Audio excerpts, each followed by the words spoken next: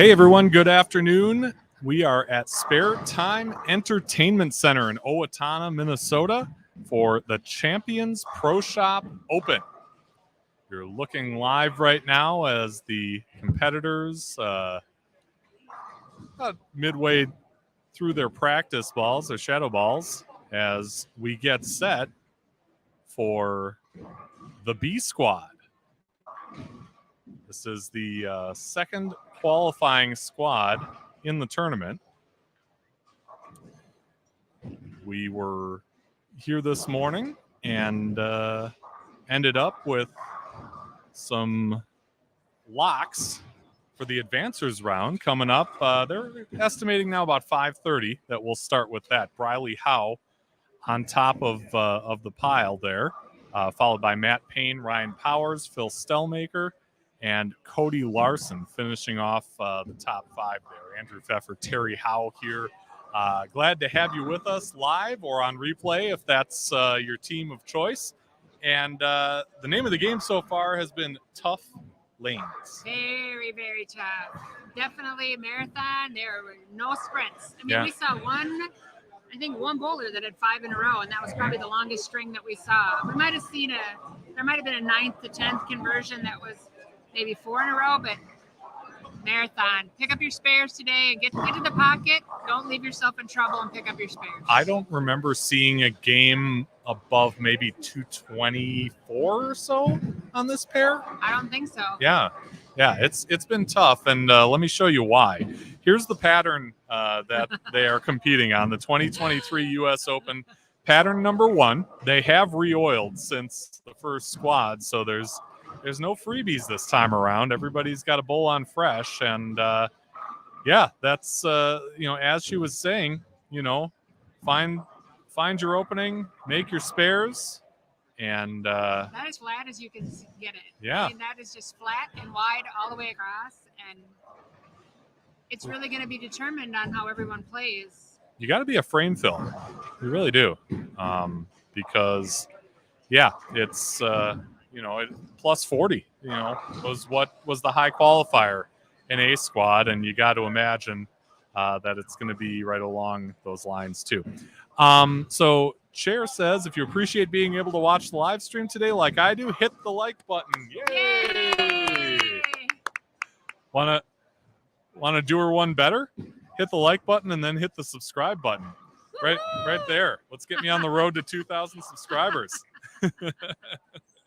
Yeah. The likes on this video and the subscribers, those are the lifeblood of this thing, and I appreciate each and every one of them. Plus, if you subscribe and you hit the notification bell, you get to be the first to know when we post new content. So win-win. But thank you, Cher, for joining us live, and for those of you who are like Cher on live, on replay, love it either way. There's a live chat, and if you'd like to chime in, let us know where you're watching from, who you're cheering for. We will help you shout them out. We've got a few more minutes here, and looks like we've got more bowlers on this shift. Looks like 6 on a pair from where I'm sitting. So this squad might last a little longer, but that just means we get to see more bowling here. You got Nikki Reese up here, Mike Peck. Maybe you can fill in some of the other names for me. Justin. Our only female in the tournament, Nikki Reese. I'm kind of excited about that. I told Nikki, I said, this pattern is built for you, because Nikki could get to the pocket, and she's got enough on the end that she could carry, and she picks up spares. That's what you need. I know, because there's a lot of people here that, they rely on their rev rate. Their rev rate's not going to, a rev rate, yes, on the end, if you can carry it through, but if you're going to throw left to right on this condition, you're in trouble. Yeah. You and I were talking about this the first round. We were watching, a big portion of this group was kind of over second arrow, but they were over second arrow from every angle. Yeah. Coming from the left, coming from the right, and then straight up. So It's going to be fun to see how this turns out. I tell you what, while we're waiting, I'm noticing here that, gosh, I'm kind of stuck between a rock and a hard place, because I need to tilt it up a little bit to see that top score. Ah. We've got 3 on a pair.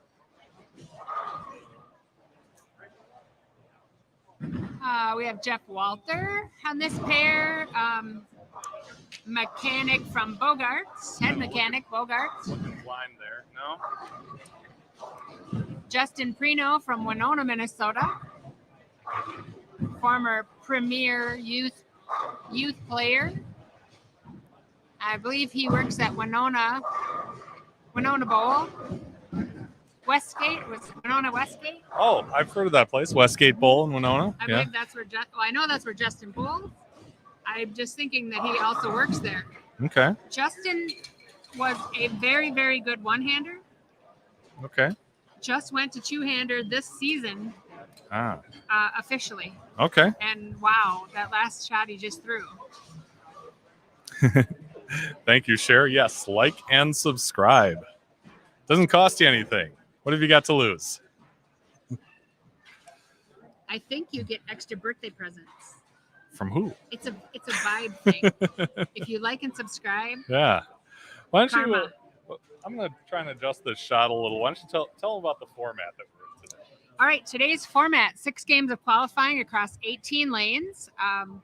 We are 2 qualifying squads. This is our B squad. 1 and 4 advance to the 4-game advancer round, which is right after this. And the top 5 advance to the stepladder final. So this is a long day of bowling. There are a few people that bowled back from the first squad. So we were talking about this too. For it being a long day, it's nice that the qualifiers are 6 games. So if you do bowl back, you're really only bowling 12 games. Yeah. And the advancer round was it another? I didn't see how many games the advancer round was. 4 games. 4 games. 4 Not games. bad. Yep. And then stepladder. So really, if you add all the games up, it's like a day at the CBA. Yeah. So it's not as bad. Pretty much. Yeah. I'm rooting for Nikki, you know. I know you are. I know you are. I think she stands a chance today. Yeah. She said she's had problems with her game this season, but Okay. I don't know. I think on this shot, she gets close to the pocket and she picks up spares. So. And there's a good example of that right there Yeah. on 12, keeping it clean in that first frame. Girl power.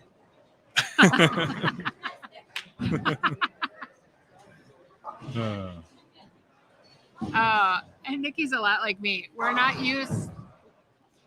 We're used to being thrown into the masses of men. You know, it's like, Yeah. I can remember I bowled the ABC tournament. I was one of the first female women. We were talking about it this weekend because one of the gentlemen remembered that I was one of the first females to bowl the ABC tournament, the men's tournament. And I said, the most embarrassing part was they told me my pants were too loose because I was wearing pants that were, and I was worried that my pants would be too tight and they would say, they were too girly, whatever. So I ended up having to switch to a pair of like khaki pants, men's pants. Yeah. I wasn't wearing a skirt. I was wearing pants that were too loose. Okay. How things have changed, right? Yes.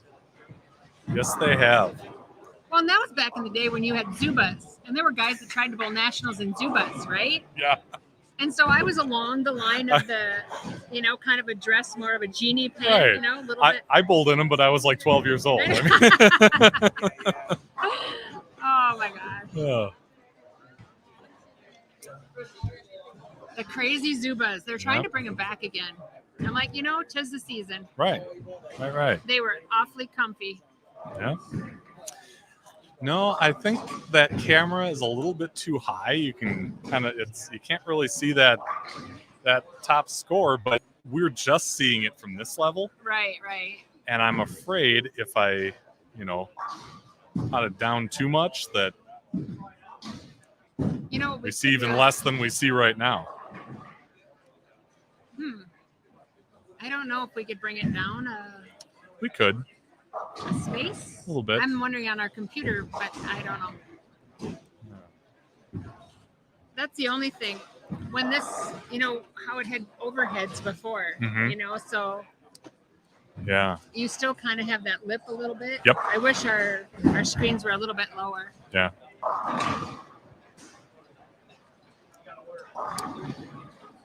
It's And on what the I'll list. what I'll probably do is I'll change the angle a little bit once we get done with this first game, so you can see a little more, because it's like right now it's kind of tough to see Nikki's shot with the combination of this angle and the tall gentleman right there.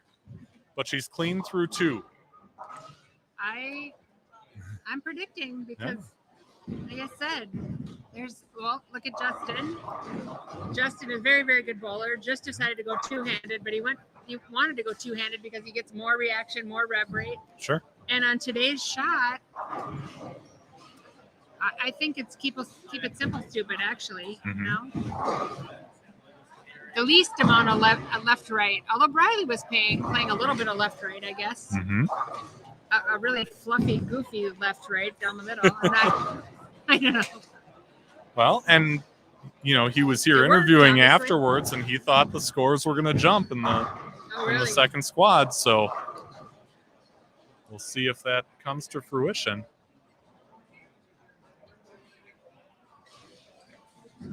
So on the left, this is Clayton Moore, who bowled the first squad too. And we have a couple bowl backs because Mike Peck is a bowl back too on this pair. Yep.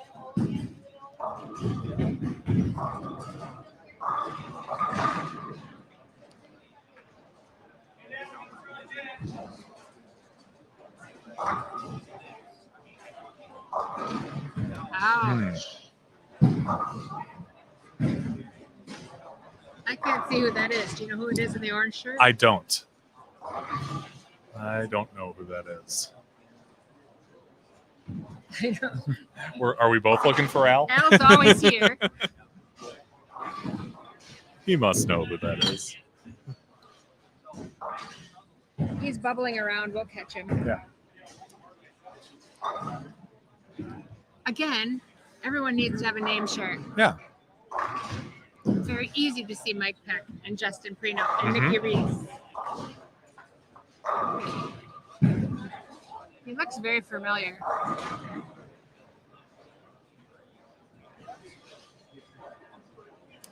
Yeah, Justin is another one. You know, we were talking to Elijah earlier today about being one of the kids that I took to Junior Gold. I always took a truckload of kids to Junior Gold. There were always bodies in my room. Yeah. And Justin and his dad went along with us several trips. Okay. And I wish Bobby Prino should be here right now. I don't know why he's not. Bob does all our programming for our flight tournament. Yeah. So he sets up our entire, like for the directors, he sets up all the, it's like a really, really detailed Google sheet, and then he sends it out to them. And they just have to type things in, and it's really nice. Nice and easy. Yeah. Hey, here we go. Kurt Hankey from my home area in Eau Claire. Ooh. Just watching the Badgers and bowling. Thanks, Andy. That sounds like a great afternoon. I mean, I'm having a good afternoon. That's a great afternoon. Hopefully they're winning.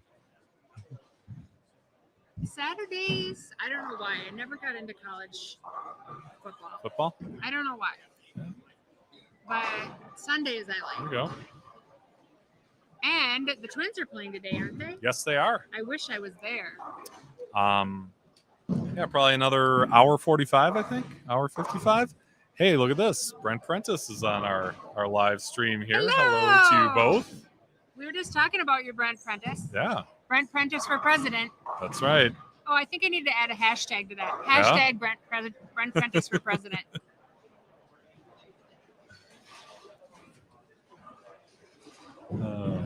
You may comment away, Brent. We will answer everything. Yeah.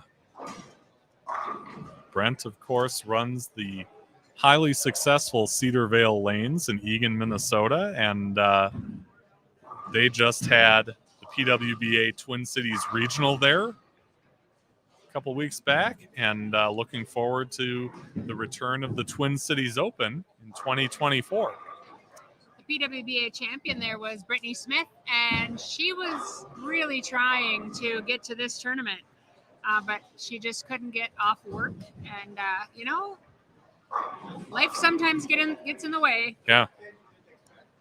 But Brent, I think I have a great idea. I think we should run a contest for girls high school teams I think we should just have everyone who wants to be part of the PWBA audience for the live stream.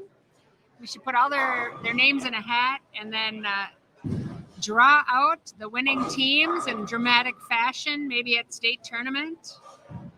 And Brent, you should be there. And I think it's important that the girls' high school bowlers get to see the PWBA because it's awesome. There's a lot of brainstorming going on here today. I know.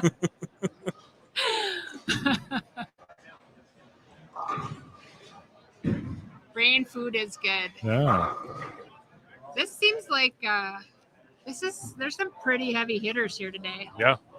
And for this B, the A squad was too, but the B squad looks even heavier. We're going to see Chad Nelson somewhere down the line here. Brent Newman bowled back. Will Matafee is in the field. Dave Ullman. Andy Mills. You look across this field and wow. Josh Kennedy, Eric Schott bowling back. Jared Bushman. So, yeah, whoever comes out of this is going to earn it. That's for sure. And you know what I'm noticing different, though? The afternoon squad has a little bit, they have more smiles on their face than the 8:30 shift. Yeah. They got to sleep in. The combination of getting up early and an ugly shot was too much for them, I believe.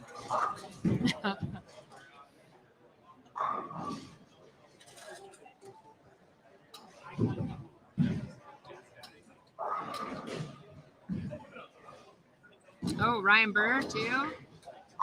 Josh Peters, who was commenting earlier.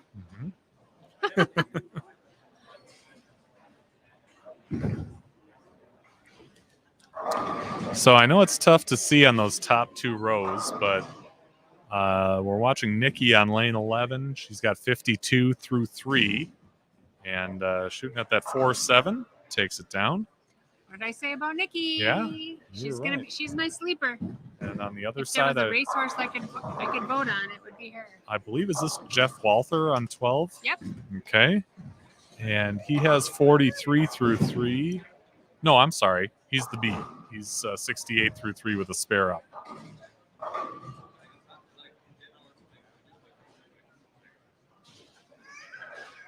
You know where Al is? Right there.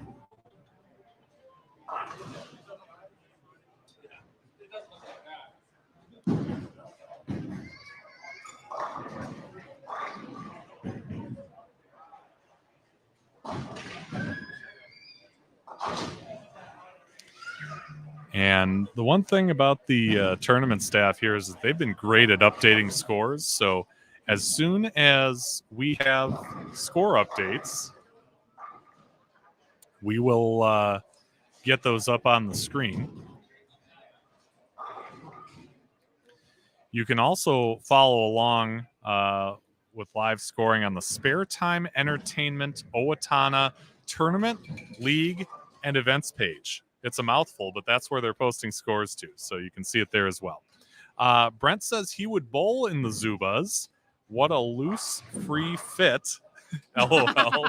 Thanks for the commentary. It's very freeing, at least from what I remember. I'm picturing it. Oh, and so we have the gentleman on this pair in the orange is Matt Flown, Brian Flown's son. Oh, okay. Next generation. Yeah. Oh, this one might be a little tougher for Nikki, but Yeah.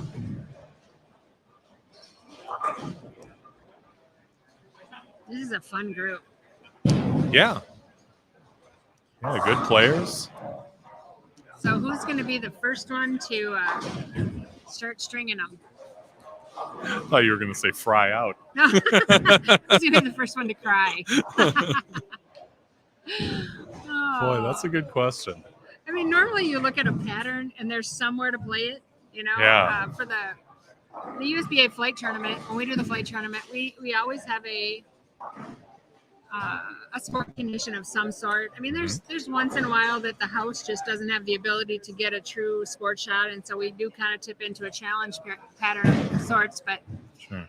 even if you look at most of the Kegel, like mainstream Kegel programs that so many people use, like the international programs, there's usually, like, you look at Eiffel Tower. Well, it looks like an Eiffel Tower, and there are playable corners, right? Yeah. And this one, oh my Lord, this pattern. Yeah. It just looks like the oil machine went down, stopped, buffed, and ended. Yeah. That is truly ugly. Yeah, flat. I have seen a couple people, though, Justin being one of them, playing those last two sticks on the outside. If he was playing it a little bit more direct, maybe, I don't know. But and early on in the A squad, you saw almost everybody out there, really out on the rail, trying to build a little something. Yeah. A little friction on the very outside, but yeah, in the end, relatively low scoring. You needed to make spares, and Nikki, like we talk about it. You look at second arrow. Nikki crossed it right to left. Okay. Jeff just went left to right over it, and Matt went straight over it. So everybody is kind of in that 10 board area. Why, I don't know. The shot doesn't dictate it, but it's how they're crossing it that's working or not working. Sure. I mean, Bradley was definitely going left to right up right around second arrow. 10, 11, 12 board. But he was soft and just let the ball kind of walk in the pocket at the end. Right. And if enough people play that shot, and it becomes, it's got to open up sooner or later. Exactly. This is fun for me because I spend so much time with the kids that I don't get to see them once they leave, with everything that's going on with USBC in changing their U18 at junior gold, now there is no junior gold for the older kids. We've changed our series. Our series is now U18. Hey. Clayton Moore just took care of the 210. But as of this week, we were talking about re-including up to U22 because I think is it Chris Tukowski in Wisconsin? Yeah, JBST. Yeah, I think he's doing up to age 22 for scholarship money. So we just had a Zoom meeting or an audio meeting basically yesterday, kind of talking about whether we should just open it back up for scholarship purposes to ages up to U22. Okay. So I talked back and forth with Zach Barton yesterday, and they said completely fine offering scholarship up to under 22. It's just, I would like them to just stop for a while now. Because when you're supposed to be the expert and everyone's sending you messages saying, is this right? Is that right? I would like it would just be the same for a couple days. Sure. Or a year. All right. So Nikki just got a nice break on a light pocket hit. Looks like she switched balls, too. 75 through 5 with a strike up in the 6th. A little more surface on her.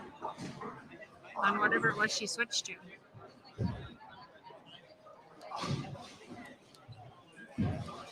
And she's another one that's not afraid to jump out and just bowl a men's tournament. Which is awesome because there are so many women out there that are afraid to do so. Also did the PWBA Queens this year, I believe. Yeah, nice.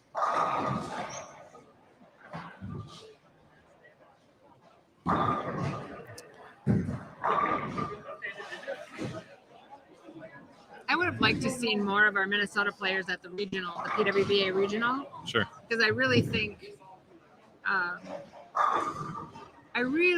the way that shot played, I mean, it was tough like this. I think the way that shot played, when it's so tough and it comes down to getting spares, it evens out the field. Yeah. And I think that was very similar. It's when you get on a strike fest that, on a condition where you can strike a lot, that I think divides the players a little bit more. Sure.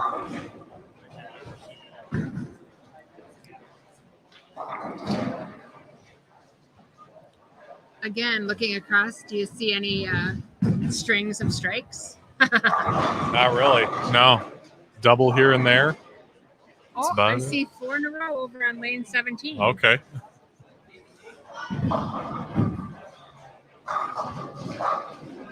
Let's see if we can see who that is.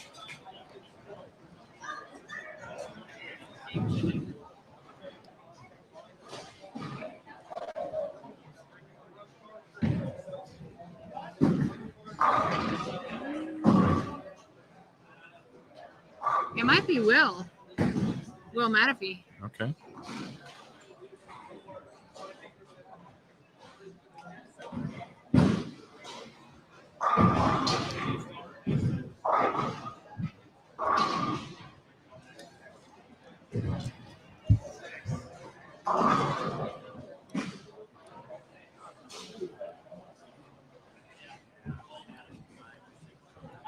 Yep, it is. Well, Yeah.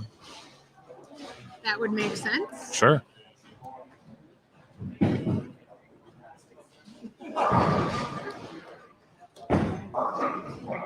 He seems to be in some of the top finishers, in the CBA, and Yep. Runs he's the one pro of the shot kids at Bogart's Entertainment Center. yeah. Oh yeah, that's right. Pro shop guy too.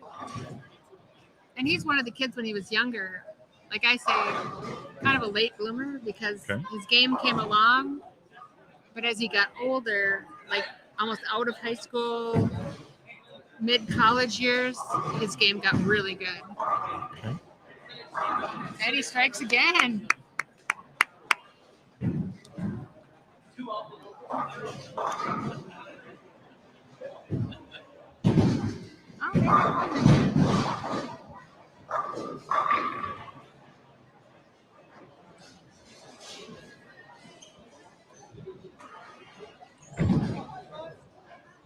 No, maybe it wasn't Will. It's not showing up there. Oh, Dave Oman. Oh. Okay. I thought it looked like Will, but no. Yeah.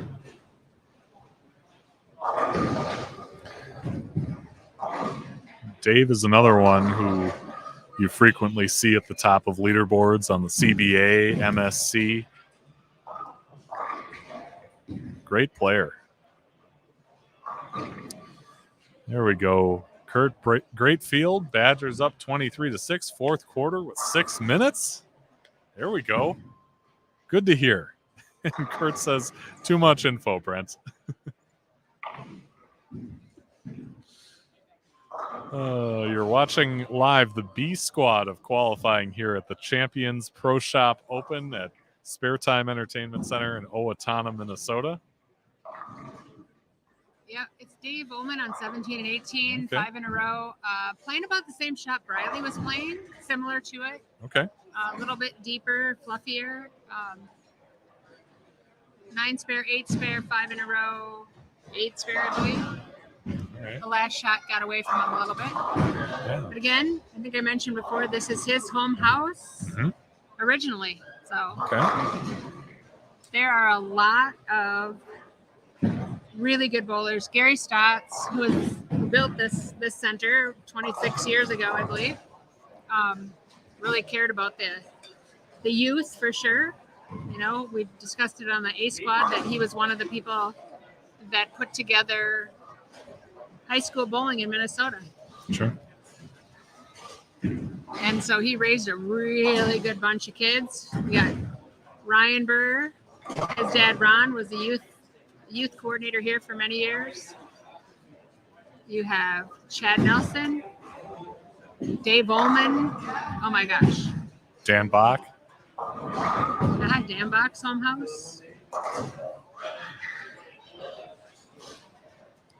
Many people don't know too, the originator of this tournament, Riley and Al. Al has an eagle. Yeah. He laughs about it because it was in the standard division, I believe it was.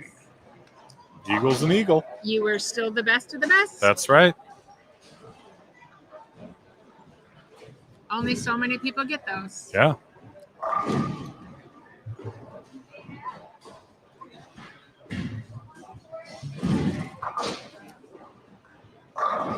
This would be the home of the Langer boys too. Oh, sure. Dan Langer, Dave Langer, Lumpy, Logan Langer, if you go younger. Alex is Dan's son too. Alex, he's bowling here today. Okay. Alex Reyes. Nikki just caught a nice break on the 1-2-4-7. Gives her 111 through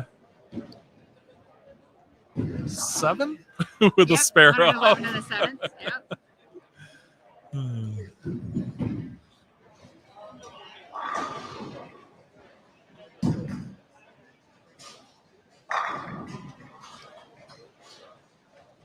He's a very nice man, Mike Peck.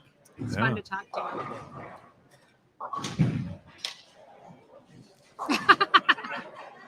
Higher.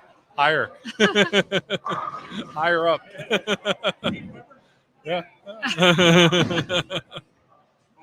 Yeah, higher. It's way up there. Or go out farther. Go by the. Yeah.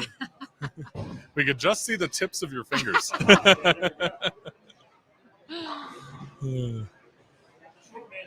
Yeah. Tall tripod.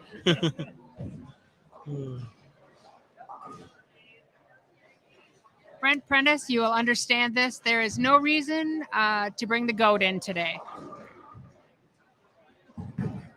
I'll take your word for it.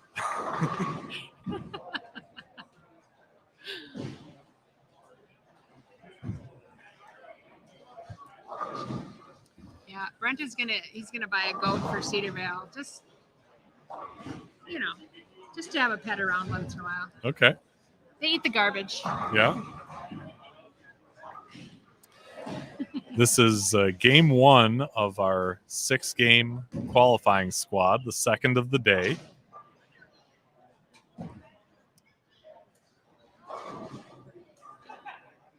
Nice break for Justin there to give him 3 in a row.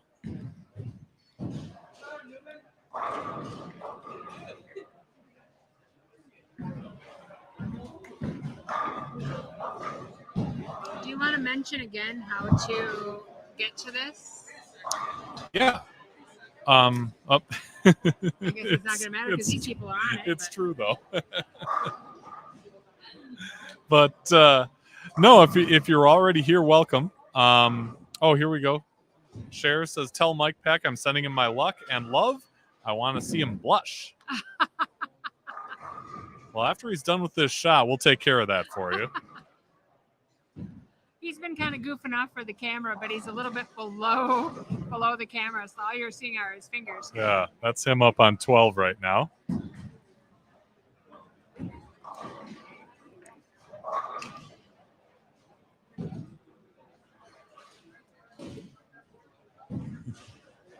And Cher says, yes, you are right. He is a really nice guy. You kind of find that this tournament group there aren't too many rogues, there aren't too many that are just irritable and this is just a good group. Yeah. I love the whole group that's come out of Owatonna, Faribault, this whole region, the whole state actually, but we are pretty much Minnesota nice. Yeah.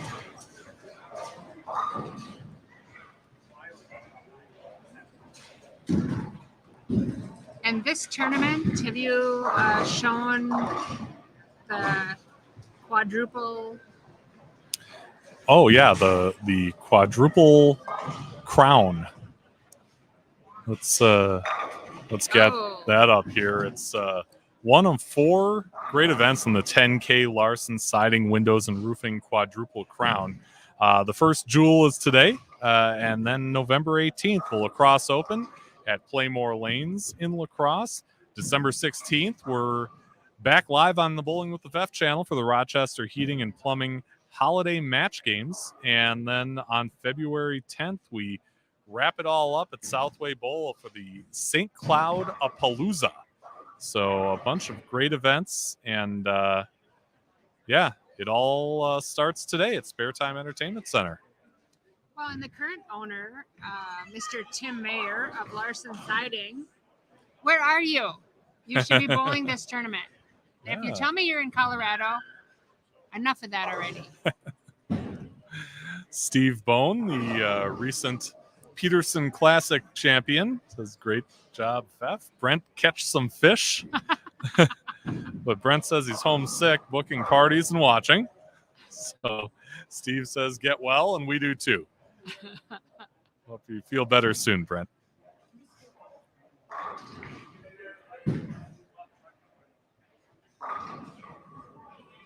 You can just tell the proprietors as they separate themselves, and that is where all the action is, you know. And Brent every year somehow tries to bring in some form of the PWBA, and even on a national level, the PWBA people love him too. Oh yeah. And you know, he's spending his own money to support the entire state, you know. Yeah. And that's so admirable. But it comes back to it. When you're there for that event, for that regional or the Twin Cities Open, as you'll see again in 2024, and you just kind of stop in the moment and think, wow, we have a national tour stop right here in the Twin Cities. That's incredible.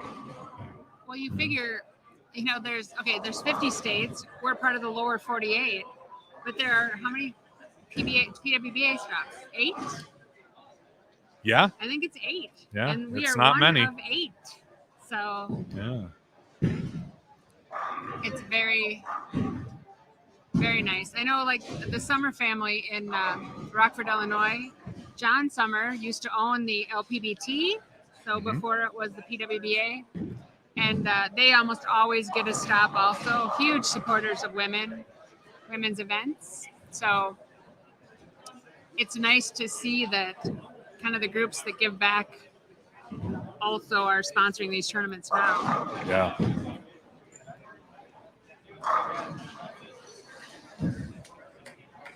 I know there's rumors that they're trying to bring a PBA event to Minnesota. My mind is going in 13 different places. I love the sound of this. What was that? That's Brent. My mind is going in 13 different places. I love the sound of this. You think hers isn't? I know. I know. There are days that I wish I could shut my brain off. Yeah. All right. So Nikki Reese is all finished. She's got a 159 up there. 176 for Flowen. No, I'm sorry. Flowen is up now. It's Justin who had the 176. Oh, we got 4 in a row over on 15 and 16.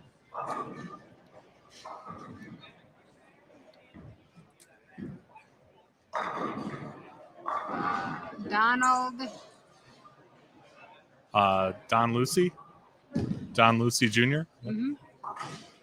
What it looks like? From the La Crosse area. He actually spent a few years in Eau Claire a while back. I know he's done the La Crosse Open before.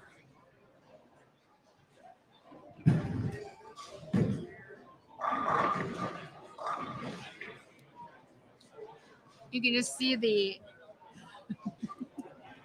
wrinkles on the foreheads across the house. The wheels are turning. Yeah. Oh, goodness. You get away with a couple sometimes, and then it's right back to 6 count. Yeah. You earn every mark on this shot. You really do. Absolutely.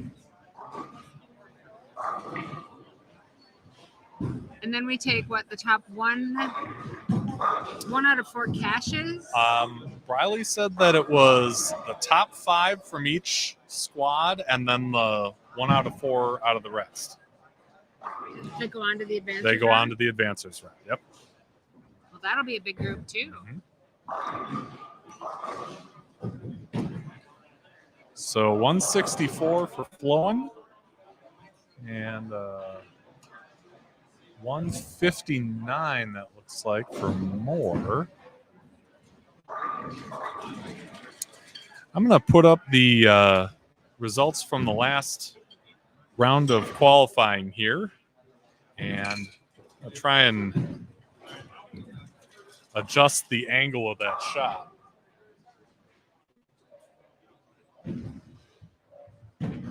I was trying to look to see who had the high game in the first series. And really, it looks like Cody Larson with the 232. Matt Payne, 226. Bradley Howe, 222. Those are not high scores. We do have one high score for Zach Lutmer, 229. 223 for Eric Schott. That was his first squad. Oh, we do have a 244 by Troy Stebbins, his third game. So out of this first group, Kiefer Newman had a 254. There were a few in there, I guess, but very sporadic. Yeah. In fact, Kiefer Newman went from 115 his second game to 254 his third game. So very up and down, very up and down. I'm hoping this is a little bit better. We'll see. The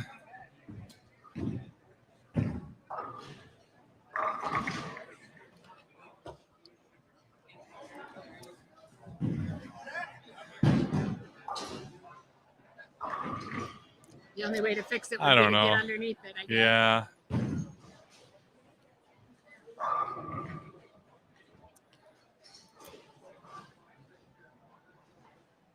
Josh Kennedy. Josh Kennedy comes down here every once in a while, works with Briley. Yeah.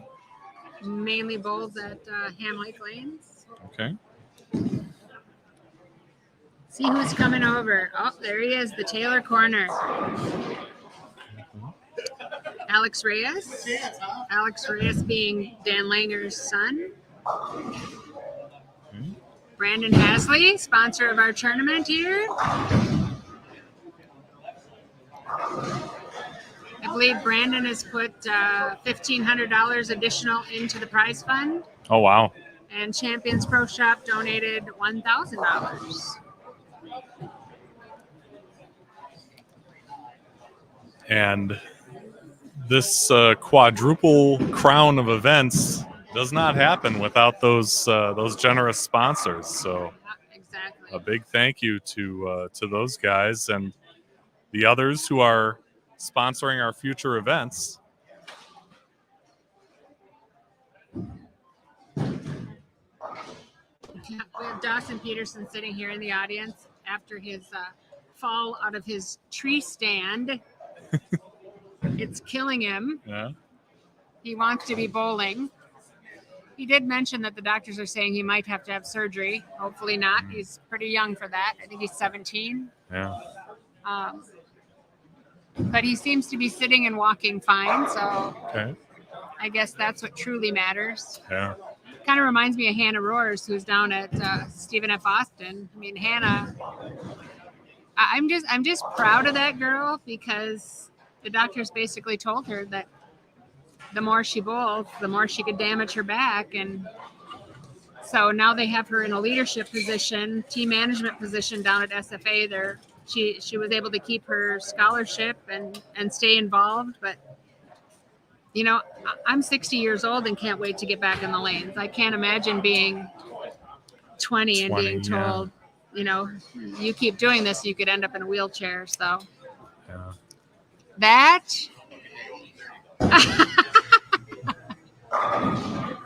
my new best friend, Matt Flown. You must have some really good screens on this lighting here. You know, I don't know if they're the Are we best in a money bubble? can buy, Are but we in a bubble? filters. Filter. Yes, Filters. we're in a Good filter filters. bubble here. Yeah. Oh, yeah. This Yeah. is... I love all the people wearing their Champions Pro Shop sweatshirts and T-shirts. So Chad Nelson just placed a couple bowling balls down on the ball return. We'll see him in game 2 here. Nice. Chad, premier player. Mm-hmm. I'll give you a little piece of inside information on him. Okay. He also repairs my F-150. Oh. That's good to know. Chad is his main job is he's a mechanic for the city of Owatonna. Oh, and all most right. of their trucks on the city fleet, I guess, or in the city fleet, are Ford F-150s. I see. So he works on more than that, and both of his kids do too. But okay. Yeah, so he fixes my vehicles also. He does repair on the side. Okay. Which doesn't seem like, when you know what I mean, it doesn't seem like he's such an easygoing, normal guy, whereas we look at him at the very top, of the bowling chain. You know what I'm trying to say. Yeah. We were talking about you as being at the top of the bowling chain. Years ago. He's humble, but Very. Make no mistake, certainly one of the top, 3-4 to ever do it in Minnesota. Yes. We were talking about it. I think he has, Riley would know this quote better, but I think he has, I want to say 39 CBA wins. Could that be possible? Could be possible. Many-time winner of the Chippewa Valley match games. He's given the seniors fits now in the MSC. I know when last time he was working on my truck, we were there visiting, and he was excited to turn 50 because he goes, I can get out and get some of that 50 money. Uh-huh. I wish he'd get out there like JJ does. JJ on the national tour is just, and John Janowitz is another absolute sweetheart, nicest, humble. I mean, just, you want him to be successful, But I wish Chad could get out there on that part of it too, because I think he really could give him a run for his money. Sure. The last tournament I watched, the last CBA I watched, Chad started the tournament with a sore hip. Okay. And I believe took second. I mean, way more than a sore hip. Yeah. He was limping, and was able to. If anybody could do it, I mean, he's that guy. Great to see him out here on the lanes at Spare Time Entertainment Center. The Champions Pro Shop Open. Yeah, I was trying to find Briley. Anyone out there in the listening world know how many CBA titles Chad has? Yeah, let us know.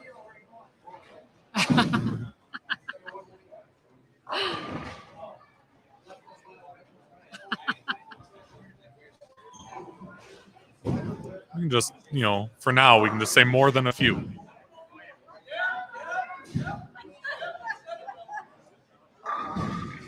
We got the crazies going on here. The afternoon shift, it's Yeah. a little bit more energy.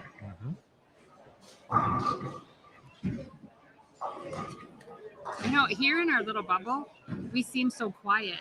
But Briley said it echoes right out into the settee area. Ah, okay. So, oh well.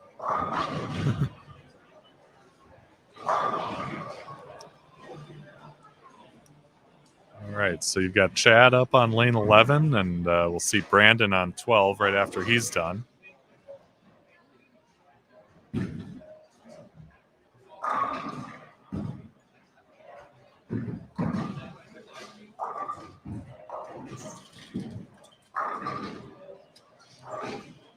I was trying to watch what Chad had the first game, but I couldn't figure out which letter he was.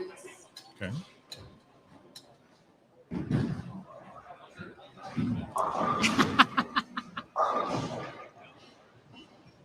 We have a myriad of characters on this lane.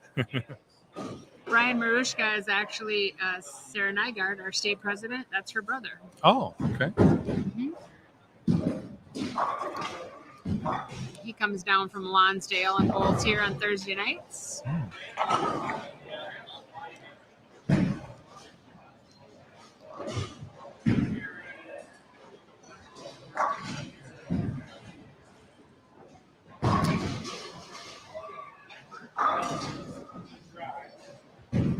on the left side, up on lane 11, Taylor Corner. He is the little freshman who talked me into coming back into this industry. And he wasn't 6'5" at the time. Thank goodness for him. Yeah. We're reminded of his height and Patrick's as well as they get closer to the settee area here.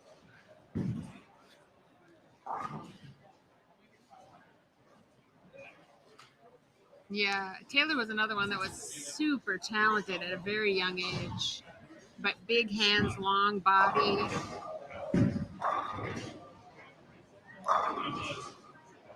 And those kids used to all hang out on my couch. I said, now I miss it, you know? It's like, sure. With my kids out of the house, and now I'm collecting Great Danes. Okay. They don't listen as well. Yeah. And they don't help with the yard work after a tournament No. either. Still probably a little expensive.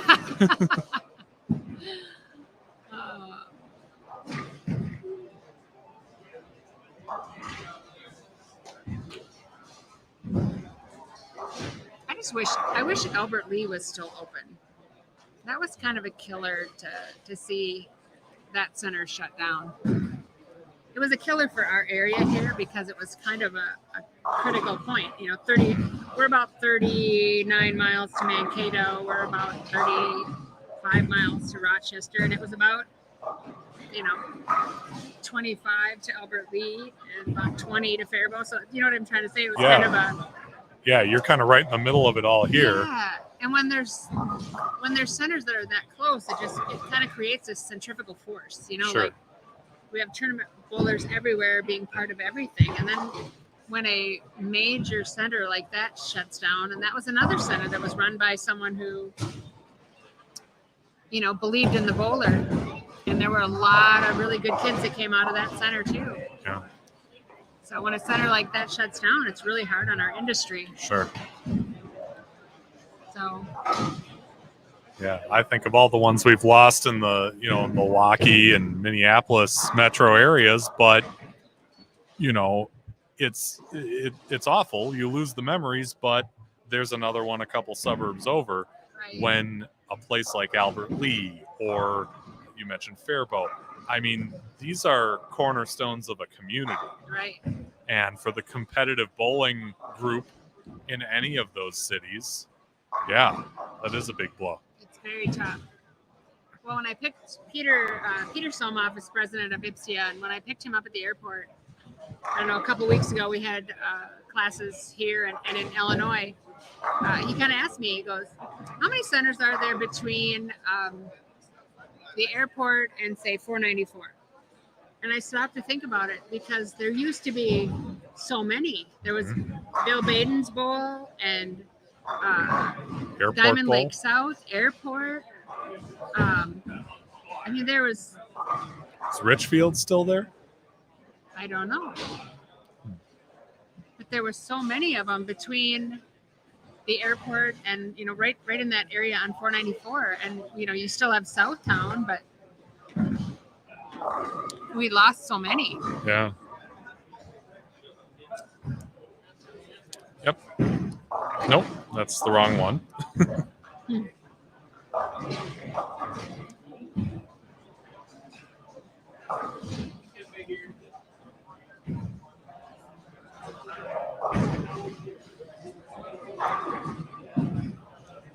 Lariat Lanes is gone in 15. What is the one that's right in Minneapolis, like on 26th, 25th?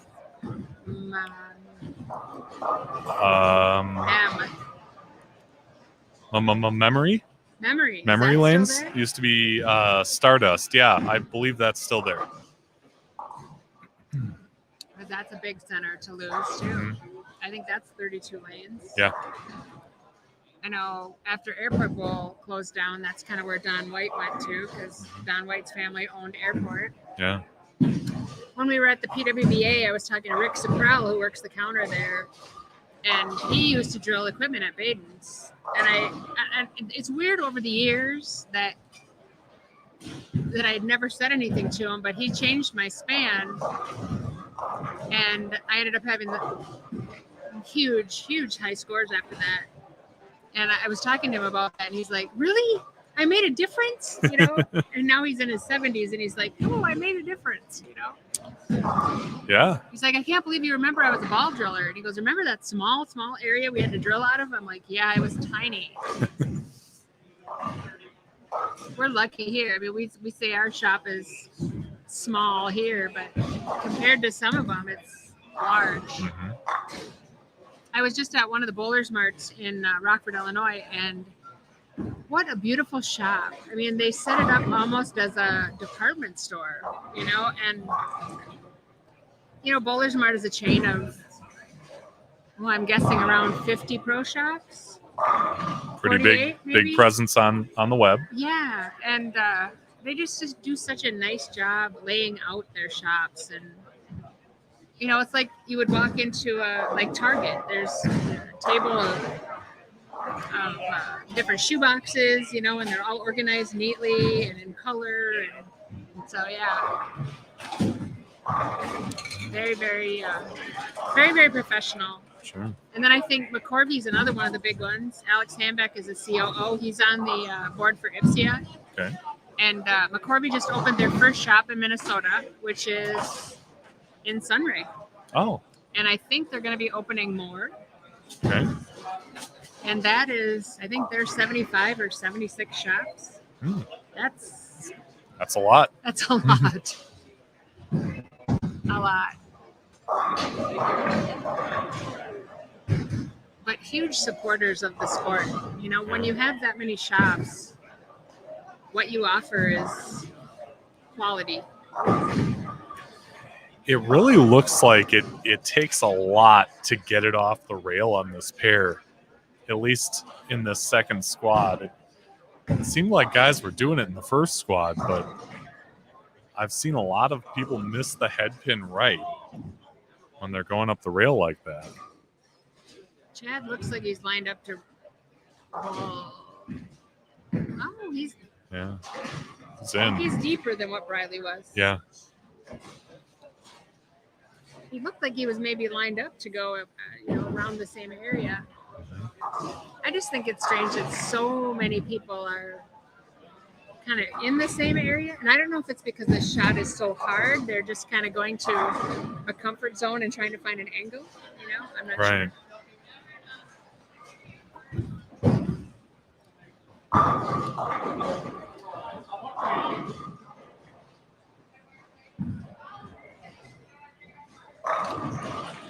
And this is our second game of qualifying in B squad. As Chad That's Nelson weird. It feels like we've been here all day. picks up the 245. Yeah, we kind of have. But plenty more to go here with 4 more games of qualifying after this. You've got the advancers round around 5:30. 4 more games there for the bowlers who make that cut. And then it's the top 5 in the stepladder final that Terry insists will be on 11 and 12. It will. I laugh because 11 and 12 in this house runs like an old married couple. If you turn 11 off, 12 doesn't work so well. Oh, no. If you turn 12 off, 11 doesn't work so well. They like to be on together. Yes. Actually, I think we've repaired that now, but it went for about 4 months where no one could figure out exactly what was wrong. That's funny. If you just turn them on together, we're all right. Yep. Oh.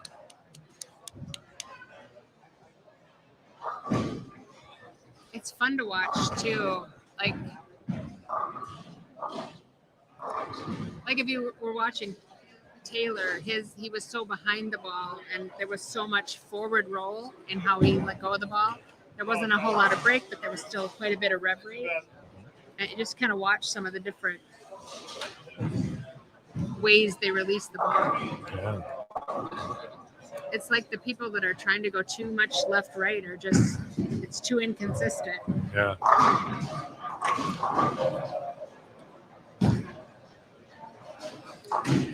Pat Hubda. I want to say he's from Mankato. Pretty sure he's from Mankato.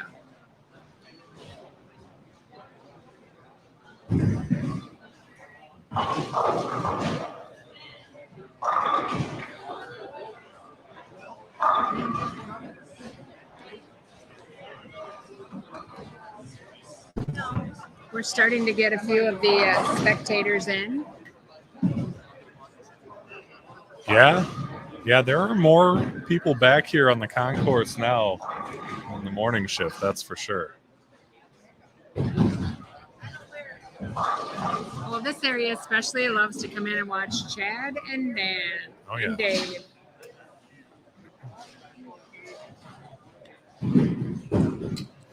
I'm going to go get Briley and see if he'll give us an update.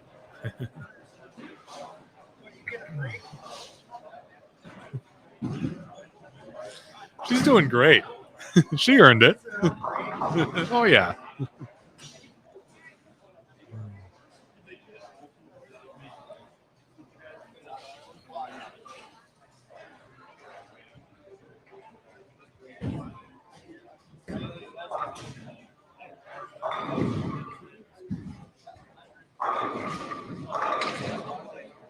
I was told to jump on.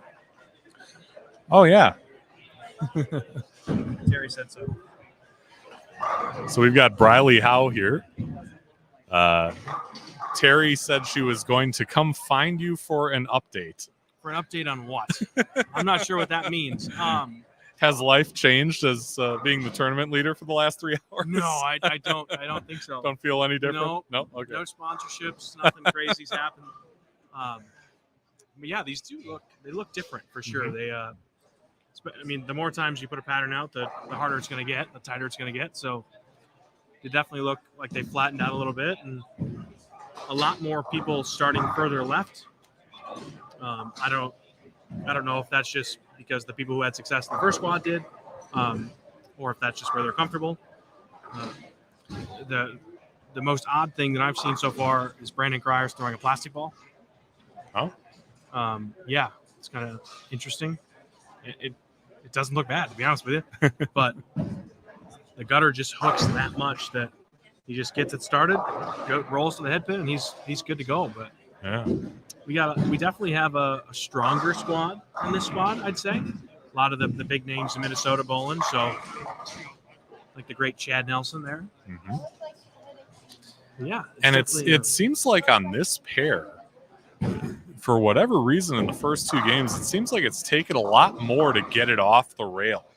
Like to put it right up the gutter and have it hit pocket. I've seen a lot of people miss right when they're trying to go up the rail like that. Yeah, it's very interesting. I've never noticed it bowling on house, but when you put something out this hard, it really amplifies the topography. So maybe it's something that this pair is just very tight, or a little weird slope to it, or something like that. But you can tell by the guys who strike on this pair are either balling up or they're jamming it a little bit more into the front part of the lane to get their ball to kind of dig. So yeah, it's a little bit different for sure. Yeah, I mean the end pairs. You watch the end pairs, and they're just hooking. Really? Especially off the gutter, it's pretty good. So,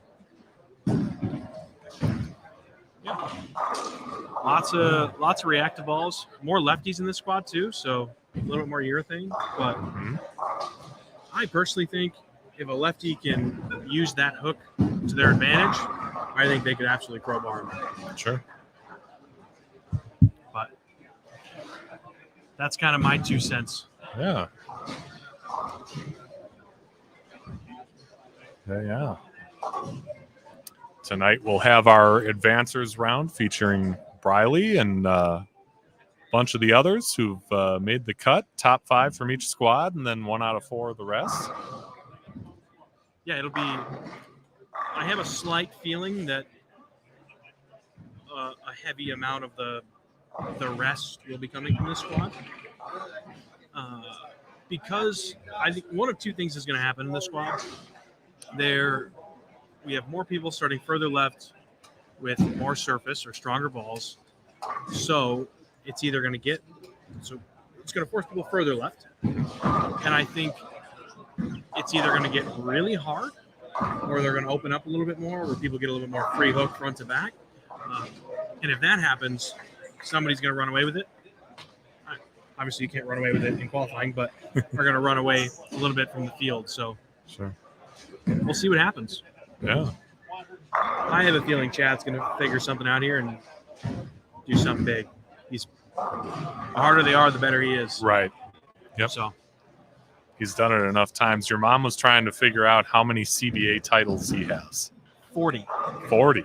Wow. She said 39. He did have 39. He just won 40. There you go. When did he win? I don't know what if anyone, but he did win 40. Oh, Flaherty's this year. Okay. Yep. He won his 40th title. Yeah. And I How was insane telling is her that? That's now nuts. he's 50, so he's giving the seniors fits. The problem is the seniors tend to bowl on a little bit easier stuff. Mhm. And he doesn't want to bowl on that. He wants to bowl on the hard stuff. Sure. He wants to kick the teeth into the kids. It's more Yeah. fun for him. Yeah, he's definitely in that transition phase. And he's bowling some stuff. He's bowling like the PBA 50 stuff too, which is awesome. It's great to see. We love to have our Minnesota people that are represented. So Yeah. once he figures out, I mean, lane plays different when he got there. So once he figures that out, he'll be ready to rock and roll. Sure. If I remember correctly, nobody has won the Chippewa Valley match games as many times as Chad Nelson. Really? Mhm. That's a stat I did not know. Yeah. Do we know how many times that is? Oh boy. I want to say maybe 5. 5 times? It's him and Dave Langer are right up that there. would make sense. Yeah. I've only bowled that event one time. Okay. It's just the timing's tricky because I always go bowl Team USA trials and the US Amateur, so Sure. it's always the same weekend, and I can't get back. Well, I'm traveling into Minnesota when the event starts, so it's just tricky. And at the end of the day, when you're in a bowling center for 5 days straight, the It's last time to thing get you home. want to do is get off the plane and drive to Right. Wisconsin, right? Yep. Yeah, Chad holds a lot of records, and I'm sure he'll continue to hold a lot of records. Oh yeah. Unless Brady starts winning even more than he already is, because he's gonna do some good things. Yeah. He already is. Mm-hmm. Yeah. And did I see him around here today? Brady Stearns? Yeah. Yeah, he'll be on. There he is. Right? He's on 16 right now. Oh, there you go. So we'll see him coming up here a little Next bit. game.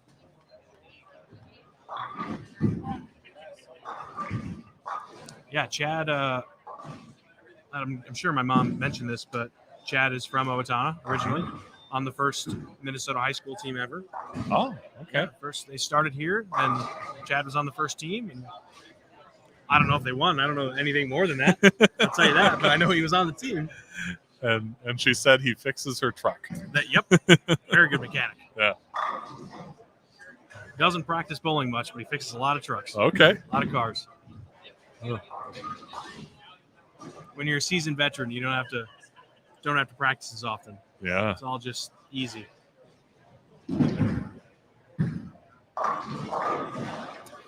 And it's tough to see, but he has 102, I believe, through 6 with a spare up. Yeah, it's tough with three on each lane. It's tough to get that top line of the scoreboard into it, but Yeah. it's okay. We'll keep you posted as we can here. Yeah, the other thing I was thinking about too is I wonder, being the first squad we had 4 to a pair, how much are they with the extra 2 people to a pair? Like, I don't know how much extra they're going to transition. We don't know what they're really going to turn out to be. Right. Pace of play could be a factor too. It's bowling though. I mean, there's so many factors that go into it, good, bad, or indifferent, right? So just things you got to think about. There was a little debate over the first squad as to the age of the lane surface. They said maybe about 10 years old. Yeah, about 10 years. I think they were installed in 13 or 14. Okay. Yeah, they're about 10 years old, but they hook so much. I mean, our house shot's 30 mils, and you can't get far enough left. Yeah. And so when you bowl on patterns like this, the topography just pulls it out. You end up being able to throw stronger balls. Or in this, you can throw something a little bit weaker and hope that it gets around the corner, or you can just throw something stronger you know is going to pick up really early and just let it kind of bleed, right? Right. And that's the guys who are having success are doing that. Chad's throwing a reality now. Dave Ullman had 220 the first game. He's about to shoot probably 240 this game, it looks like. He's throwing a mindset. Just his exact words to me is he's aiming at the 2-pin. Wow. He's aiming at the 2-pin and letting his ball just back up in Kind the of pocket. a fadeaway, yeah. Yeah, and it's pretty impressive. Yeah. You guys will see him on the live stream next game, but he's definitely gonna pass my score for sure. That's another guy who's making noise on the CBA at the same time that he is on the MSC. 100%. Yeah. Another Owatonna native. Yeah, we have Owatonna has a very rich history of bowling, which is kind of awesome. So Yeah. there Dave goes again. Got his first one in the 10th. It's like he's 250. got 250 if he punches. Yeah. 259.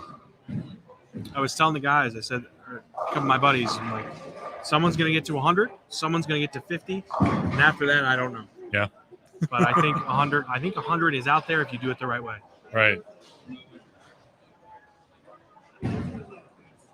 But it's also bowling. 100's out there all the time. Right.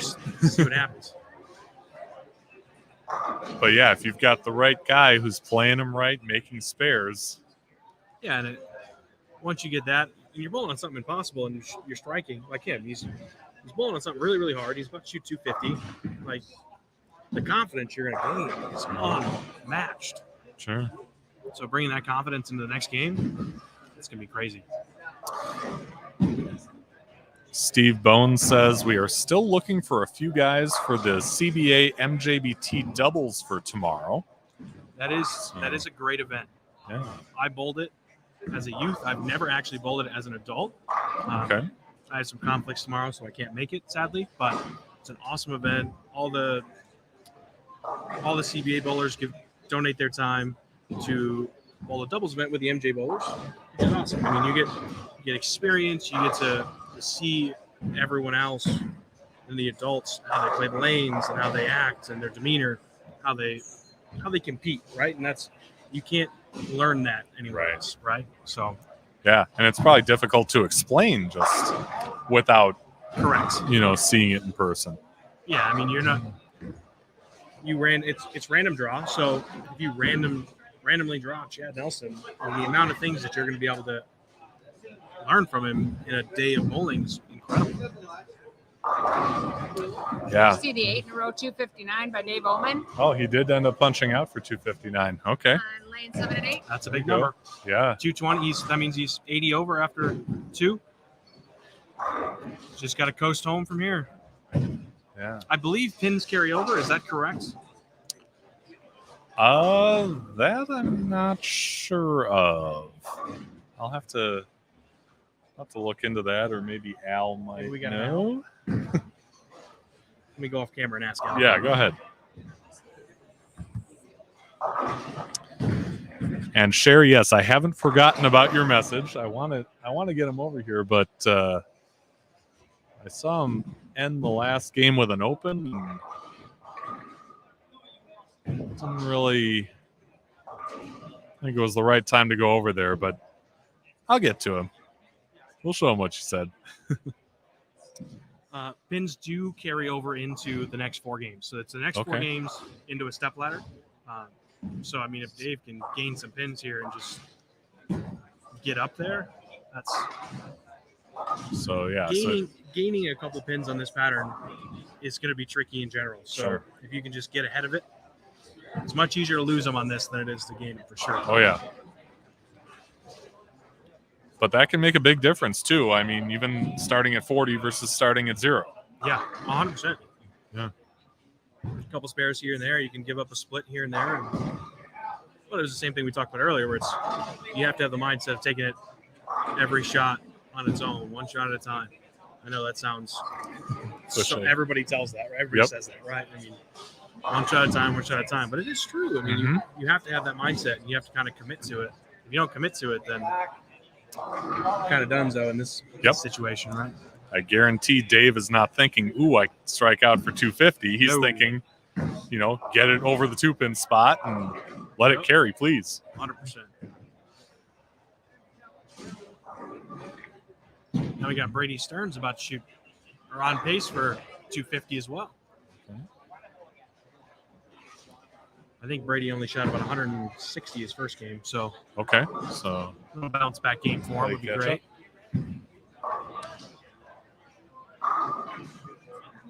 It looks like a lot of people are out kind of playing bingo today. Just lots of red circles out there. Yep. Yeah.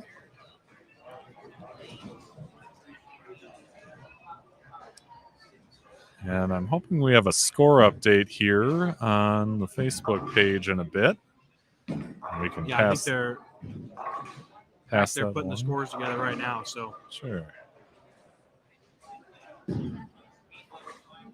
Oh, they finished fast. It's good to see, again, this squad. We have still people from everywhere. We got guys from northern Minnesota, southern Minnesota, Iowa, Wisconsin. Same mix we had last squad, which is awesome. We love to see that. Yep. Mike Peck is a South Dakota guy. Okay. So yeah, a couple of the Nebraska guys are bowling back, which is always good to see. mhm. You make the trip and you don't make the cut. I mean, you're already here. You might as well keep bowling, right? That's what college. That's what we always did. If you had the option to bowl back, you're already there. You might as well. Sure. Good, bad, or indifferent. You're going to learn something. Ron L. Johnson says hello to you and your mom. Nice to see Southern Minnesota bowlers doing well. I appreciate that. We love Southern Minnesota doing well. Got to represent sometimes. Oh yeah.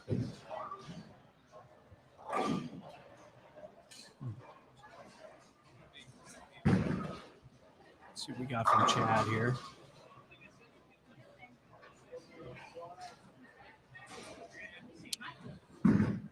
All right, so we're going to get these Game 1 scores up there for you. Don Lucy leading things off with a 234. 12 sticks ahead of Dave Ullman after one. And you got Brandon Hasley, who is on our live stream pair, or was on our live stream. No, he's here. He's on 11 and 12 right now. Will Matafee and Ryan Burr rounding out the top five. Yeah, Brandon Hasley was our Summer Classic champion this year. Al ran a tournament here that was over about 3 months of the summer. He ran it. You could put optional squads together. It was a singles event. 3 or 4 games and on a really hard pattern, and Brandon came out the champion. So all right, there you go. And you can kind of see down the line, really how everybody on the squad is done, and pretty big range there. But after a few games, that can change fast. Yeah, you can definitely see how on the bigger squad, 190 in the first squad was probably top 5 or top 7 in the first squad. In this squad, 10th is. That's scores are definitely. Sure. I don't even want to say scores are higher because they're about the same, but right. There's just more people with the ability to bowl well. Mm-hmm.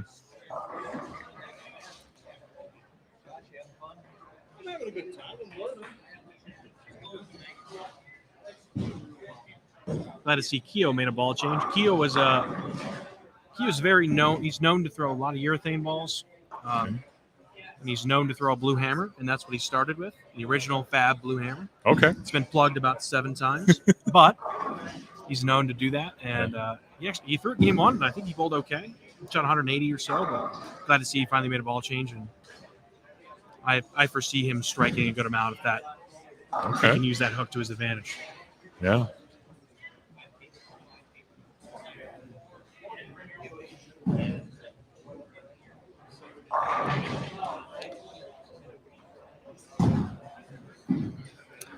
So it's tough to see from our vantage point here. We can tell that really lanes 5 through 10 have all finished their second game, but they've got 5 on each pair, where down here we're looking at 6 on each pair. So that makes a difference as far as pace of play is concerned, and those folks have got to take a little breather. Yeah, especially when we got the so-called old guys like Dave here, senior bowlers, going to get all locked up here. So, yep. But he just shot 250. He'll be fine.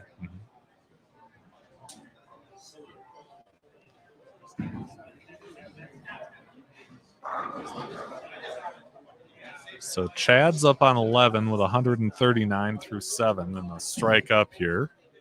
Yeah, I think that ball change, that reality of this game has been a big benefit for him. A little bit bigger core, a little bit stronger cover. He also strikes a bunch with that ball. Like that. Yeah. Kind of surprised he didn't throw it right away, to be honest with you, but. So he had a 173 start, but he's one who could make up ground really fast. Very quickly, yes. More than most, I'd say. Yep.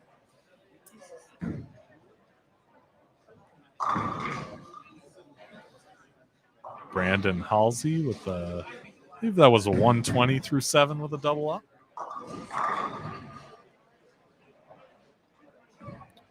Taylor Corner, not bowling so great. He had 126 game 1. Just want to make sure that everybody in the live stream knows that. He's a good friend of mine. So he was feeling pretty confident when he was watching the other squads. Yeah. Thought he'd perform all right. Thought he had a good picture, but that's what happens with bowling. Things you turn never out know. different, right? Yeah. You never know. Hey, good to see Sarah Nygaard watching us live. Says hi all. Thanks for all you do. Thank you for tuning in. Sarah, the director of the Minnesota State USBC. Madam President, as I call her. Her brother's actually bowling on the live stream right now, Mr. Brian. Yep, Up right now after Taylor. Looks like he's struggling a little bit, but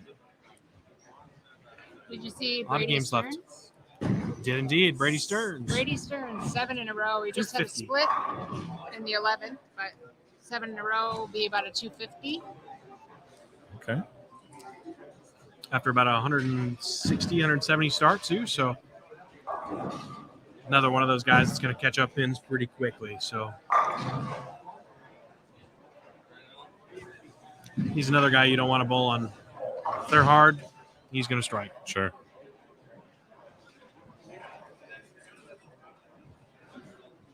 And if they're easier, sometimes he shoots 900. That's also true. He has indeed done that. Yeah, he's just a guy I would never count out, ever. Yeah. I mean, I think I've seen him miss one CBA cut in my life. Yeah, when he was bowling in juniors, it would have been my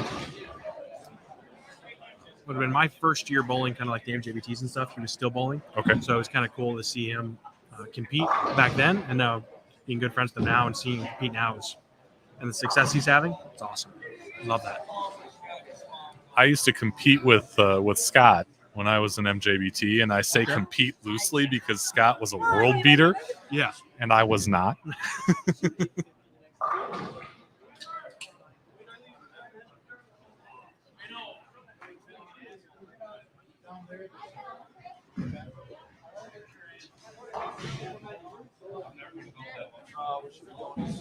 $11 and $12? Yeah, I got her sheets.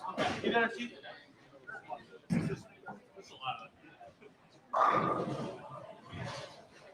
And Brandon working off that double. A little left off his hand. We got Mr. Brady Stearns coming here in the next game here. Yeah.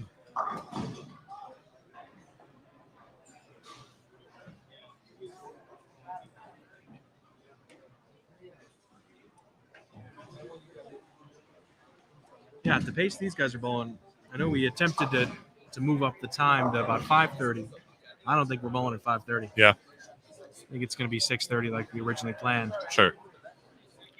I don't have an issue with it, but the only thing I got to do tomorrow is watch the Vikings game. There you go. Yes. Yes.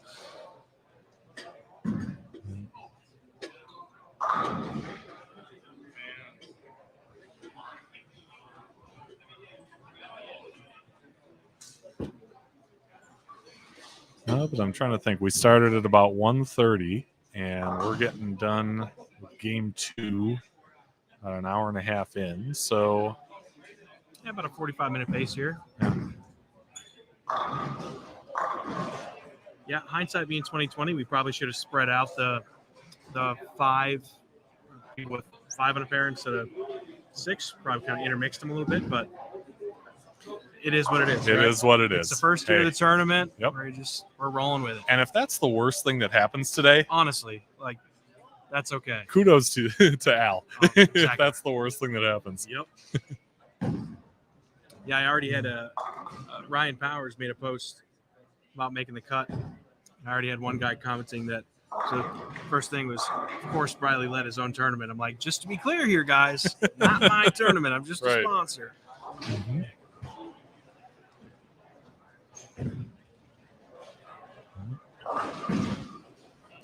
And Chad doing Chad things. That's pretty typical right there.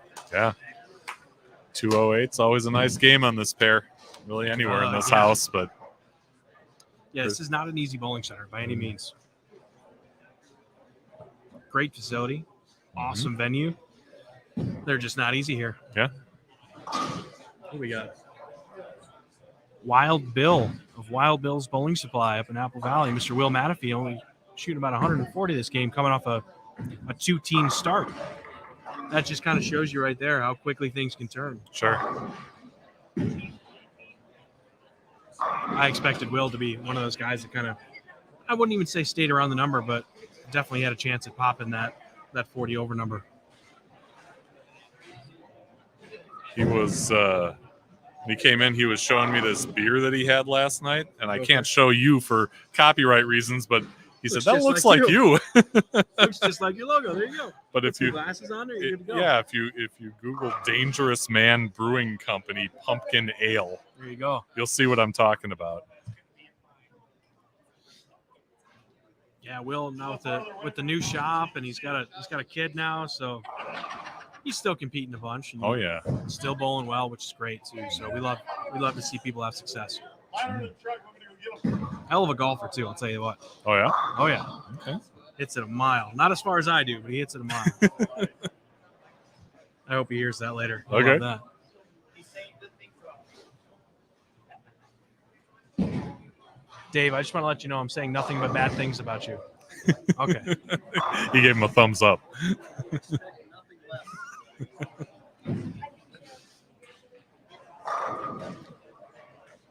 Kind of a side note, I just saw that Oklahoma beat Texas today. Really? Yeah, 34-30. Kind of a interesting matchup there. Red River rivalry game. Yeah. I can tell you that's not what I expected to happen, but No.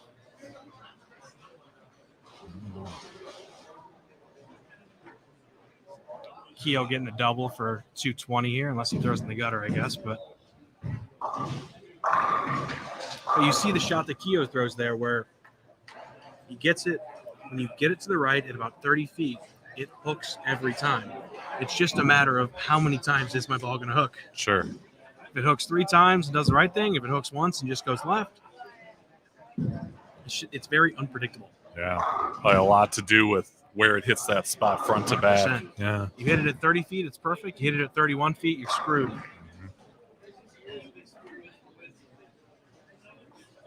Yeah, definitely. I was kind of surprised. There's a couple people who aren't here bowling. I mean, you got Brandon Cryer here. John's not here bowling. Another good bowler. Steve Bone, obviously, not here. Peterson Classic champion, the man. Not bowling. Just missing the lefties, I guess. That's all it is. Yeah.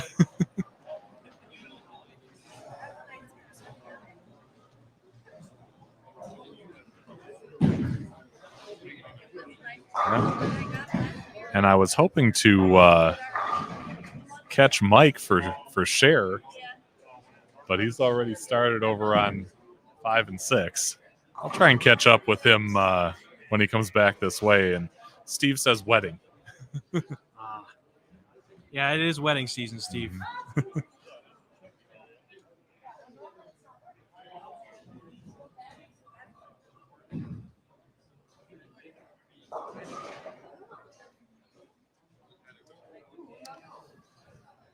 So, yeah, we're looking at Brady Stearns, Andy Mills, Dave Ullman. Quite the powerhouse of a pair here. Look at this. Thomas Cleveland, who we saw in the A squad earlier.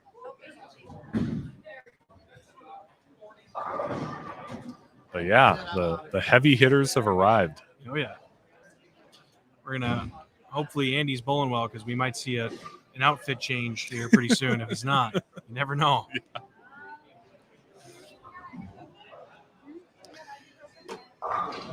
Andy was the guest on a show early in my run. I want to say maybe 5 or 6 episodes in. So if you check the channel, you can find a show, an episode called High Fashion. And if you look carefully, you might see a 33-year-old video of someone you know throwing a strike at Spectrum Lanes with a Wine UDOT. Wow.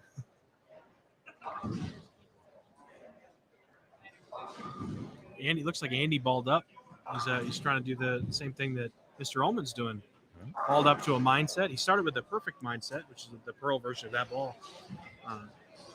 Andy has a tendency to do that. He likes to throw the shiny balls and likes to see his ball hook and curve the lane a little bit. And he's damn good at doing it. I'll tell you what. Yeah, we see him kind of ball up and try to do the exact same thing that Dave's doing. At the end of the day, why the hell wouldn't you? I was going to say, if I'm on this, on this pair, I'm probably trying to do the thing that the guy with the 250 did too. Two guys coming off a 250 coming to this pair too is going to be interesting. Especially, this will be good to see because now we'll see how much different this pair really is and how quickly they can adjust to it. Sure. Were those two pairs just hooking a pretty good amount? And we'll see if this is truly a tighter pair. For Andy's shot, it looks like it wasn't, but if Dave leaves a 5-pin here, we'll know.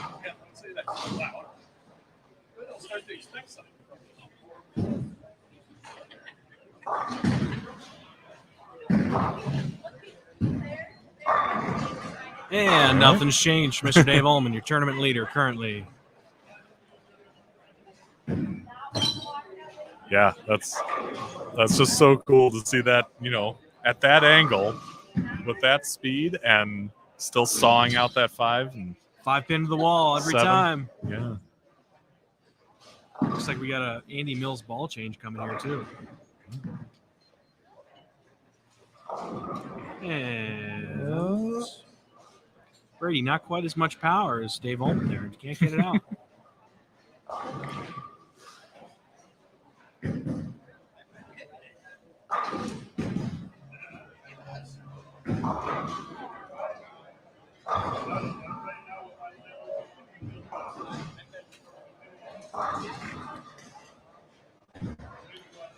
I have a feeling Andy's going to pop off a big one here.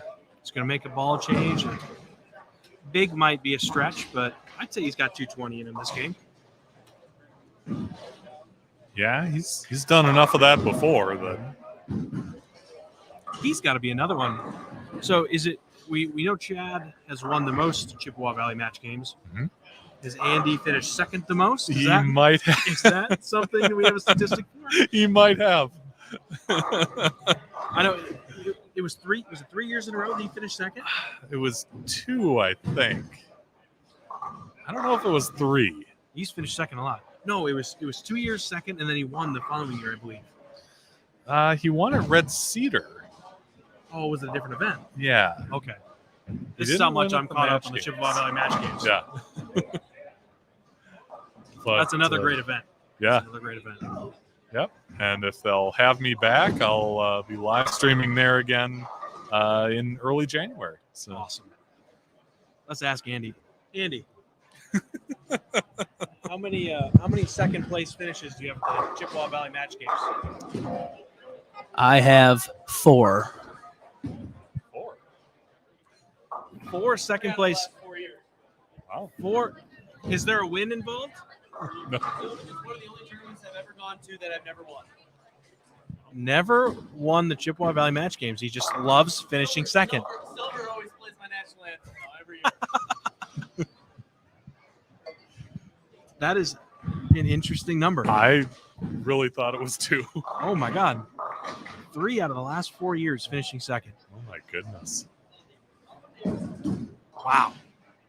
But that also just shows you how good Andy really is. I mean, that is a big event, a lot of entries, and if you can win that event,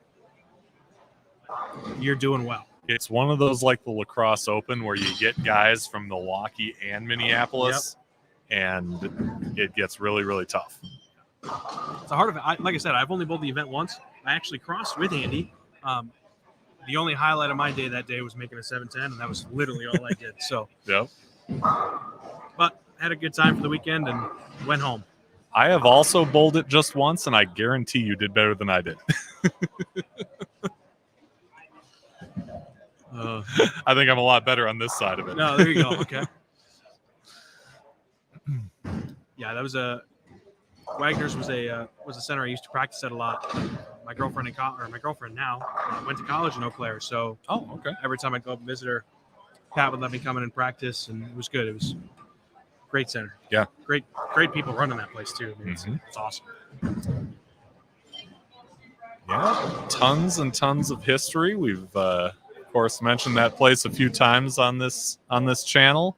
Done a couple live events there, and yeah, it's you talk about Eau Claire bowling, and that's the place that usually comes to mind. Oh yeah. Oh, we also have Shelby Dino bowling on lane 12 right now.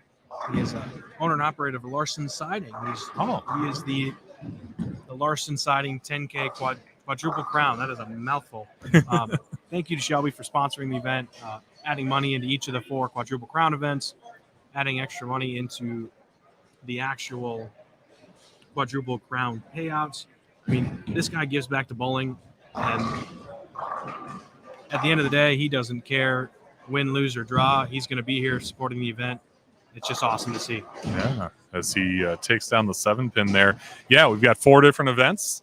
We've mentioned it a few times, but after this, Lacrosse Open, the Rochester Heating and Plumbing Holiday Match Games, and St. Cloud-a-Palooza, all part of that 10K Larson. I didn't know that name. That's interesting. Siding, windows, and roofing quadruple crown. And yeah, big thanks to everyone who's behind that effort, including Larson and Mr. Al Houston, who has done an incredible job behind the scenes, not only with this event, but putting this whole thing together. Yeah, there's definitely been some chat threads between Nevin, Nick, and Al and myself trying to figure this thing out. And this was I don't know if Al has told you this yet, but this was something that Al came up with. It was basically, he had a thought, he just didn't sleep that night, figured out how he could do it, and we had this thing. He got the money, he got everything, and it was on the ground in 2 days. Flyers out, posted. It was one of the most incredible things that I've seen. Is he one of those guys with like whiteboards all over the house that zero whiteboards, just thoughts moving? Wow. I don't know what's more impressive, that he has the thoughts or that he can remember them without trust me, writing them down on whiteboards. Oh yeah, I just remember waking up. He had the idea, and he was bouncing it off of Nick and Nevin and trying to figure out how to do everything and how to get it to the thoughts of like what tournaments to bring in and whatnot that are already built. Obviously, he's part of the Rochester Match Games as well. That's been running forever, Holiday Match Games, whatever you like to call it. So I think that was an easy one for him. And getting Nick involved, adding more money to a tournament and having him be someone that runs a really good event is super easy. And then having Nevin on the north side, I mean, the dude runs awesome events. Yeah. So you can't ask for much more than that. You got a really good squad of people putting this stuff together. And Al being the front runner and everything is pretty awesome. Nevin was the one who ran a few years back an MJBT reunion type event at Cedarvale, and that one ran really well. I participated in that, so I also bowled that event, and I also bowled horrible in that event. So yeah, that was a cool event. That was really awesome. Yeah.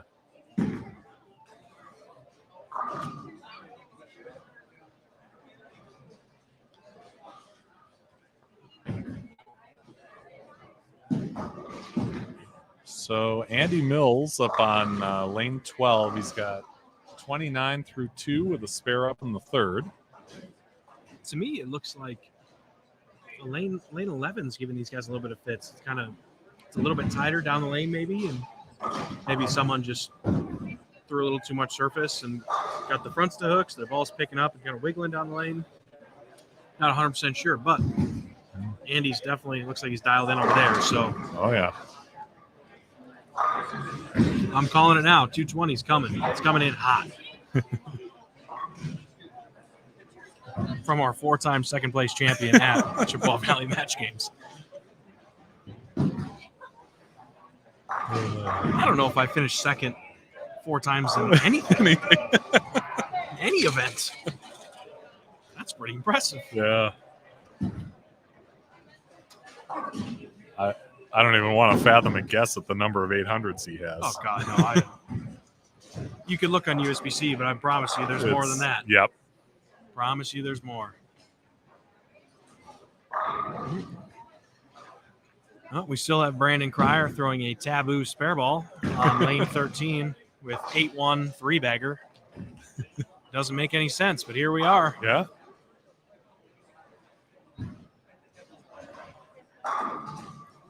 Brady Stearns, here we go again.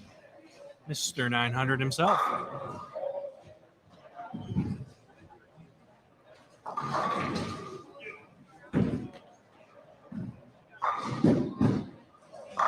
It's pretty cool to be one of the only states with multiple 900s. Yeah.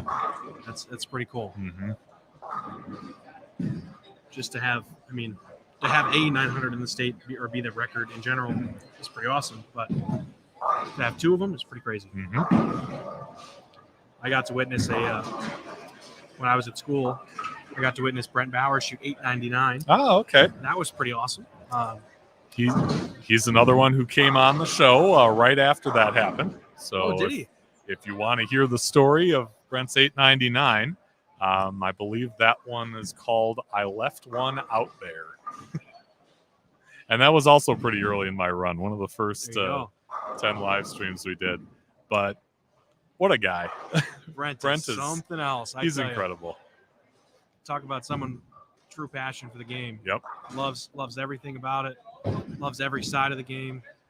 Loves college bowling just as much. And it's awesome. Yeah. When we were at school, Brent was he's one of the guys that you go to if you need some advice and whatnot. And especially if you need advice about what's going on in the team or what's going on in bowling in general. He's a great guy to go to. Yeah. It's kind of a landline for you. And nowadays he's doing something with the bowling stadium, right? Yeah, I believe he's the head of sales and marketing of some sort for National Bowling Stadium in Reno. So he is constantly doing videos. He's doing promotional stuff, helping use the National Bowling Stadium for more than just USBCs and a US Open here and there or whatever. It's an awesome venue. Why not use it for more? Right. And he's a good guy to get that thing going. Oh, yeah. That thing rolling.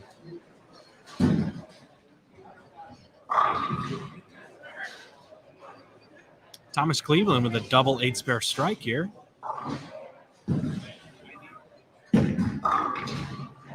Oh, we got that lane 11 giving Andy fits again. 210 there. Yeah.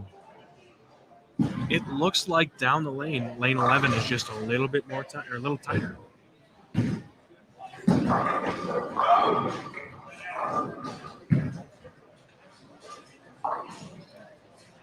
Looks like we have guys starting to kind of attempting, I shouldn't say they're doing it, they're attempting to open up the lane a little bit more than we saw earlier today. Okay. Where we have guys like Brady that are doing that, Yep. having success. But you see these guys, obviously you guys can't see them, but we can, around us are trying to curve it a little bit. It's just not an option. Not allowed to give it away. Yeah, it was when Al decided he was going to use this pattern. I wasn't confused because I knew he was going to put something hard out. Yep. But for me, this was the first U.S. Open I haven't bowled in a couple of years, so I had no knowledge of what the pattern was, other than friends who had participated and whatnot. So this was not And it was one of those things, you saw the pattern, you saw the name, you're like, okay, we know it's going to be hard. Maybe let's go look at scores and who bowled well the first block. And that was something that I did, do a little bit of research on the pattern. But maybe it paid off, maybe it didn't. I have no idea. But we haven't got to the finish line yet. But that's if you get the advantage of knowing a pattern, why not use all your resources to try to figure out how did somebody attack it or how did it look in this situation, which is something that definitely could be good for people listening that want to be able to compete on some harder stuff too. So Sure. And with so many events nowadays supplying that information, it's a great resource. I know, back in juniors, we never had anything like that. Yeah. So it's kind of neat to get to know that kind of stuff. And that's still education for me every time out. But, there you go.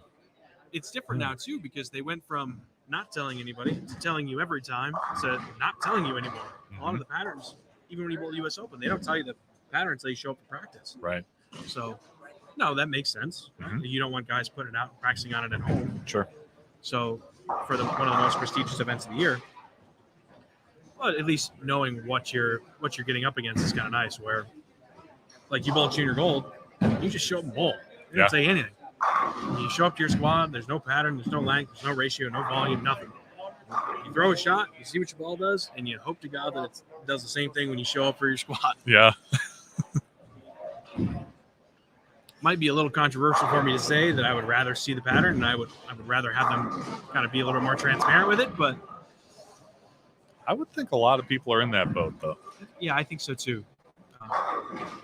It definitely gives a competitive advantage to the players who are very talented, but it also gives them a disadvantage too, because they might be able to read a graph or understand something better than someone else as well. So Sure. there's a little bit of give and take there, and I understand why they do it, and I get it. They try to keep integrity and whatnot. At the end of the day, how much information can you get from a sheet of paper, right? Right.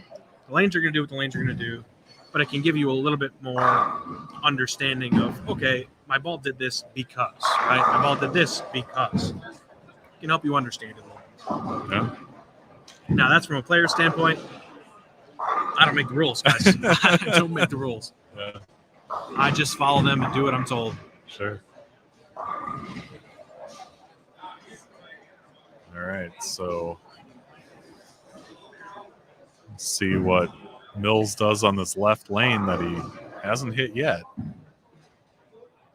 Just going to get the ball into a roll a little bit quicker. Oop, balling back up. And he did the exact same thing he did the first frame. Just wasn't lucky enough to get the 7-pin out this time.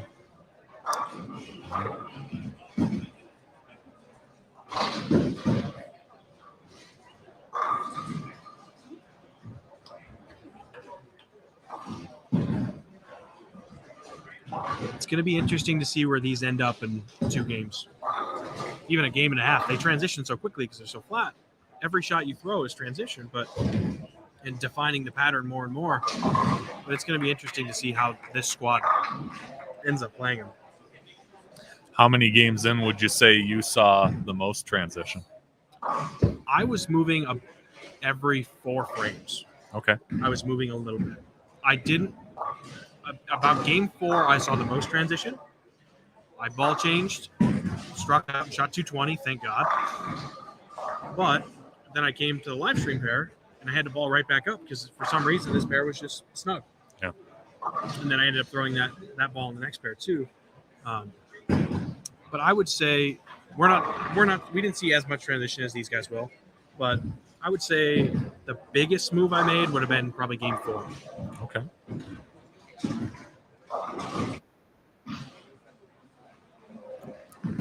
And Brady Stern's doing Brady Stern's things here.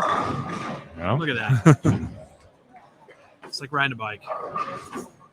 He's going to be a hard man to beat on something like this.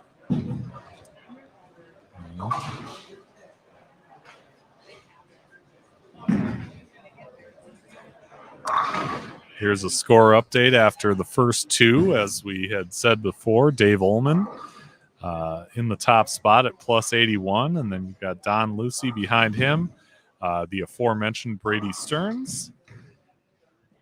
Can you help me with that name? Keo. Keo. And Jared Bushman. There's that running name, it. Jared Bushman. We got a first lefty in the mix. Yeah. If you let him get going, last year's champion at the Rochester Holiday Match Games. Okay. Great player in his own right. Owns a pro shop as well. But you let that guy get going, and watch out. Yeah.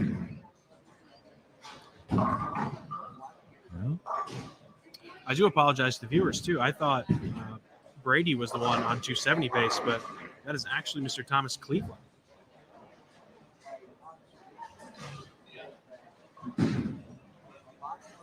Brady's still pacing well. Mm-hmm.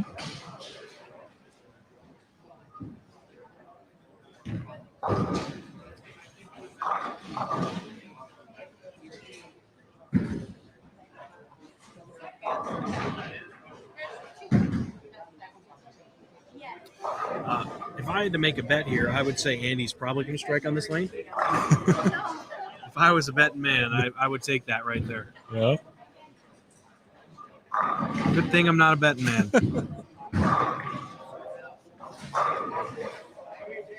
Yeah.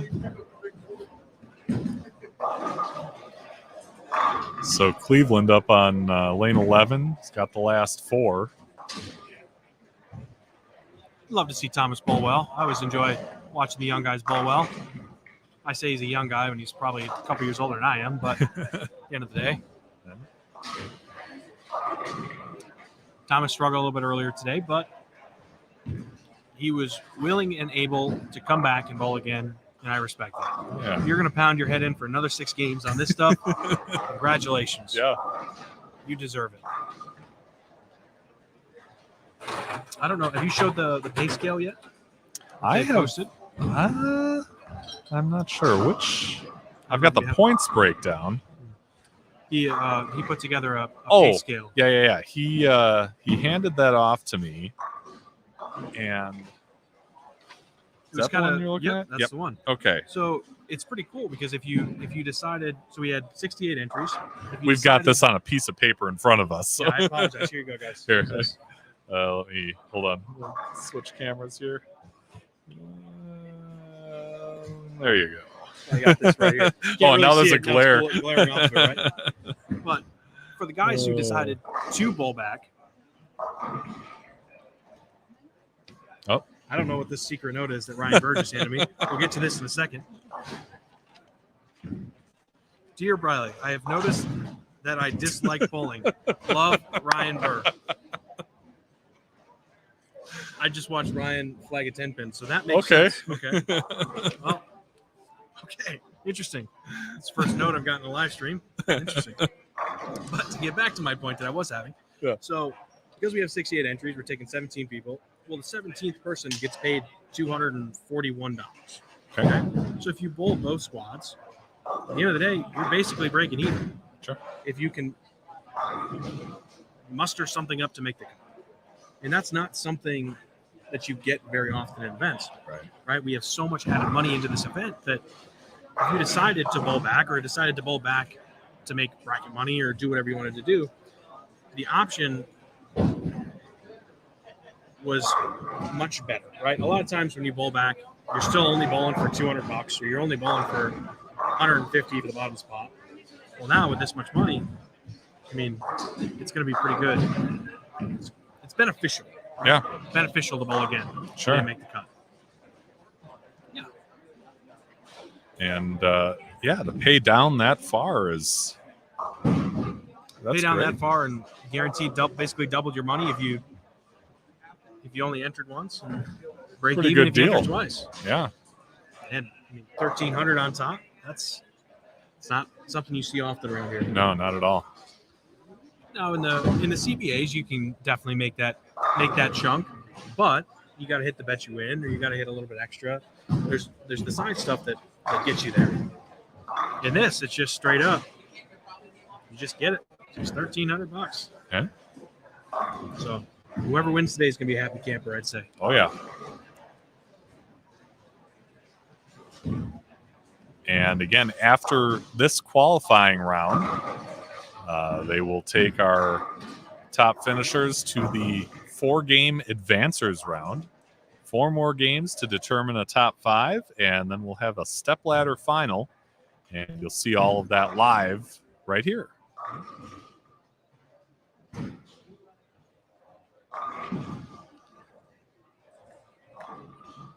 This will be interesting if the stepladder is on this pair. This has been, like I said, a tricky pair all day. So obviously the stepladder will be here because this is where the live stream is. So. I hope so. You guys might not hope so, but I hope so. I can promise you I don't hope so, but maybe they'll flop back and forth between 11 and 12 and 13 and 14. Sure. Either way, I think we're in a good spot. Yeah.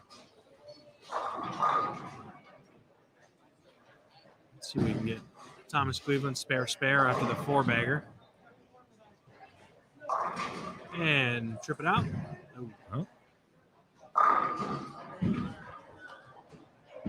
Kind of looking around to see if we got any big strings here going, and it looks like Will over there is bowling all right. Coming off that 140 game, we got somebody on 1 and 2 bowling well. It's very tricky when you look around and see these scores, so they can be very deceiving. Yeah. Like Will, strike 8 spare, 4-bagger, 7 probably spare coming, but he just came off shooting 140. Yep. Right. So that's that mindset of just get over it, throw the next shot, and see what happens. That's that 1-2-4 that you just saw on the left side of the screen, and he made quick work of that. But sometimes you see guys shoot 170, and you're like, man, they're not bowling well. Well, maybe they just shot 240. You never know. Sure. It's the nature of the beast, right? Mm-hmm. Davey O looks Dave's like he's just chugging right along. He's just doing his thing right now. Yep. Like I said, somebody was getting to 100 today, and at this moment, it looks like Dave's getting there. Again, if I was a betting man, Dave would be my pick. Sure.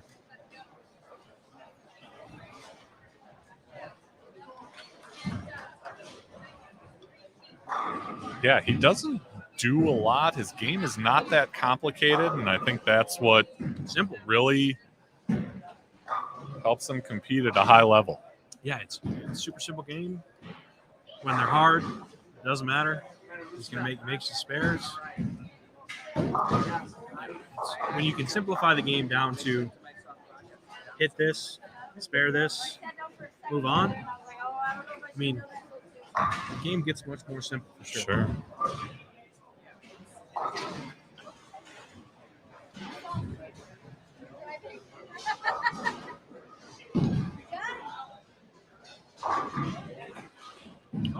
Another second place finish that Andy Mills has this year would be the Golfin' Bowl, the Alan Riley's Golfin' Bowl. Yeah, it was, I believe it was him, Mr. Nick Heilman. I can't think the other two guys that were bowling. I probably should have looked this up before I said something about it. Paul Bober. Okay. There's one other guy. I can picture him, but I can't think of his name. Yeah, second place finish to my team, which, hey, second place is second place. Yeah. Still got to check. That's what matters. Mm-hmm. We also played golf for 6 hours in the pouring rain that day. Wow. Yeah, that was – and so when Al does kind of the golf and bowling event, it's a fun event for him to run. So we golf 18 holes, and then we come here and we bowl 12 Baker games. Okay. Bunch of side pots, bunch of side action, bunch of stuff like that. It can be a very good day if you play well. So basically, we got the golf course set up. Played the Legacy in Faribault, my home course. It was just easy. It was our first time doing it in this region. He's done it in Rochester multiple times, but we got there and it was downpouring. It hadn't rained in 3 weeks around here, and of course, the one day is the day we have the event. Sure. So it was kind of light sprinkle when we went out, and we got to the first hole, light sprinkle, played through it.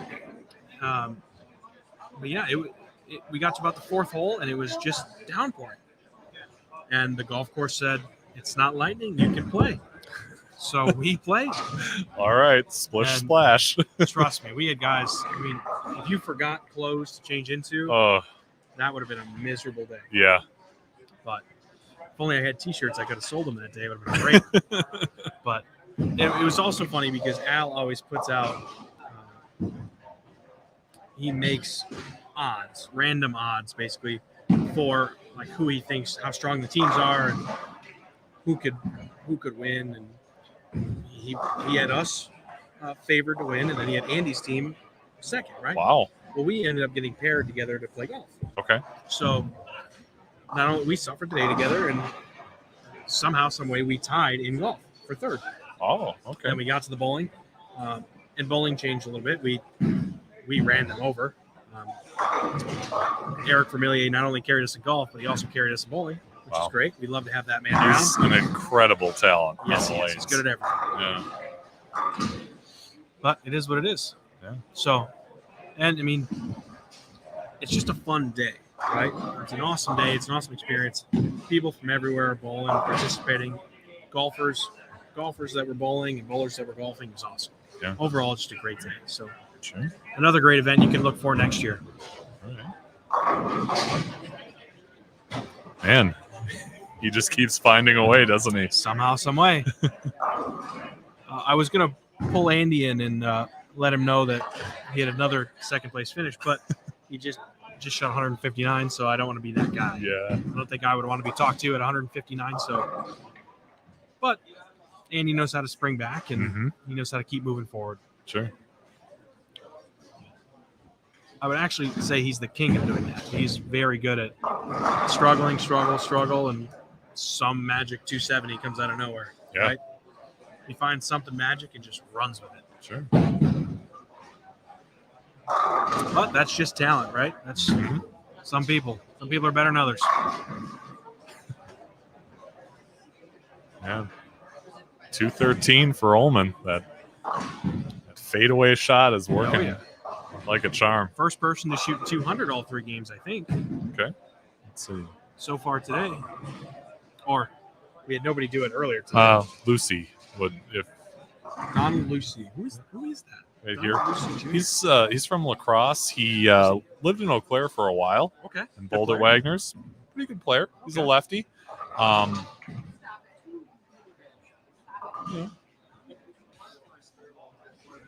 Different game Different? Okay. than Unique style? yeah, unique style, but he gets it done. As long as they all fall down, that's what matters. That's right.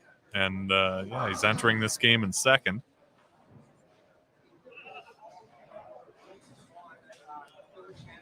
The way this squad's going, it looks like 40 over is going to be fifth. Yeah.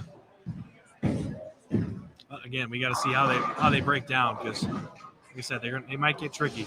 Sure. This pair right now is starting to get a little tricky down the lane, especially lane to lane. Right. When you have this flat of a pattern, every shot that gets thrown is grooving more and more shape into the pattern, right? Right. So if you got guys playing all over the place, lane to lane and pair to pair, it's not going to be easy. Right. Who knows what you're going to get? Exactly.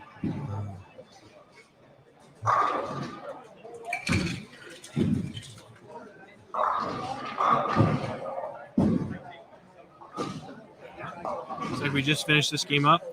I'm going to step away and go eat some food because I haven't eaten yet today. Oh my gosh. Yeah, go do that. I should probably do that. Eat a little protein before we get into the advancers round. But For sure. appreciate you having me on again. Yeah, absolutely. Well, Appreciate your time. Briley Howe, our absolutely. tournament leader for the moment.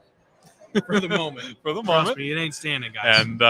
And he'll be here in the advancers round and see how far he goes from there. We appreciate it. Thank you very much. Thank you. So we've wrapped up 3 games now in the B squad of qualifying.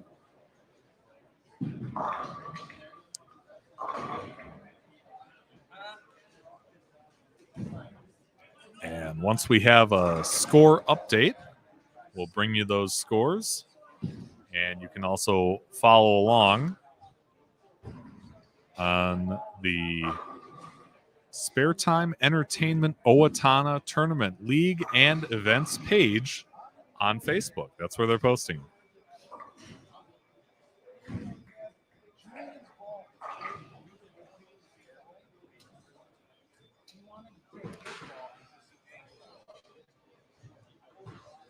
again, you've got 6 on some pair, 5s on others, so pairs are finishing at different times, and that sometimes leaves us with a little time in between here.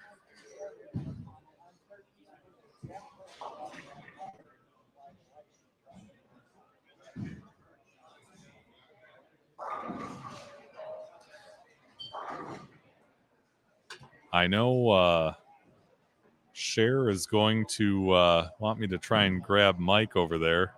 I think he's between games here, so let me see if I can grab him. I'll put this up while he's on, while we're on there.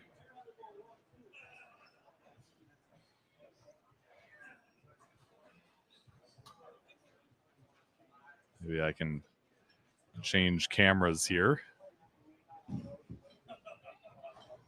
Give me 1 second.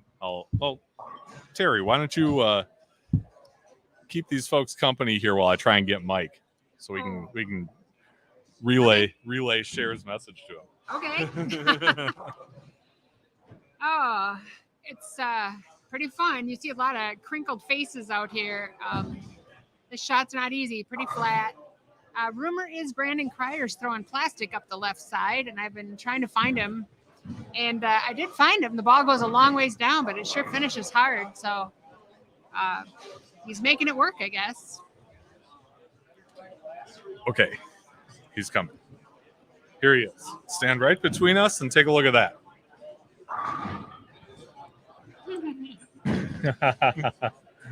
Thank you. You're very popular. That's what I've been told. Yeah. Popular on the network. For sure. Thank you. You bet. Oh. See? There you go. Well, Sarah says, yay, Terry time. Yay, Terry time. So, yeah. Come on, Sarah. You like Briley, too. Oh, he was great. He is great. Mm-hmm. You know, I said it's hard when you're in this position and you're 60 years old. And, you know, I say that, but I say it because at some point I'm going to want to slow down a little bit. And you need to know that I can stand up and walk away, and Briley can step right in and do even a better job. You know what I mean? That's what's nice about it, you know, because with all the things that we've created, with all, you know, like Sarah, you know, I'm on the USBC state board. And to have Sarah, she's amazing. She has just lit up Minnesota, you know, and she's an incredible leader. Sure. Incredible. If you go to the playlist for the 2023 Minnesota Jamboree. Oh, the Jamboree. Mm-hmm. We have some coverage there from Mermaid Lanes earlier this fall, and a sit-down interview with Sarah that you'll probably want to see if you're at all invested in Minnesota bowling. She has one of these looks too. Most of the people that see this look, they start running because they know I have an idea. Oh, I had 2 of them. But Sarah's just, you know, she's working so hard to get junior gold here. She's working so hard to get just any major event that we can get into the state. And I started to say before, so many of the state USBCs are just maintaining what is there. I mean, there are some that are unbelievable. Like Indiana is just unbelievable with what they roll out. I think they said they have, and Sarah may correct me on this, but I think it's 13 state tournaments. Oh. So men's, women's, mixed, youth. Seniors. But what else do they have? I'm going to have to look it up, but they have all of these state tournaments. I was so amazed. But there's a lot of states, too, that just, they kind of maintain what the state has had for years and years and years. And Sarah has just lit it up with just additional things. And like she called me or messaged me the other day and she goes, we need a class in Minnesota. And I'm like, okay. And I try to, you know, my head is always so jumbled with so many things that I have in the melting pot right now. And she's like, and finally she just goes, how about November 4th at Cedar Vale at this time? And I'm like, look at my calendar. I'm like, perfect. Yeah. But so we're doing a USA class at Cedar Vale, free, guys. It's all free, open to anyone. I know they're trying to drive it more towards coaches, and the state is paying for the space. Actually, well, Brent has probably given us the space, but they're pushing the leadership for this program. And then Briley is actually doing another one in Mankato. He's teaching a USA class at Owatonna on November 9th, I believe, the evening of November 9th. So we're going to try to roll out more and more and more. And this is something I was talking to Zach Barton, who is now the head of the USA classes down at USBC. And I told him, I said, the more we get these classes out, the more we touch everyone on everything, on every level, because we're out here at such a high level that we're talking about junior gold. Even though we're teaching an entry-level coaches class, we're talking about junior gold, we're talking about IPSI, we're talking about USBC, we're talking about BPAM or BPAA, and upcoming tournaments and events and additional certifications. And so it's really, for a free class, you learn so much. Yeah. So, and it's offered by the state, so it's nice. If we weren't USBC members, if it wasn't offered by the state, it wouldn't be free to the members. So, free to any USBC member. Both of those classes. And the date again? The Cedarvale one? November 4th is at Cedarvale. And I believe that one is 9 a.m. to noon. Okay. November 9th is at the WOW Zone, and I believe that is 6 p.m. to 9 p.m. Okay. So Riley's teaching WOW Zone, I'm teaching Cedarvale. Cool. So a couple different options there. Yeah, and we're going to try to get more and more of these on the ground just because, just like what I stated, we get more information to everyone and we get everyone excited. Yeah. You know, it's like this tournament. It's so fun to see the diversity of this tournament, from the youngsters just kind of getting into the adult tournaments all the way up to the unicorns of the tournament world in this area, for sure. And we have a lot of unicorns on this squad, so yeah, kind of exciting. Yeah, for sure. And then there's Brian, who hits the 6-pin every time. Yes, Sarah, that is your brother. Ah, yeah. Here's a quick breakdown of the points in the quadruple crown as we kind of switch cameras here, because we're about to have our next game of qualifying. I believe this will be game number 4. But, yeah. There are a lot of points to be had, 25 for the winner of each of these. And you have to bowl 3 events to qualify for the quadruple crown points prize fund. That's what I was thinking. That it was So, 3 of the 4. Yeah, but $1,000 there at the end waiting for everyone. So yeah, even our prize fund today, I mean, first place is what, $1,400? Yeah. Well, and second place doesn't drop that much, so it's really nice prize fund today, especially for a regional tournament. Sure. Which makes sense. Sarah that we have the says, crowd that we have. So bring us more coaches. bring us, yeah, exactly. You know, it's funny because I was just talking to Gordon Irby, who is sitting with our walkie-talkie, and he, you know, he's very, very, very knowledgeable, and he just said to me, he goes, I feel like I'm just barely scraping the knowledge level. And I said, well, the more things you attend, the class on the 4th or the 5th or 4th or the 9th, the more things I attend, the more things I learn, the more excited I get. And he just said that 10 minutes ago. So it is so true. Sure.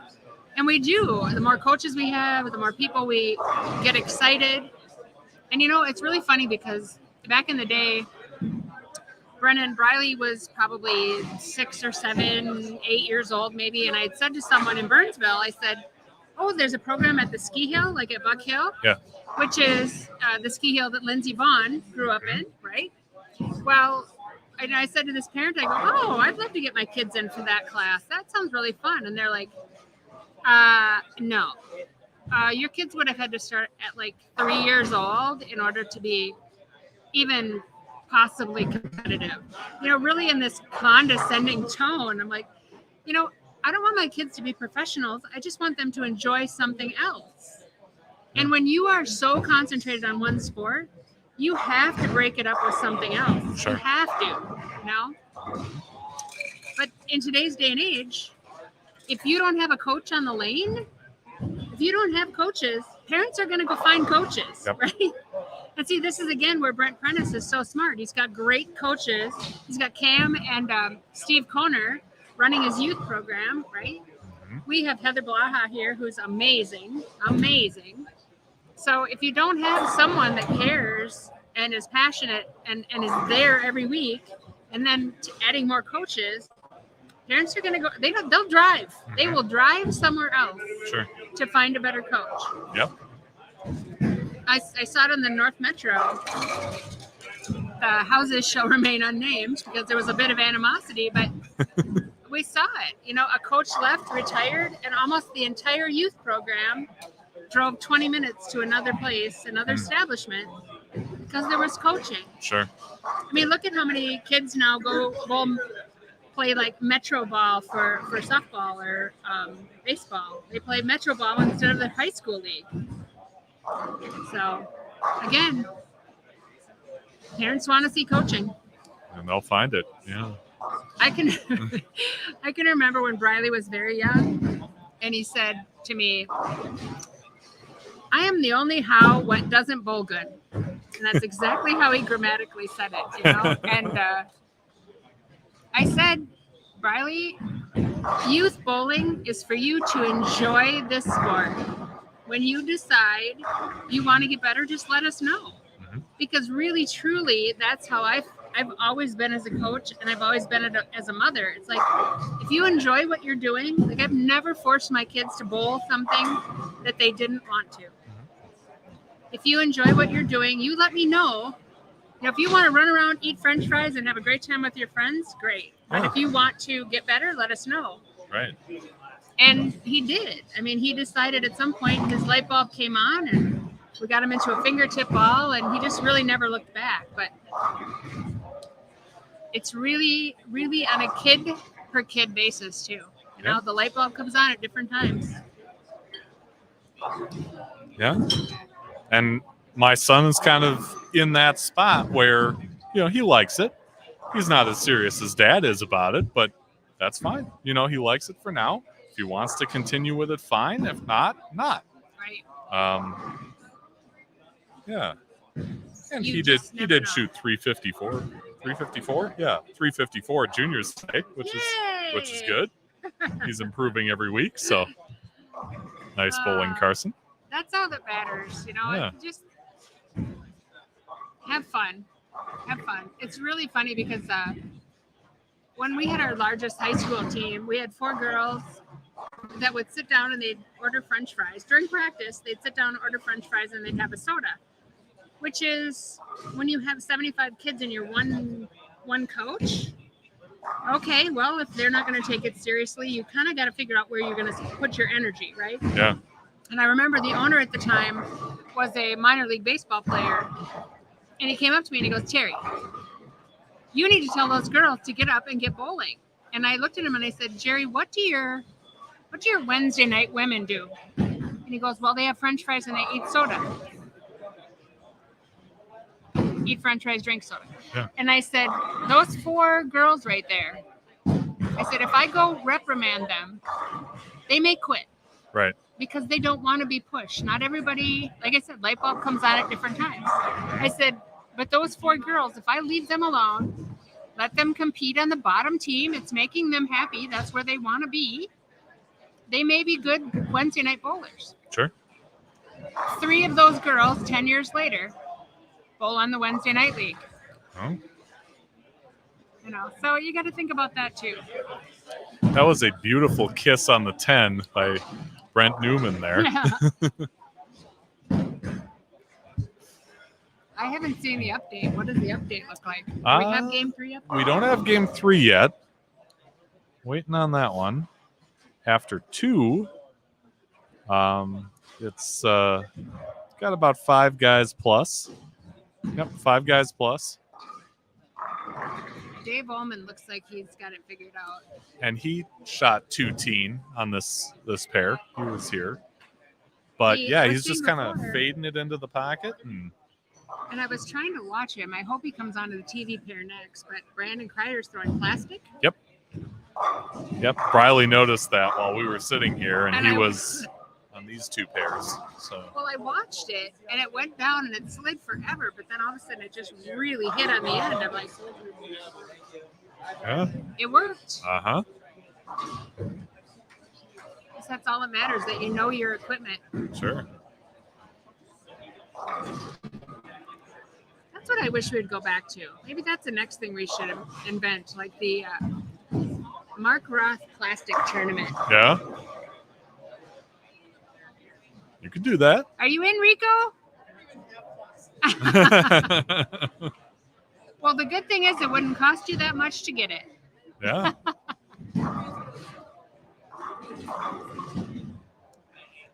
That would be like it would. That would be more like what it was like when I bowled. You know, you had a choice of this plastic or that plastic. And then the LT48 came along and it changed the game. Kind of crazy. But back in the day, you know, we keep going back. You know, we have this discussion all the time. You know, who are the real goats? You know, was Earl Anthony the goat or is Pete Weber? You know, and it's so hard when in the day, you know, back in the day, you had to be so physically perfect because the equipment didn't help you and you had no idea what the lane condition was. You didn't get a lane sheet like the one we got today. Mm-hmm. But yet, how can you slight that, you know, what Pete Weber's done? Right. But the equipment now, it just, you know, you don't have to create it now. It's given to you in some situation. And I'm listening to a podcast on the drive over here. And, you know, one of the guys mentioned that Pete Weber, you've got 10 titles with plastic, 10 with urethane, 10 with reactive. So, I mean, he's really, you know, spanned the entire evolution of the bowling ball in the past 40, 50 years. Well, and that'd be a great argument for that he is the greatest. Sure. You know what I mean?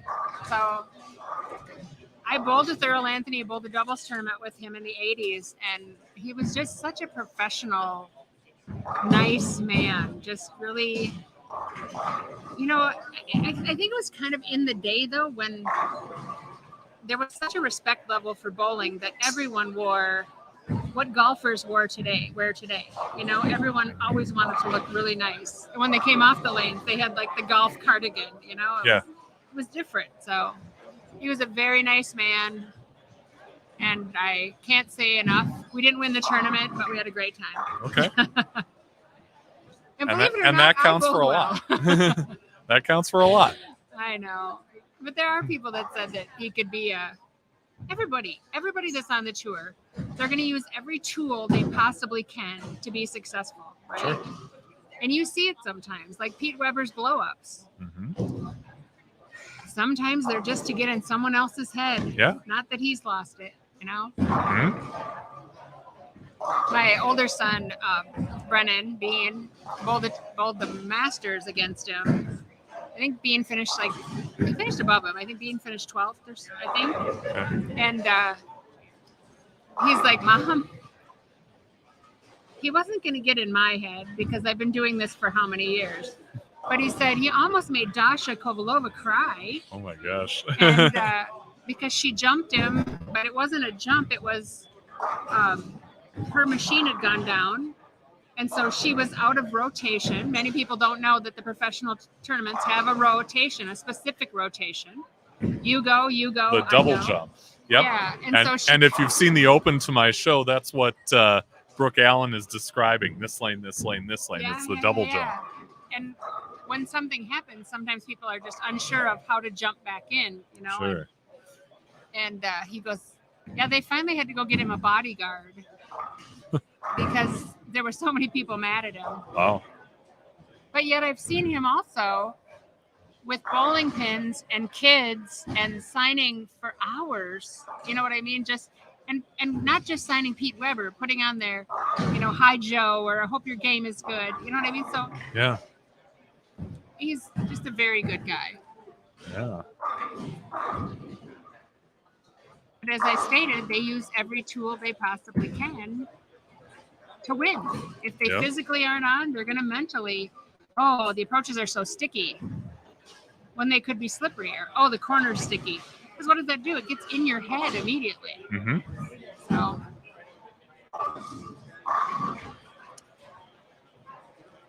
So we have Brent, Jared, is it Josh? Josh. And I'm not sure the gentleman in the stripes here. Josh Peters is in the Motive shirt. Mm-hmm. And then this is Ethan Tepley. Okay. Ethan was also down at Weber International. And he's from Mankato. Uh-huh.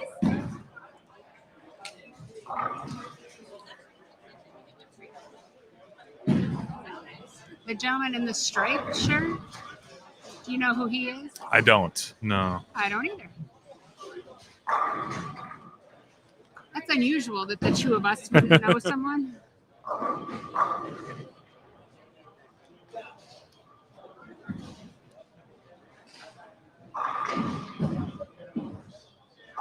Oh, nice shot, Rico. I'm going down the list here to see if there's any names that I don't recognize. There's a few, but I'd hate to fathom a guess and be wrong.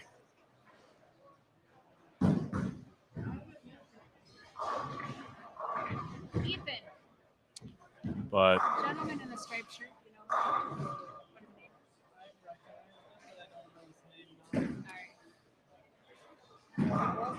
in the meantime, here are some of the scores after 3. You've got Dave Ullman pacing the field with plus 94. Wow. Don Lucy, 70 behind him. Victor Cortez at 22 over. Brady Stearns at 10 over. And Nick Heileman at even for the first 3. And you've got a few guys below him in the 580s. So about 15, 16 pins back at most.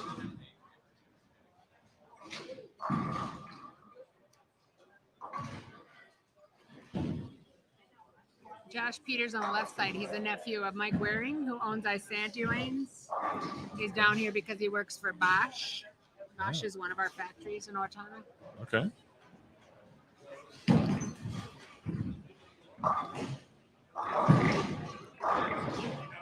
And he's a Motive guy. Motive. Motive.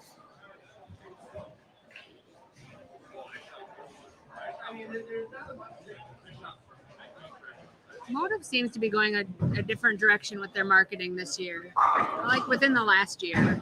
Okay. Like they weren't at Bull Expo. Oh. Because they kind of felt that their money could be spent better elsewhere. They didn't mean it in an insulting manner. It's just Bull Expo is, like I was telling you at the A Squad, Bull Expo is anywhere from food and kiddie casino items all the way up to lanes and lane machines and things like that. So really I call it kind of the soft lines, which would be the bowling bags and bowling balls and shoes. Just seems to be such a small part of Bull Expo. Okay.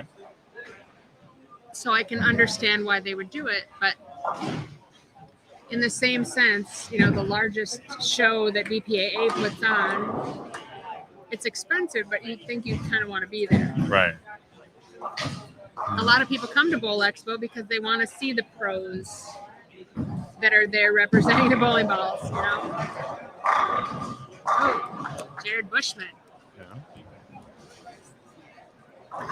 And it's a little outside of the frame, but he's got 97 through 3 with a strike in the 4th.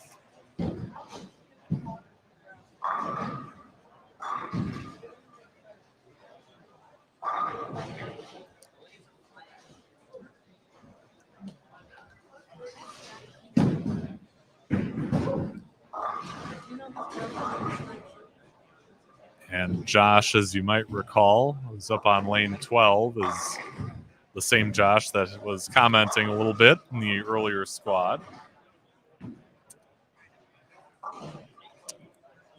Sarah says, Motive haircuts at Junior Gold. Oh my gosh. Wasn't that ingenious? Did you see that? I Motor? saw a couple. I Yeah. saw the end result on a couple I people. know. But I mean, that was ingenious, and I think Sarah's right. That's a different marketing direction. And I know Motive did say they'd rather spend their money at Junior Gold, where they're not having to discount their equipment.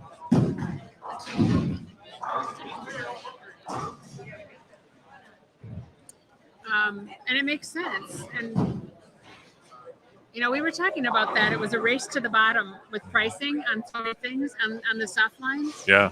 And so I understand where they're going with that. But yeah, the whole shaving the head haircut, that was amazing. And I can't believe how many kids did it. Yeah. For a free bowling ball. I'd have done it if I was there. Yeah, probably at that age. I would have had them shave the sides or something. Yeah. Oh, I don't know if any girls did it, but I know that I saw a lot of pictures of guys who Yep. did it. So. Ingenious. Absolutely ingenious. Good call, Sarah. Doug Updegraff.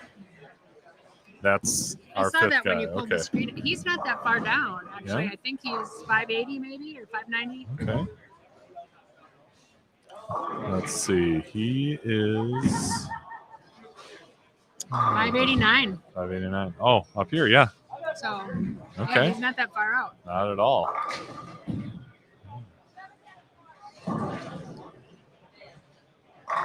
Hi, Rico. So, Ethan Tepley, a long time ago, got the nickname of Rico okay. because he looks like Rico on Hannah Montana. Oh, all right. When he was younger, he looked a lot like Rico on Hannah Montana. Yeah. You would have had to watch it, I guess, but And he's playing that same line that Brent Newman is on this pair and that we saw Dave Ullman on this pair. So that certainly seems to be the one that's doing the damage, at least in this spot.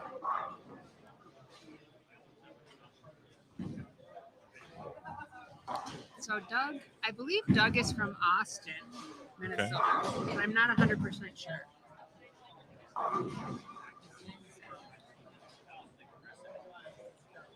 Got it.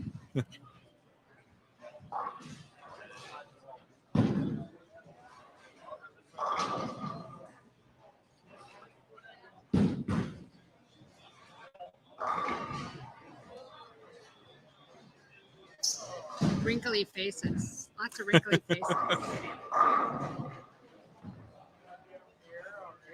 I said to Alan Briley, and they always disagree with me because, I'm the one that gives out prizes for people who just attend. But I said to him, I go, why don't we just have a house shot with an absolute, a walled house shot, and just let it be a score fest once instead of coming in here and everyone having to beat themselves up mentally and physically. They didn't care for my idea. Maybe I'll do it when I get back to bowling. I like the plastic idea, though. I know.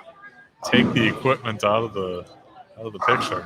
I wonder how many people would actually have to go out and buy plastic. Yeah. I bet there'd be probably 50% would be an easy guess. I want to say that Brandon might have run a tournament like that at Blainbrook.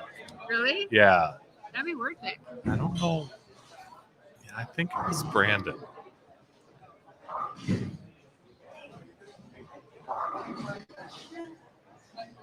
Then people could understand what it was like bowling in the day. Yep.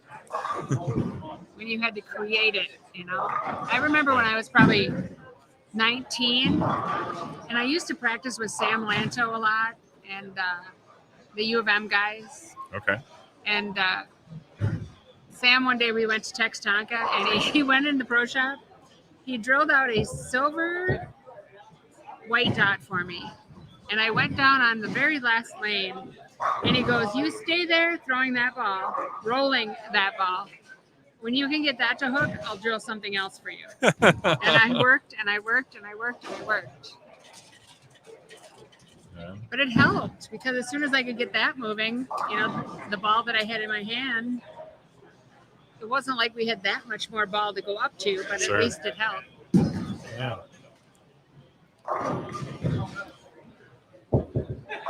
And we are in game Oh, there we go. So, 5 right now. yep. And Rich emphasizing our point guy in the striped shirt is Doug Uptographed from Stewartville, Stewartville. Minnesota. That would make sense because Jared Bushman is from Stewartville. Okay.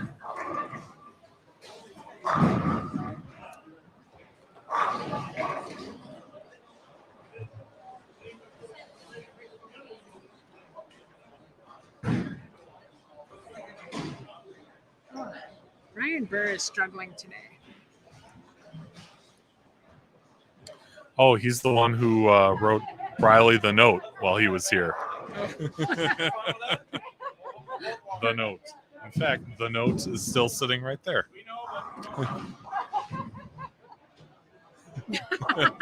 It reads, "Dear Briley, I have noticed that I dislike bowling.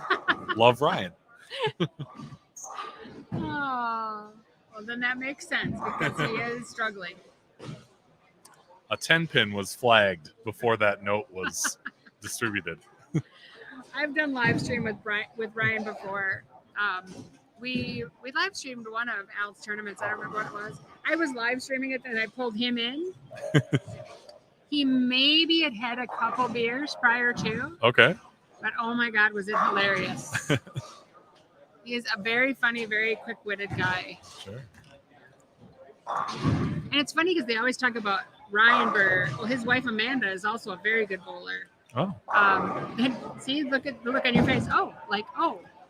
And that's what most people say. It's like Ryan is very good. So they always talk about the bowler in the family as being Ryan, but Yep. Amanda is very, very good also. Okay. She's probably a 190, 200 sport shot bowler. There you go. So Yeah.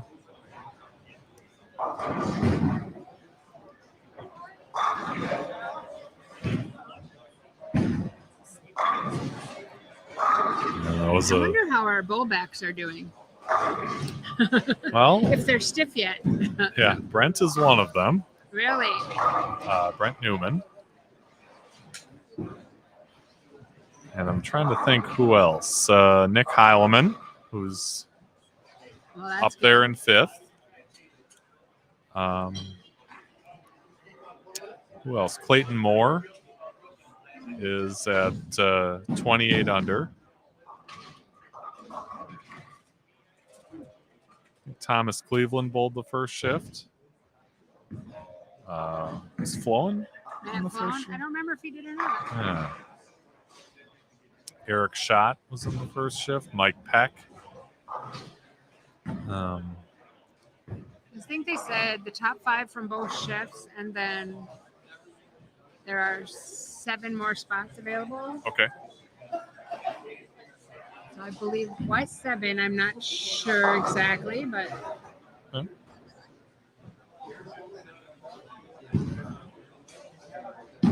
and I would assume that would be just the top 7 scores then when combined. That's what Riley said, yeah.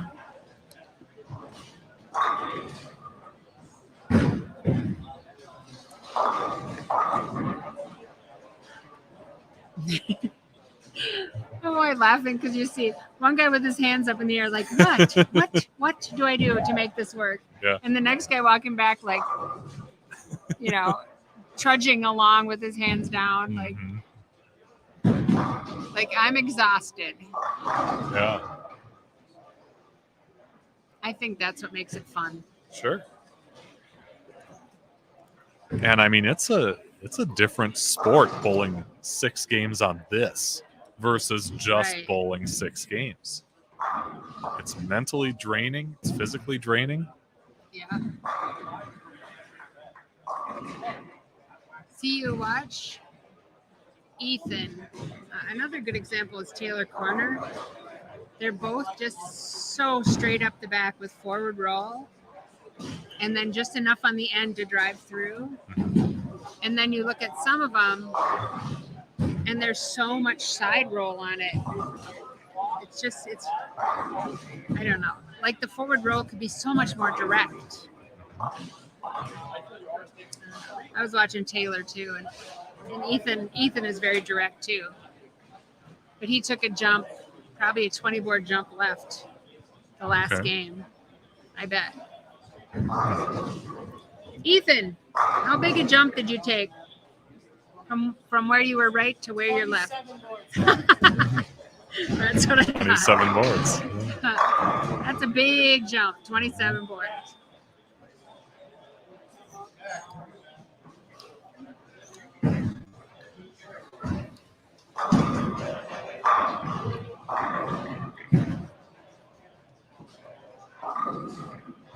What is your next event you'll be at?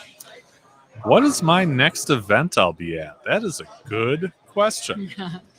I'll certainly be at the Rochester Match Games. And I think that's probably the next live stream I'll be doing. So, yeah. I would think you'd be all over the place by now. Yeah, I want to go to Midwest Bowl Fest, but I've got some stuff at home that's not going to allow me to get there. But what is Midwest Bowl Fest? So that's coming up in Wausau in, I think, another week at Dale's Weston Lanes. It is a 4-day event that combines the, what's it called? Badger Elite, Youth Badger Elite, Women's Badger Elite. And there are clinics there. They've got a host of pros and former pros doing a pro-am or a youth pro type thing on Friday night. Off the top of my head, I think Daria Payok is going to be there, Steve Jaros, Kevin McCune. Oh gosh, there are several others. Sounds like a good lineup. Yeah. And sounds like something we should do here. And the Badger Elite is really one of the premier scratch events in Wisconsin during the course of the year, and it's typically held in the Wausau area. So, Wisconsin is such an incredibly active bowling state. Still, I mean, the headquarters used to be there, but it's still just, like every year we try to. They gave out like 25 scholarships last year, and we gave out 19. I'm like, we want to win. We need to get 26 next year. Yeah. So, and it's fun. Their state high school tournament is amazing. Yeah. It's really become this. Oh my gosh, it's a monster huge of its event. own. Yeah. I went there with Jim O'Reilly a few years back, and it's just amazing. I mean, it's huge. Yeah. And they have the cameras, the TV cameras, everybody. I mean, it's like a professional event. Yep. And our high school tournament, I mean, I have no qualms with it. It's good, but it's not Wisconsin. Just really, really an incredible event. Yeah.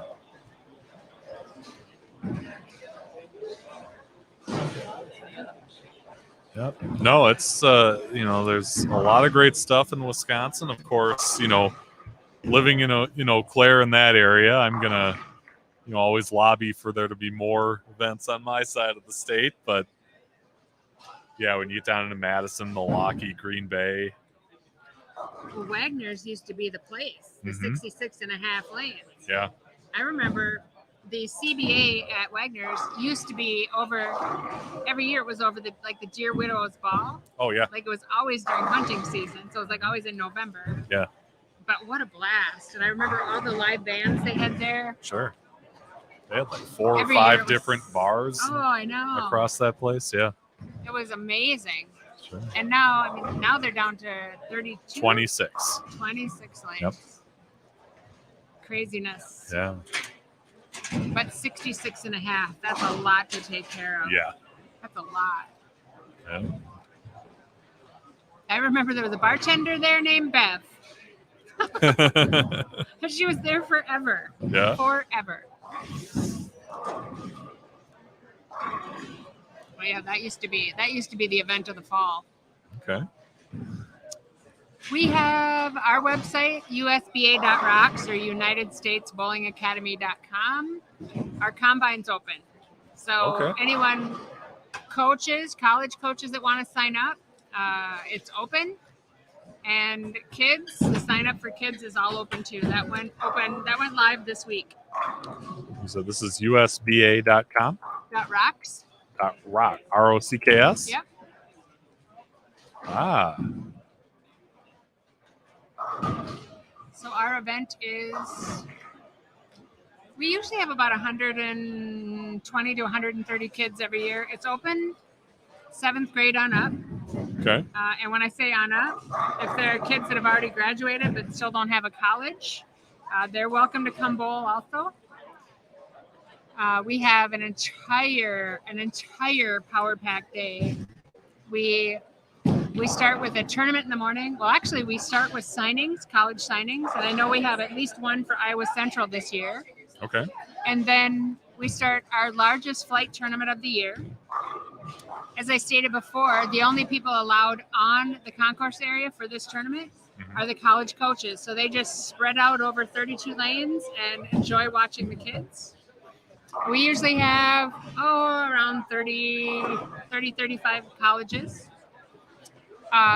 During the tournament, then all the parents go downstairs and we go through a series of parent meetings. Last year, Sarah Nygaard did education on local tournaments and scholarships that are available, just write-in scholarships. Last year we had Greg Hayden and Tony Hall, 2-year schools, and they were talking about kind of what 2-year schools were all about and how they help to then get you to a 4-year school, get you recruited to a 4-year school. Del Warren talked about your kids going to college. So we always have really good speakers. And then when the tournament finishes up, everyone comes back upstairs to watch the stepladder finals. And then everyone goes back downstairs for the expo. So it's all the colleges and crazy. But it's fun. Yeah. And that's why I encourage the younger kids so that they can kind of get rid of that scary part of meeting a coach. They can kind of, like Brooke Salzman, who went to Mount Mercy. I mean, she met Andy Dirks at the combine, I believe it was when she was a 7th grader. Okay. So, and she might even have been younger than that. So, but I remember the photo. I don't know where we were, but I remember the photo. So. Oh, that's good stuff. And right here in Minnesota at Mermaid. Mermaid every year. Mermaid. Yeah. And the nice thing about having it at Mermaid, not only do they have the banquet areas, the conference areas, but they also have the American Hotel that's hooked right to the Mermaid. Oh, okay. That makes it easy. People that come in Saturday night, you just basically open the door between the two and walk through. So, yeah. Especially in December. Because December in Minnesota can be a little nasty. Like today. Yeah. Or it can be, We've only had one really crazy snow event. And it was very funny because I can't think of his name. The coach at Lindenwood drove all the way up through it through 94 to be there. Okay. And now he's got 2 of our girls down there at Lindenwood now. All right. So any coaches that come up, as soon as you start building those relationships with the kids, like I said, some of the biggest parts and the scariest part about going off to college are, is your current high school coach a really nice person or are they a Bobby Knight? Not that Bobby Knight's not a good person. Right. But that's a big difference in coaching style. Sure. An educator versus a more dominating personality. So. Campus visits.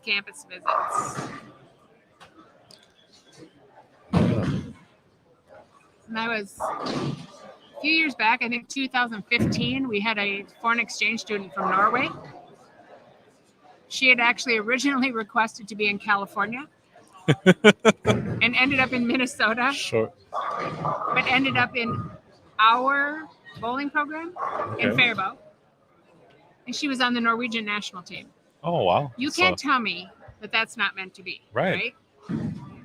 So I ended up still very, very good friends with her. She lives in Hanafoss, Norway.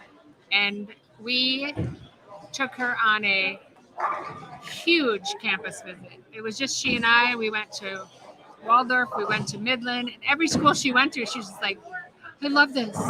This is home. I love this. I love this campus, you know. Yeah. We went to Wichita, we went to Lindenwood, we went to Robert Morris, then we went to the Hoosier. Oh, the tournament. Spent Yeah. the tournament at the Hoosier. And she did end up bowling for Wichita. I think on the developmental team. I don't know that she made the true women's team.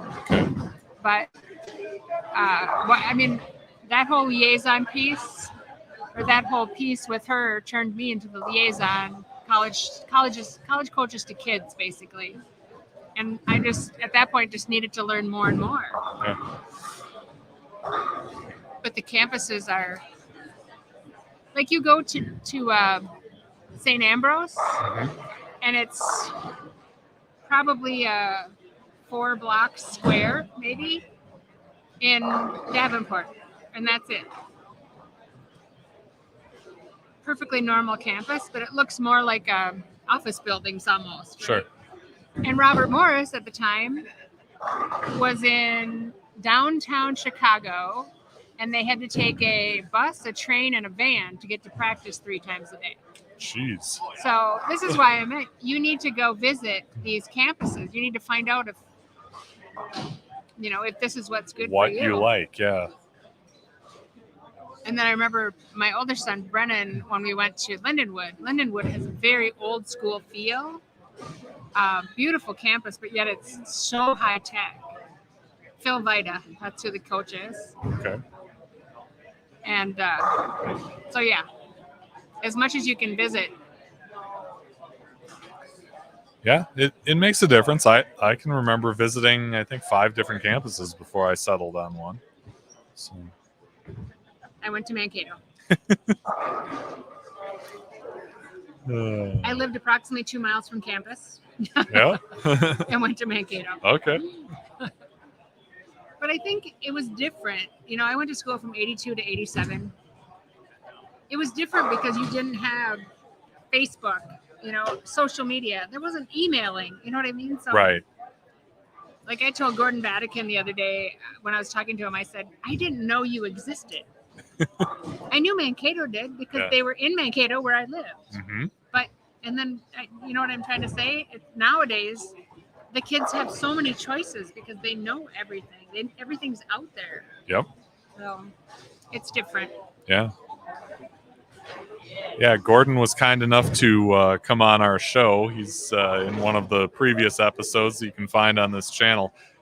He is one of those people that, me as a middle-aged guy, just talking to him about college bowling, you want to jump on the next flight down to the, to the Midwest Collegiate and get on the lanes again, because he just has that effect on you. I know. I posted a couple days ago that I was at Jayhawk, and he was one of the first people to recognize it. Good girl, Terry, or something to that effect, Yeah. And I kept saying to him, I go, I don't know how you're going to retire. Right. But he did. But I think he still keeps, as active as he can within the industry. And Sure. again, we were just talking about social media. Social media helps. Oh, yeah. Because he can still see everyone, you know? Yeah. Oop, are we on the final game? Game 6? I think this will be 5. Is this the end of 5, beginning of 6? Let me see, because the last update we had was with 3. Unless I'm behind a game. Let's go check.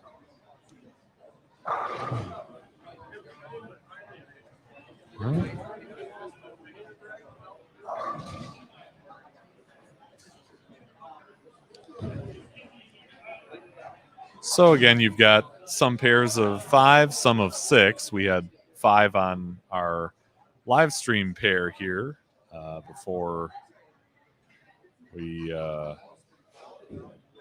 got going here. Finishing 4, going to 5. Okay, So this will be game 5 that we have coming up in a moment here. I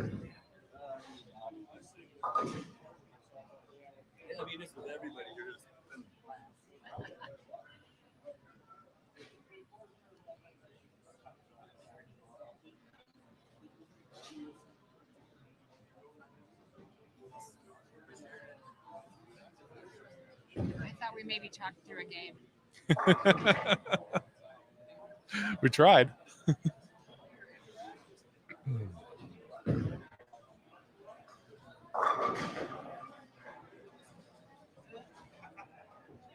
Matt's not bowling this round, is he? He was in Nope, second. he's in. The first one? Yep. Yeah, these are the A squad results. Among those top 5, Briley Howell, Matt Payne, Ryan Powers, Phil Stellmaker, and Cody Larson. With several others, you could say, on the bubble. As we'll have to see how this squad turns out to know if they will be in or out, as Nick Heileman starts things off with a strike on lane 11. Brent Newman looks like he's got a whole lot of KT tape on his name. Very colorful. Yeah.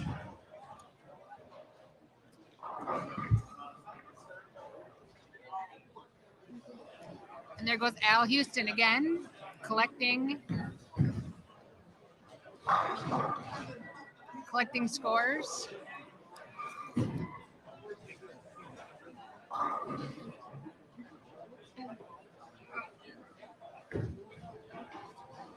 It's funny for me to watch like the second generation.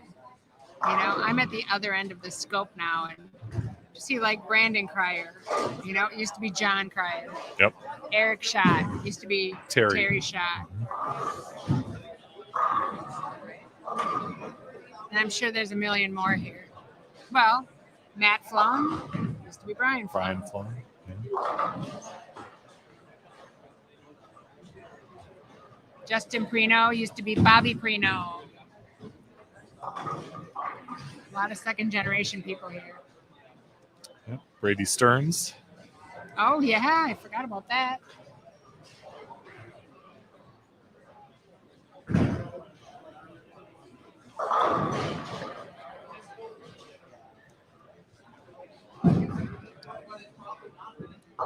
Did we figure out if Mike Peck got the award for the longest distance traveled?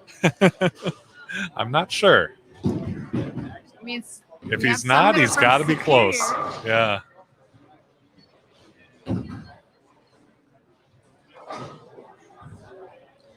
No award. I see him go for Waldorf.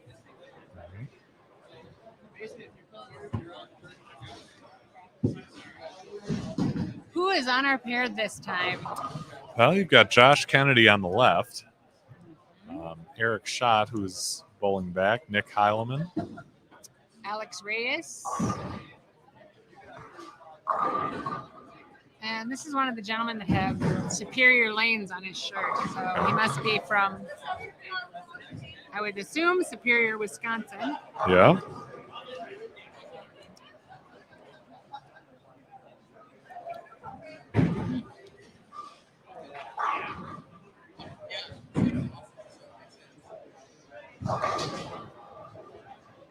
Terry will find out. I will. Catch out.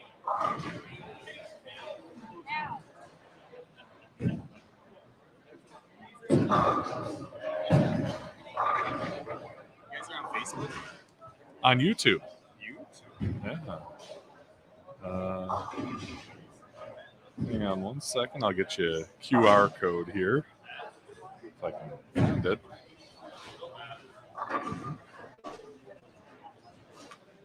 There you go.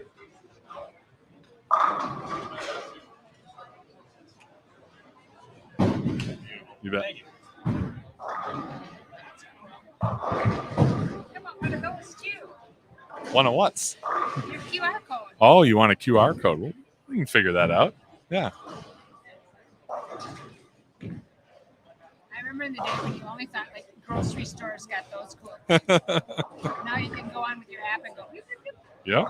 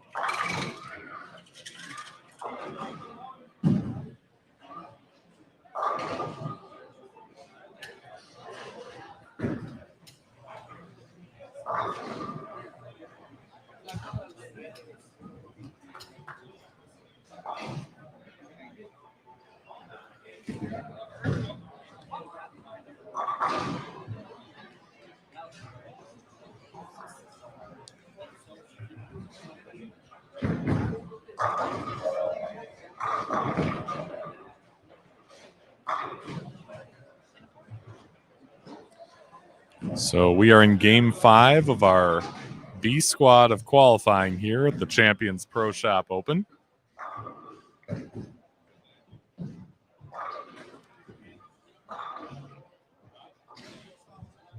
Tournament staff is gathering scores from game 4, and once we have those updates, we will bring them to you.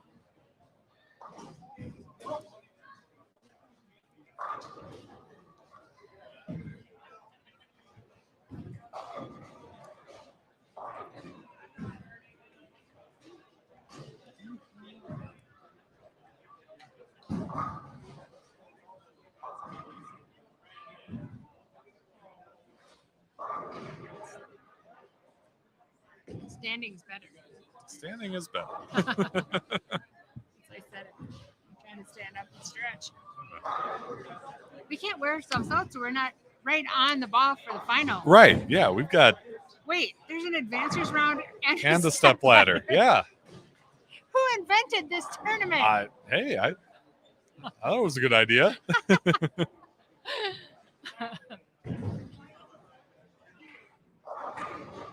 It is. We're probably putting more into it than we need to, right? Huh? Always. That's why you debrief after the fact and figure out what was good and what wasn't so good, and then it's better next year. Not that it was bad this year. It was good this year. What's nice, having 2 shifts is nice.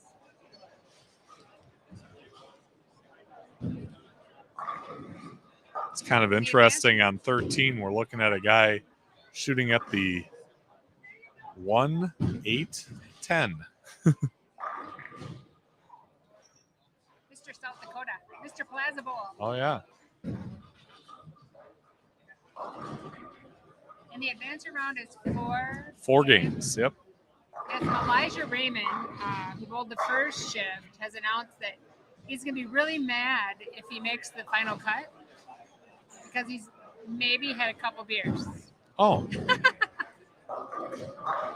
Okay.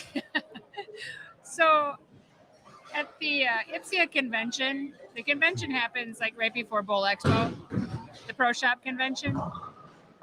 This gentleman, Nicholas Linderholm from Sweden, didn't think he was going to make the cut. And so he had been sitting drinking for a while. His pair got done early. Uh-oh. And he made the cut. Now, here's what's even funnier. There are very high-level bowlers in this tournament, right? Sure. There are professionals in this tournament. He looked at me and he goes, "Terry, I gave my ball back." I said, "You gave your ball back?" He goes, "Yeah, I gave it back to the pro shop." I said, What? "Explain to me what you're talking about." Yeah. He goes, "Well, here I find out he borrowed shoes from someone. He was using a demo ball that was going to be used the next day for the showcase. Yeah. And he won the tournament. Oh my gosh. About 2 games into the advancer round, he goes, maybe I should stop drinking. And I go, I don't know at this point. Because the tournament is free to all IPSIA members. Okay. And it's a $2,000 first prize. Oh, wow. So it's not little. Yeah. It's not small. And so he ended up, taking $2,000 of our money back to Sweden. And he's laughing the entire time. Oh, sure. Using a demo ball and borrowed shoes. Yeah. And he won. Wow. Yeah. I'm trying to think of the pro that got the farthest. And he was a regional pro from Orlando. I can see him and I can't think of his name. But he's laughing too. He's like, I'm getting beat by a guy with borrowed equipment from another country. Yeah. It was very funny. He looked like Amaletto. He was like, but it wasn't Amaletto. Because Amaletto is from there too. Can't think of his name right now. But it was very funny. That crazy guy. The guys that come over here from Europe are so excited to be here and to be part of all of it. Yeah. That they just really have a good time. Sure. There were guys from France that were bowling, the Netherlands. So yeah, free membership or a free entry and $2,000 first prize. Sure. And this year, with Expo and the convention being in Colorado, I'm hoping we get a lot of people from like South Dakota, North Dakota, Montana, Minnesota. You know, I'm hoping we get a good turnout from the local people. So, and it's at a beautiful, beautiful place, the Gaylord Convention Center. It's gorgeous. I think they actually have a lazy river that goes all the way around the hotel. Oh, cool. Yeah, very beautiful. So bring your wives, or don't bring your wives, whatever. But they would have a good time. Sure. No, I've never been to Bowl Expo before. But you know, you hear good things. You should be. Yeah. You'd love it. Yeah. More connections. It's my jam. Yeah. Sarah came with last year and helped us at the IPSIA booth. Okay. You could come help us at the IPSIA booth. Maybe. Maybe. We could play your videos in the background.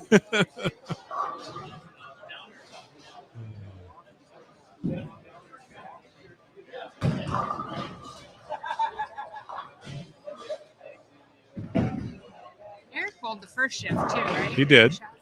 Josh Kennedy here on 12 is coming off a double, and it looks like he's playing a similar line again to Dave Ullman, maybe a little deeper.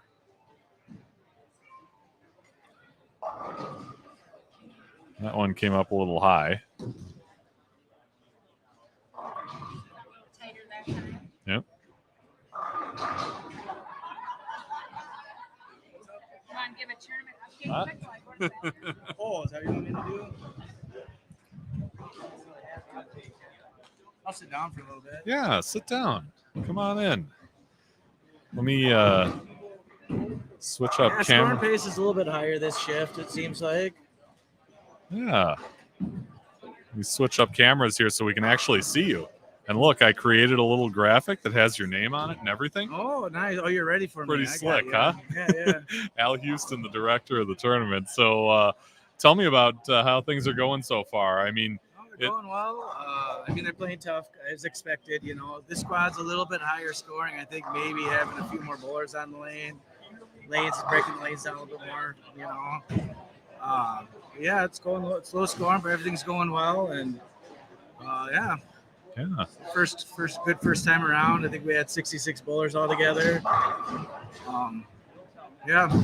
It seems like a lot of the guys on the A squad were starting out way out, hoping to kind of open it up at the gutter. This squad, you've got guys like Dave Ullman, and we watched Josh Kennedy, Brady Stearns, all kind of in and almost playing a fade. Yeah, it's just kind of just that tight little, window they're trying to put it in. You get a little bit right, you're still in trouble, Sure.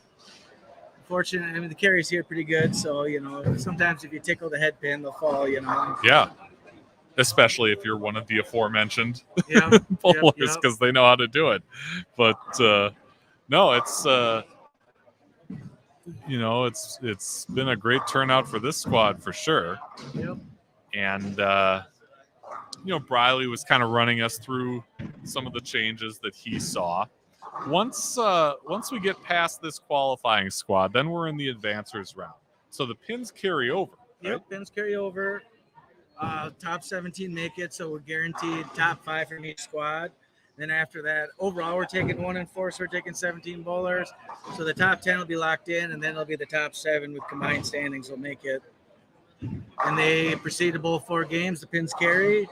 We're going to do about 3 bowlers on a pair, and they're going to bowl 4 more games, and then we're going to get to the top 5. So those 4 games will go by pretty fast. Yep. Yeah. Top prize today is $1,300, which is a great payout. Yeah. And even like 5th is like $700. So okay. It's a good payout all around. Thanks Champions Pro Shop and Larson Siding for sponsoring. It's always a little more fun when you find the added money for the bowlers. Oh yeah. Yeah. And it seemed like, one day we were just having this Rochester match games, and all of a sudden, we have this huge quadruple crown. Yeah, and honestly, it developed in about 24 hours. Wow. I got a friend that wanted to invest in some bowling tournaments, and I kind of proposed a couple ideas, and I actually kind of talked to Nick a little bit, because I initially was coming up with the idea of maybe having just 4 tournaments and using the towns, but we came with just using the events we already have going and just adding a couple. It made more sense. Yeah. But all the events, so this is one of the new events, and the one on February 10th, Nevin Breddy's running that one. That one is a new one also, but the holiday match games has been going on for 30 plus years. And then Nick probably runs the best one of all of us in Lacrosse Open. He's got over 4,000 added into that one. So sure. All the tournaments have added money into it. And then at the end of the year, there's a big point spot too that's got over $5,000 in it. It had to be cool to see guys coming from South Dakota, Wisconsin, as well I got as a couple guys here from Omaha. Yeah, got a couple guys from Duluth. So a little bit from everywhere.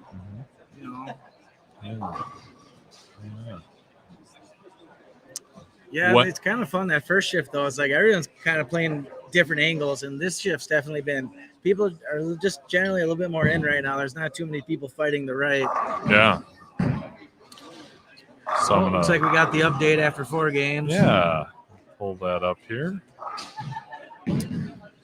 So Dave Ullman still on top at plus 92. Then you've got Brandon Cryer making a nice move with a 244. Plastic on the left side. We saw that kind of on the catching that little friction on the outside and going right in. Yeah, and the outside pairs there. Brady Stearns, who we saw last game, hanging in there in 3rd at -8. And Don is from Lacrosse. Don Lucy. Yep. And also, Jared, I actually bowl a league with Jared in Stewartville, so he's from Stewartville. Okay.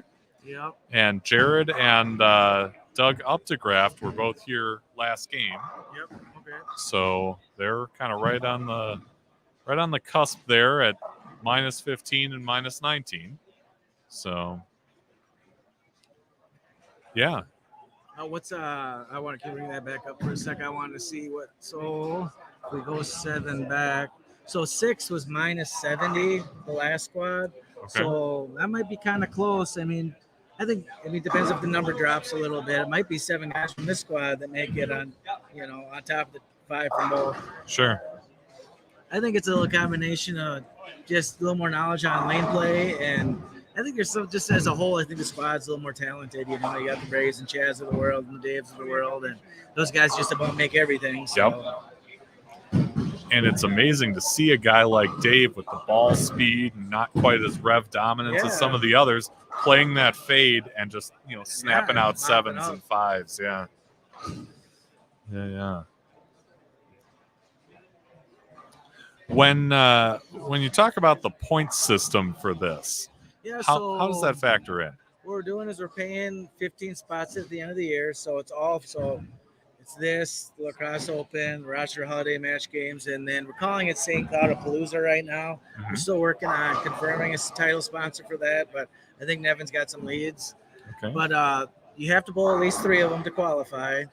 And what it is you get points from your qualifying scores and your finishing score. Your finishing score is triple your qualifying score. So, for example, the most points you can get is 25 for qualifying. So what'll happen is if you qualify first, you get 25 points in any of the tournaments. But then if you go on and win the tournament, that's 75 points. So the most points you can get in a day is 100. Okay. And we're paying 15 spots. There's $5,000 in that prize fund. Top prize is $1,000. And it's just, all the tournaments are good tournaments as it is. They all have added money. It's just kind of like an added perk, Yeah. Yeah. And that's kind of a neat way to link them all together, too. Yeah. It kind of gives people a reason to travel south and to travel north. And, I'm looking forward to St. Cloud. Jason Hansen owns that center. And Jason's a great dude. He runs the CBA. And Nevin's running that tournament. He runs like the Midwest Youth Championship. So, it's just a good collaboration of guys that run good tournaments and, kind of putting our minds together. Sure. If you follow the Spare Time Facebook page like I do, you get the impression that there's like a tournament here every weekend. Do you ever get a weekend off? Oh, I do. I mean, I have a good balance between working and this time of the year is kind of different because coming up here, we kind of focus on our Christmas parties and stuff, so we won't quite have as much stuff. But we got the senior state tournament coming up, so that'll be fun. And then once we get into March or so, we start rolling the one-day tournaments again, like the Toughest Nails and the Pick Your Poison. A couple of those, they had 50, 60 entries, so it was good turnouts. Yeah. Yep. I just enjoy doing it, and honestly, I work in a bowling alley, and this is how I get all my friends to come hang out with me. Sure. So I just make them come on down, and I can heckle them the whole day. I have more fun watching than bowling. Yeah. Yeah. You been bowling anything yourself lately? League, I've a little one-off here and there, but I think I know my place. And not often it's like out there on something like this. Like. But no, it's cool to see how how a talented group like this is able to make something out of next to nothing. I've been doing the knowledge of bowling on patterns and the equipment and just the opportunities and the education out there now too is more than it's ever been. Sure. So I feel like people sometimes don't realize how hard these patterns are, and they're actually making them look pretty easy sometimes. Mm-hmm. Now this one's still pretty tough. Scores are fairly low. Dave's by far been bowling the best all day. I think on the first shift we had 2 or 3 bowlers plus. Yep. But there's a lot of talent in the field for that, Right. And it's it's not at the extreme where it's it doesn't seem super oily for 49 feet. Right. People are still able to get some ball motion down there. Granted, it's tight. You can't miss much. Yep. But you've got an opportunity to find it. Yep. You want to keep your speed consistent, keep it off the hand clean. You miss it a little bit, it'll probably sail on you. Mm-hmm. Yeah. Tell us a little bit about about the match games, just because there's so much history in that tournament, and that happens to be the next one that I'll be streaming. Yeah, so I've always looked up to the match games. So Tony Connon, he bowled the first shift. You met him earlier. Yeah. He had been around it for 20 plus years, and I've been in Colonial for 15 years, and I've probably been more affiliated with the tournament for about 3 years now. And just, Tony does kind of the day-to-day operations for that tournament. I'm kind of just the pretty face that finds entries and finds added money. That's the stuff I like doing. Mm-hmm. And it's been growing over these last couple of years. It's a one-day tournament. It's all on Saturday the 16th. And I think it might be 17th. 16th. It's the 16th. Saturday before. Sorry, you got it. Yep. And everybody comes in and bowls 8 games. We pack the house. We'll probably have pretty close to 80 bowlers. So there'll be 8 on a pair. And once you make the cut, the top 16 do double elimination. So it's it's a full day. I think last year Brady Stearns won it. Okay. The year before that, I believe it was Scott Endersby won it. I mean, it's kind of one of those people kind of come from everywhere, and yeah, it was a good starting base. I learned a lot from getting people in here.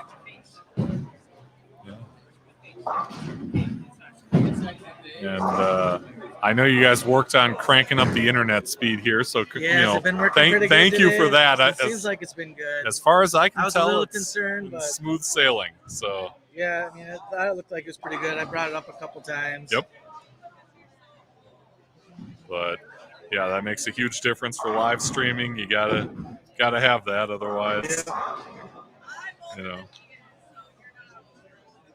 But no, it's been good on my end, and great to be able to highlight all these talented players on the channel.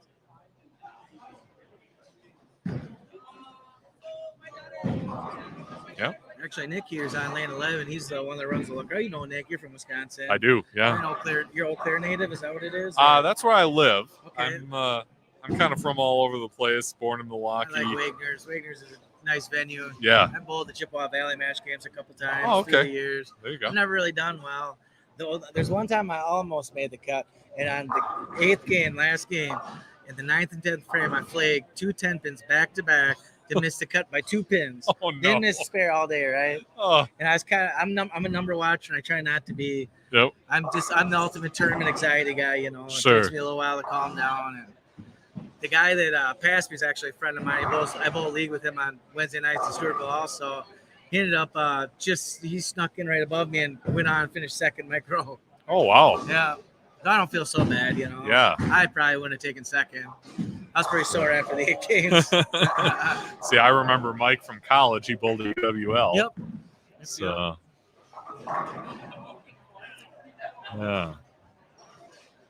No, it's tough to when you win that tournament, you're doing something. Yeah, and, always good fields, And there's a lot of amateurs out there, like they probably could be a borderline tour player, but it's kind of you have a full-time job and Sure. kind of pick and choose. It'd be different if they're bowling for $50,000, $60,000, $70,000 every week.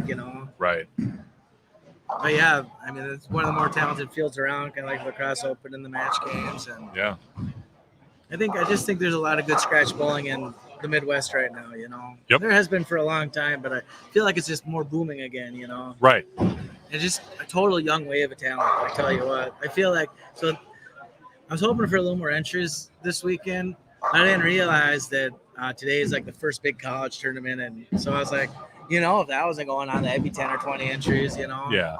But you sit here and you think, there's always something.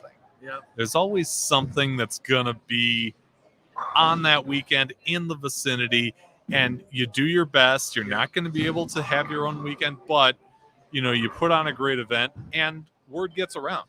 Yep. These guys will talk to their their buddies back in their hometowns, and then you get it bigger and better for next year. Yeah, word of mouth is huge. Mm-hmm. Some people, it takes them a little while to come out. They want to hear about it, and Sure. I was talking to Eric here, and he had a rough start. He was a pretty good player. He went first session, so he's won the second session. He went like 120, 120, 130. And I did tell him, hey, at least you're not getting poured on, because the last time we had a bowling tournament the big bowling tournament was at Golfing Bowl. Yep. And it just poured on us. It poured on us literally for 15 holes. I felt so bad. Yeah. I was kind of thinking they would cancel it. And Bradley kind of had stuck in my head or playing through it no matter what. And I learned my lesson, and I've learned if it says 90% of rain for a whole day, maybe I need to postpone it or, Sure. Yeah, he talked about it a little on the stream. It's a unique tournament, but it's like, I think we look forward to it the most, Mm-hmm. I think you'll look at that day as the one bet or, the one oddball one. Even though it's light rain, it's no big deal, right? Right. I mean, you're putting the ball and you can see the water splashing into the hole. Boy. The full of water in the hole. Yeah. But yeah. And I can't remember, Did you know the name of the gentleman who just threw on 11? He's from Duluth. Bring the score sheet. Sure. I can't think off the top of my head, but I recognize his name. It's Kyle Cantola. Okay. He's one of the guys from Duluth.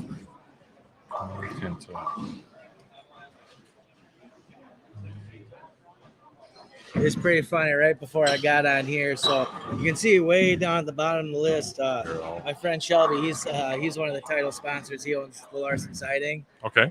And he told me he's bowling bad and he's got plans, so he's going to butt up early. I said, thanks for the support. Yeah.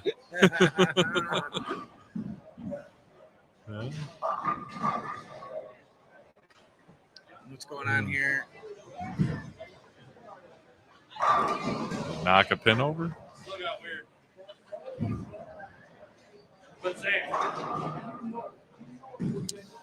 No, but this is, just speaking from the experience of this being my first time in the house. It's nice. It's very It's a beautiful spacious venue. They got good food. Yep. I I haven't seen this is the first time I've seen any kind of, call yeah, no, from the everything's been machine. running So, good. And, yeah. It's a really cool venue. It's there's a lot of moving on because coming from Colonial, Mhm. it's kind of your traditional 20-lane center. It's got a full bar, but doesn't have a full menu, and it's mostly just bowling, right? Yeah. But between the parties and the arcade, and I mean, they did 20 weddings this summer so they cater, and Wow. I mean, there's just a lot of different revenue streams they have here. So it's been a lot of fun. I've almost been here a year now. Okay. Yep. Yeah. No, it's We got the great. new Oilers, so that's great. Mhm. And it's cool to hear, the pride, from people like the house and, about Owatonna bowling and the history and the, the top level guys like Holman and Chad Nelson, Yep, Dan yep. Bach. There's a lot of talent in the area, and there's a lot of, there's just in general in this area, and there's bowlers I didn't know they were as good as they were. Just because even there's always those bowlers that don't go out and bowl that much, Mhm. so you don't really know them until you meet them, and then you watch them, you're like, this guy should be bowling every weekend. But Yeah. you got married and 3 kids, and you know how that goes. Oh yeah. Let's see, how's Brandon doing? Brandon, he was on lane 13. He's my best friend. So Okay. I've been kind of watching him. And you'll see his He's shot doing coming good things. through on the right Kind of a side of the bubble guy page right here. now. A little light mixer shook him out.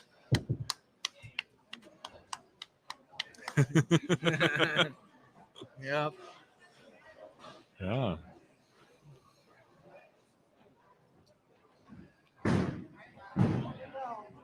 Again, we're just finishing up game 5 here. You'll have one more qualifying game, and then it's on to the advancers round.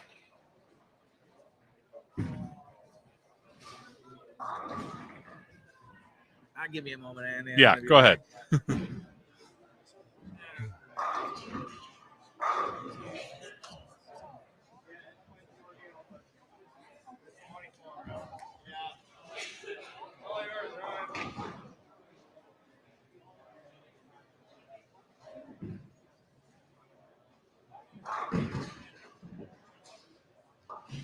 So a little ball return trouble that they're working on right now. See Al over there speaking with the players.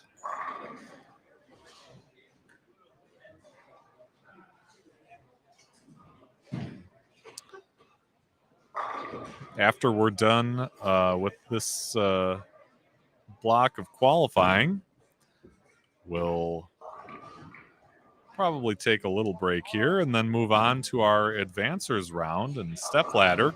You can find a separate video link for that in this playlist that you're watching.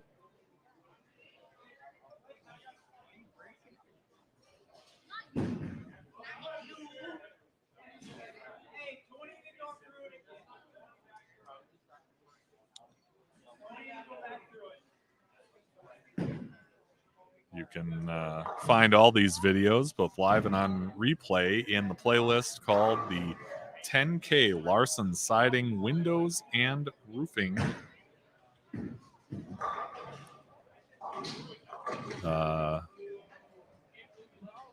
Quadruple crown. And once we get into the Rochester Match Games tournament, those video links will also appear in this this same playlist. So be able to go back to one place, relive both events.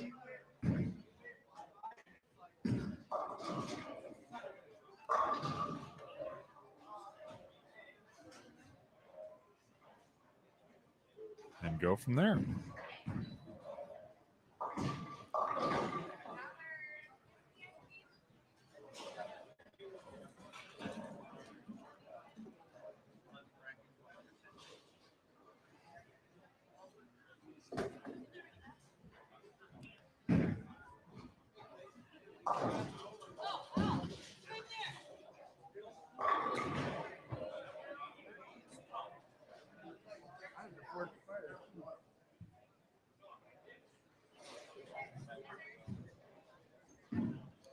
Looks like in our final qualifying game here, we'll see Brandon Cryer. He's seated in the settee area, just out of frame there.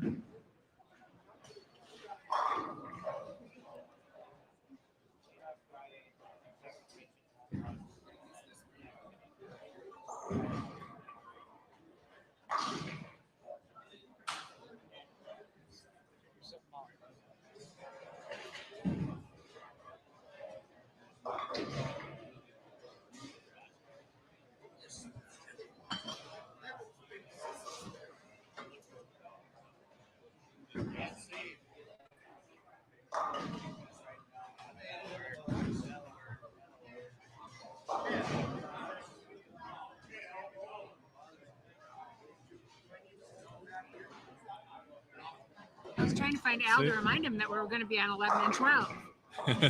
He maybe doesn't know. Huh? Yeah, I think I jinxed it. I had just said, man, haven't seen a machine call all day. Oh, no. And then here we are. But, yeah, we're back at it now. And We have, when I first started, well, about 3 years ago, we were definitely short lane people, and now we have some really good younger people, too, that have learned a lot.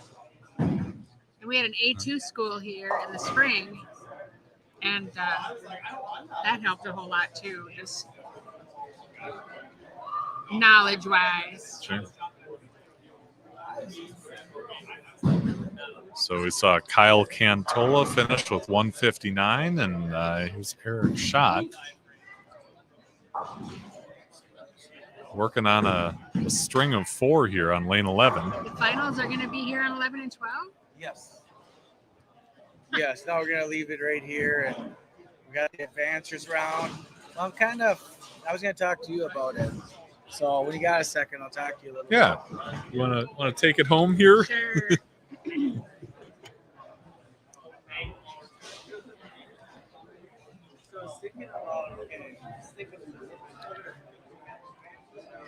There's been a little bit of movement, people moving around.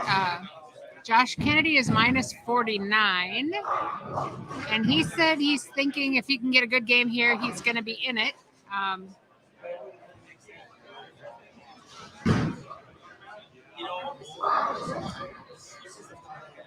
Just trying to look at where we were at. It looks like there's still pluses in the top 5.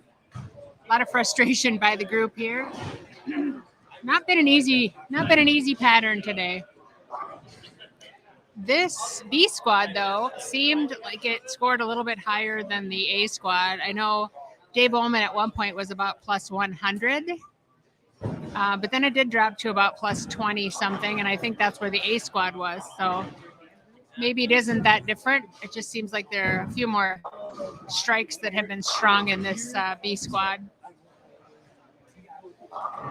Yeah. What does the last update look like? Is that through game 4? So this is through game 4. Yep. I can pop that back on the screen for a moment here. You've got Dave Ullman on top as he has been the last couple games.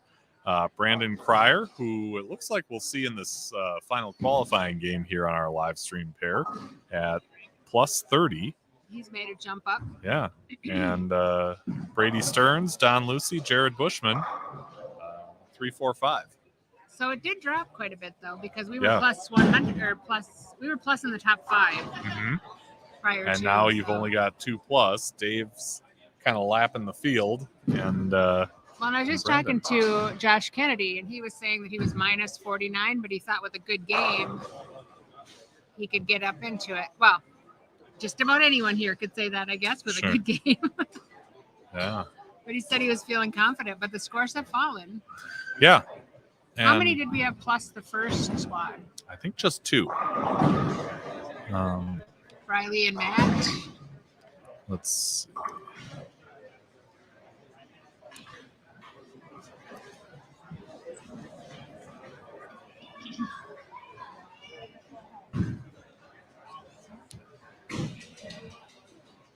No, I'm sorry, 3. Briley, Matt Payne, and Ryan Powers were the 3 that were plus from the A squad.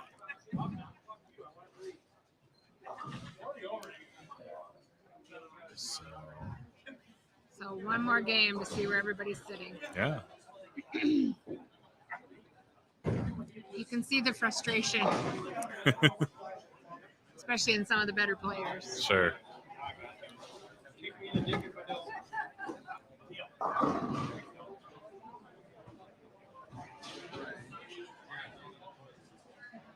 I haven't seen. Where's Chad sitting? Let's see. He's not been part of our conversation. That's what I was wondering. He's in 8th, so he's within striking distance. But yeah, needs to put together a couple big games. Let's see. Did he just finish there? Yeah. He must have been. Or is he finishing up?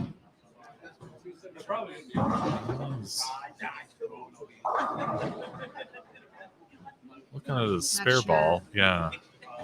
He might be finishing right next to us on 13 and 14. We'll get to watch that. Yeah.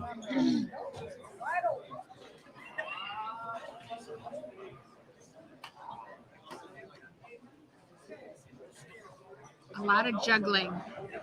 Yeah.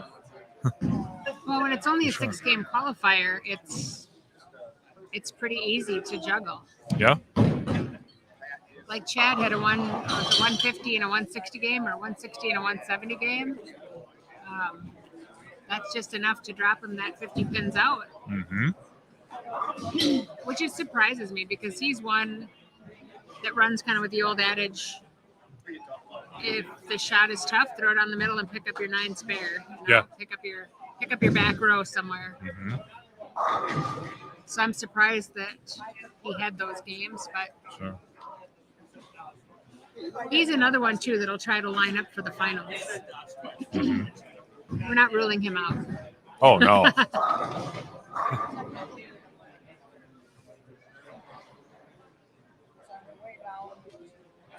He's funny. He keeps saying, I used to be good, and then comes through and wins. Mm-hmm.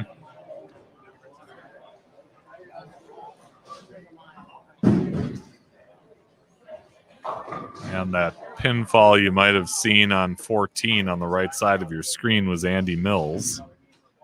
And trying to look back to find out where he's sitting. Yeah, he's having kind of a rough day. Yeah, But he didn't look happy. 150, 160, 150.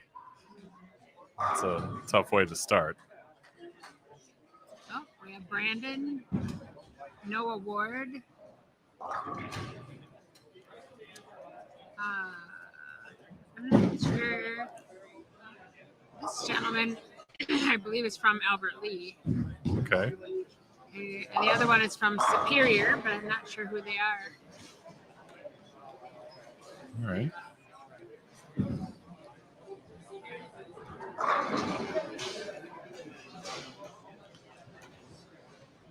Come on, Chad.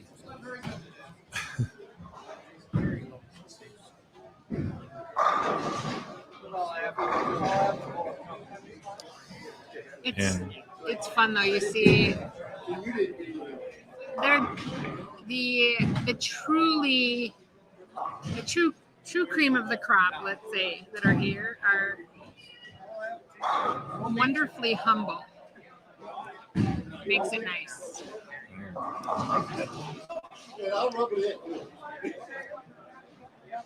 So here's Brandon Cryer. Oh my Wow. goodness. That ball jumped. Jumped off the gutter. You were thinking the same thing I was thinking. Yeah.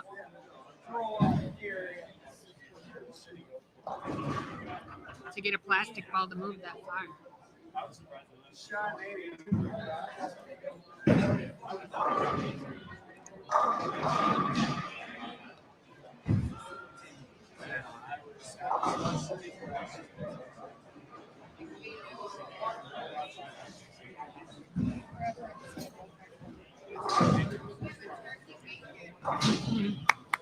Brandon, who picked up that spare with ease, was on an episode of our show on the channel called Punch It Up and Punch 'Em Out. And that was a pretty fortunate timing on that one. If you hadn't seen it, we went live with him the day after he won at the CBA tournament. Really? Yeah. Just kind of had him booked that way. So he got to talk about his experience. Mark London just said Kelly Kulik said to say hi to us. Oh, hi, Kelly. I'm sure she's listening. Right. Well, she might be now. I hope so. Here's our first look at Will Matafee, who pushes it right at the head pin. He'll be left with a 1-2. Yeah, I can't think of his name, but the gentleman on 11, I think he used to work at Holiday Lanes. Oh, okay. Yeah, he's got a Holiday Lane shirt on. Yeah.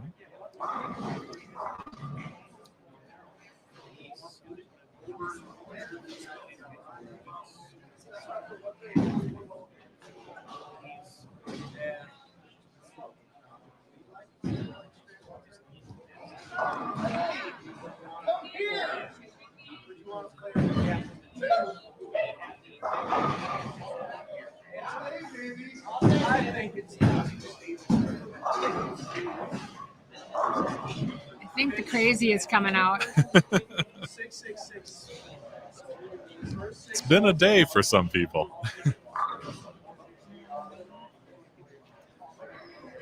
Parker Hartle is on the left and Chu Vang on the right.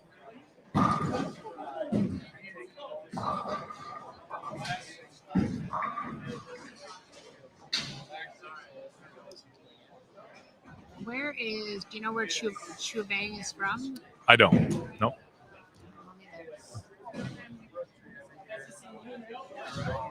We're going to have to make it our mission. Yeah.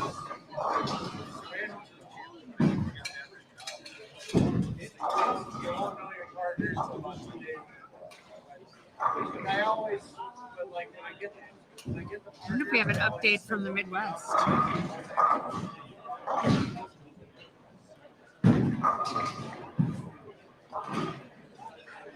Do you have it up? I don't. I can find it. But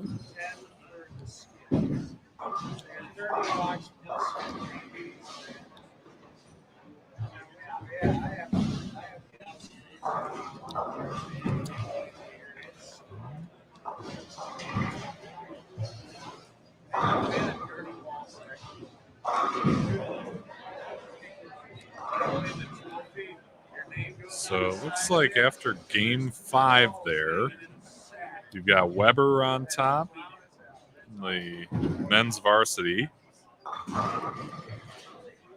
Wow, is that ball coming off of the gutter? Even down the lane a little bit. It's a 50th tournament. Unbelievable. Well, that's from 21. There are a couple different pages.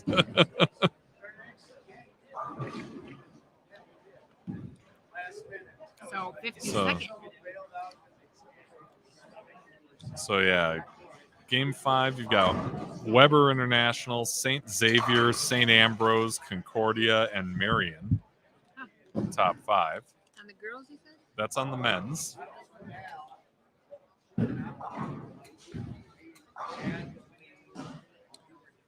Women's is updated through 4. You've got Weber International, Whitewater, Mount Mercy, and William Penn, and St. Xavier. Weber's are always up there, but they must have an exceptional team. Sure. This year. I know Brandon Bone is on Weber's team now. He was Mount Mercy last year. Okay. And Justin is with SCAD, right? I don't know. I think. Was it Justin that was originally at Wichita? Wichita, yep. We had one of the kids from SCAD that was he was at St. Ambrose, one of the local guys. Okay. I know him as well as my children and cannot think of his name. He went to SCAD this year too, so his 5th year, so he was going for his master's. Okay. And he is in artistry, so it makes sense. He like designing banners and stuff. Oh yeah. His dad designed the logo for Caribou. Oh. So it's kind of going into that same industry. The family business. Joe, what was that? The family The business. family business.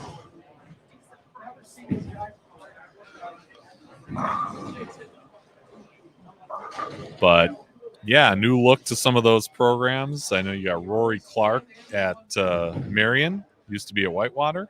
Who was that? Rory Clark. And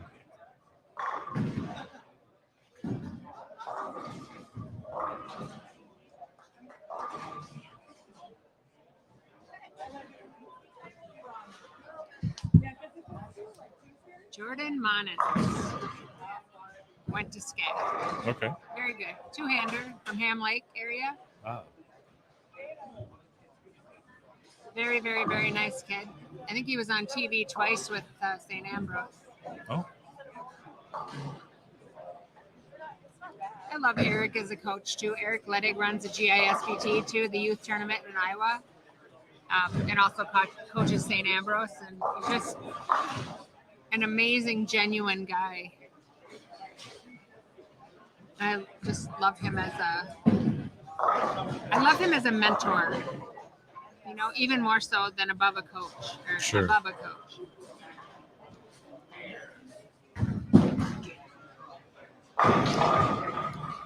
I'm surprised Brandon Pryor is not going to college. You know, I don't know. Maybe he'll go right onto the tour, could be. or maybe he'll stay a regional player.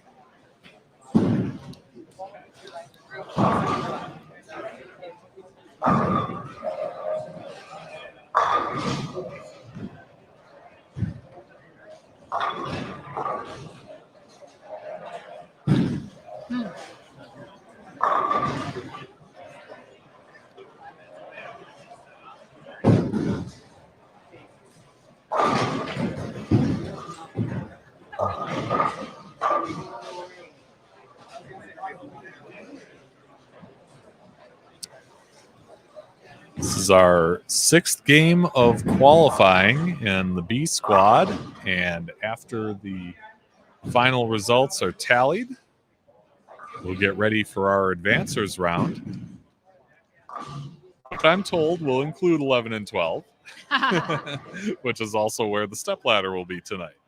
Well, and I'm guessing they're going to turn it around fairly quickly. They've been really on top of it today, and that's tough to do. Mark does such a good job. Yeah. Well, Al too. You know, Yep. Al out proactively collecting scores, and Mark flies through the computer. So. Sure.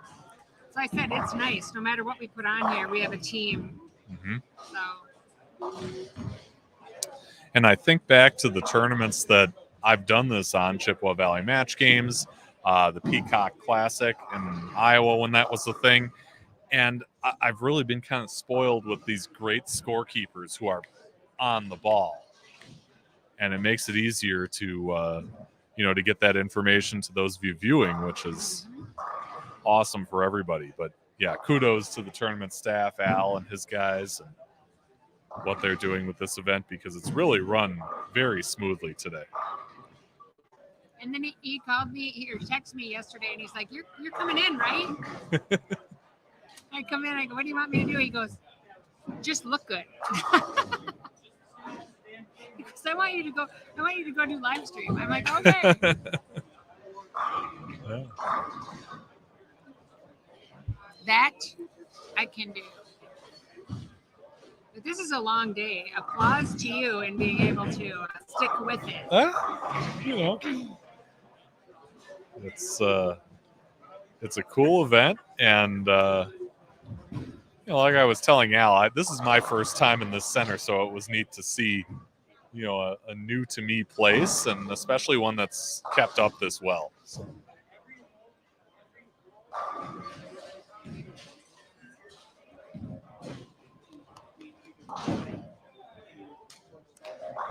Five frames away. Who do we think's gonna make it? Wow. Well, I don't see any strikes being strung.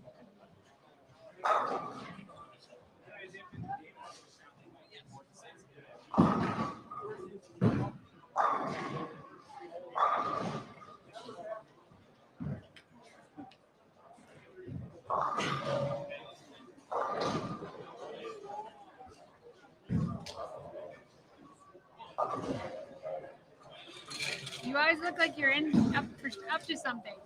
I said you always look like you're up to something.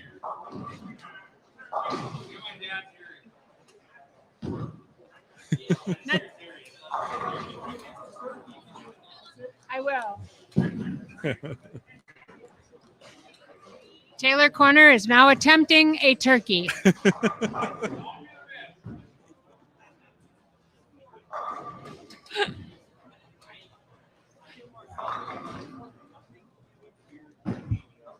it'll be one of few we've seen today. True. Dave strung him. Dave Oman strung him a couple times. Yeah, we saw But Eric really, Schott put together a few. But more than a couple. That was pretty much norm for the day. yeah. But the people that are on top are the ones that went 210, 20, 190, 210, 20, 190. Right. This wasn't a big day.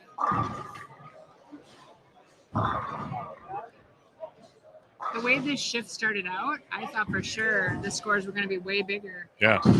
But it's really turned into something where you could, there's the turkey. We saw it, the right side of the screen there.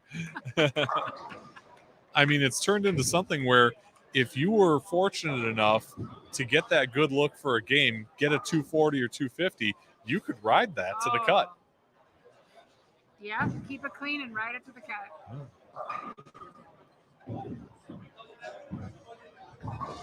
So should I announce a ham bone?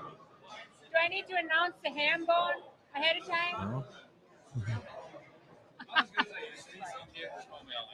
Oh, okay. Not that I was ever that good. Well, I think I'll still call it the ham bone because that would mean the fourth strike. I gotta do it first. If I do it, then you can yell. It worked on the turkey. Yeah.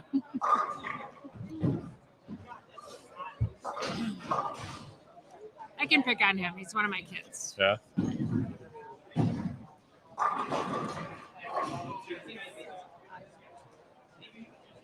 And remind me again the name of the gentleman with the Waldorf shirt on? Noah Ward. He's one of the high school kids. His dad coached also. Gotcha. Coached high school.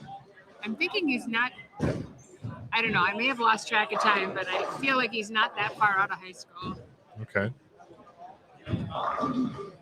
So I know the score's kind of cut off on top, but he's got 42 through 4.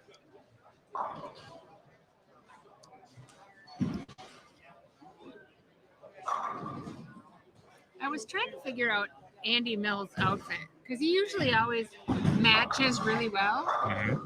And with these lights we have in front of us, I'm like purple pants with a black and orange stripe. I think the sleeves are purple. They are. Yeah. Yeah, it's I- tough to tell in the low light, but And these bright lights in front of us. yeah. Finally, I saw the sleeves. I'm like, oh. You know, because he's usually pretty crazy GQ, you know? Or crazy.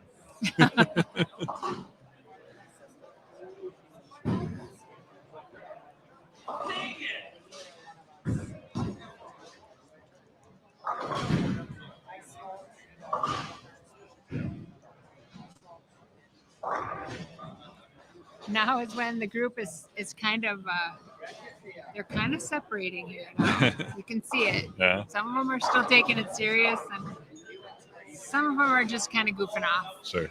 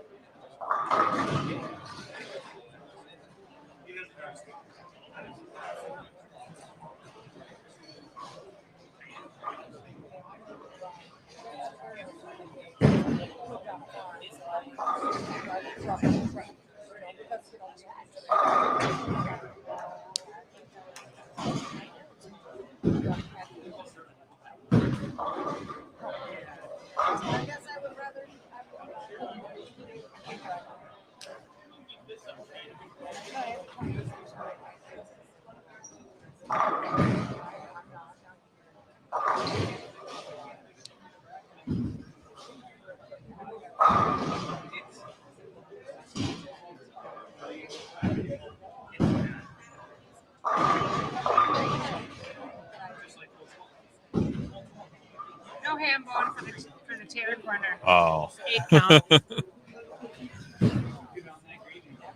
He's been struggling today too. Yeah.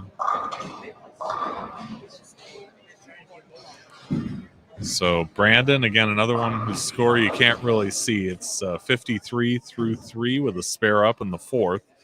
He's the one up on 11. Again, wheeling that plastic ball.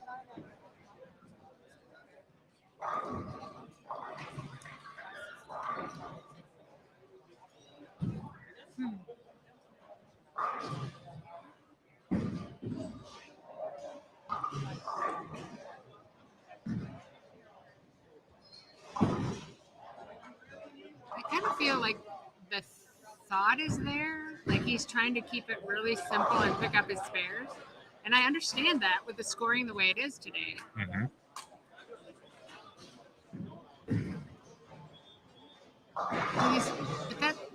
He's picking up his spares with a High performance Yeah. ball and plastic on the strikes. See, he just gave us the knowing glance.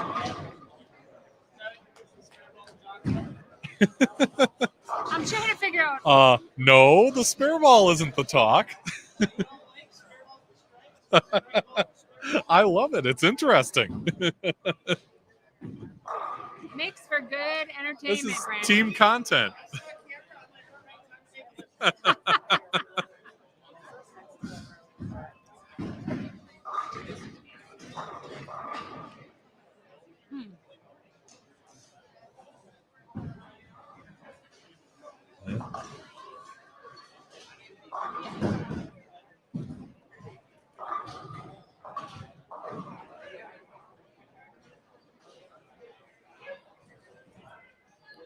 There must have been a few more bowlers on this shift. Yeah. Yeah, when you've had 5 and 6 on a pair with the first shift having 4 on a pair. Yeah, I would say there's quite a few, and yeah, we've been on a lot longer, but we're coming to the end here. Still no big strings. Yeah. Taylor with his 3 in a row, and that's about it.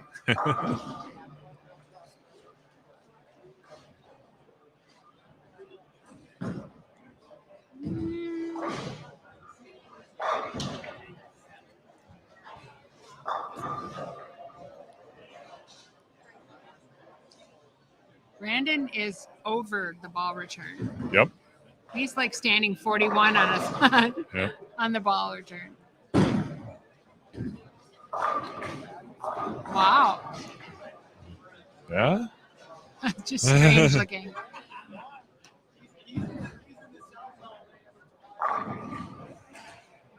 How long was this pattern? 49 feet. It was 39 feet? 49 feet.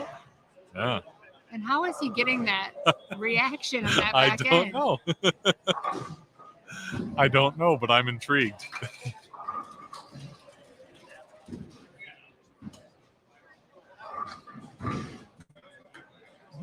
Again.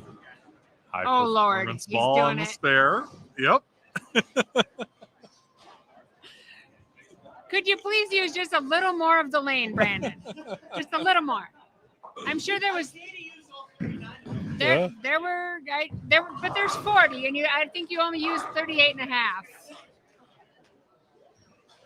It's magical. That's what that is. A spare's a spare, I guess, Spare right? is a spare. I always say there's no wrong or right in And this he's got industry. 6 of them. Yep.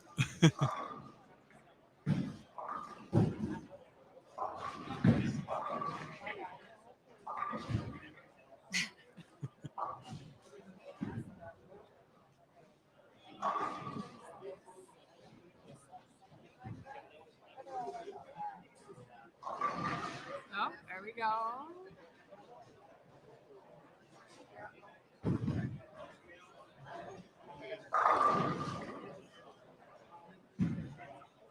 Ooh, we have 3 in a row. 13 and 14. I don't know who it is. It might be Chad, actually. Yeah. 3 spare 3.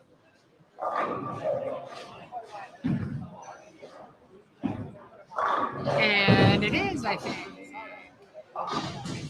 Yeah, Chad Nelson with a turkey 9 spare ham bone.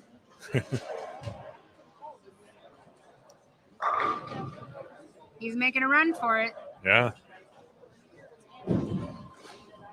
Well, this is the game to do it because it's the end of the line. And he was what? He was minus 40, was he?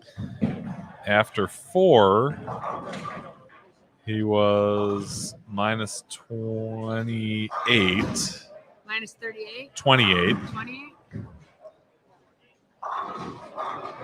Well, he keeps this up, and he's going to have a nice. And it looks like they've just put up game 5 here, so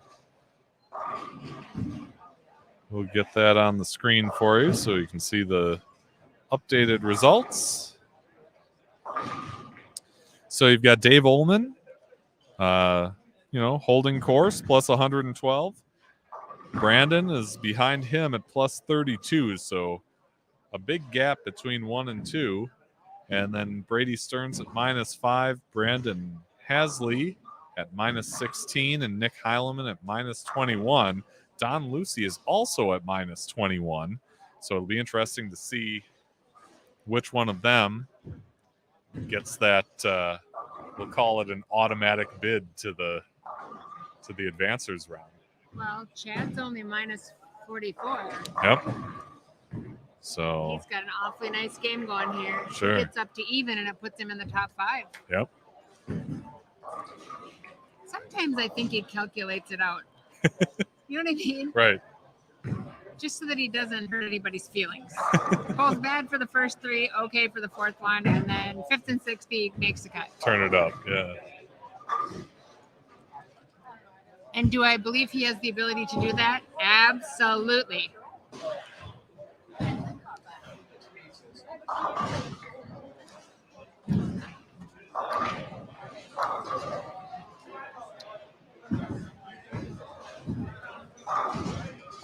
Brandon and his plastic baller in 2nd.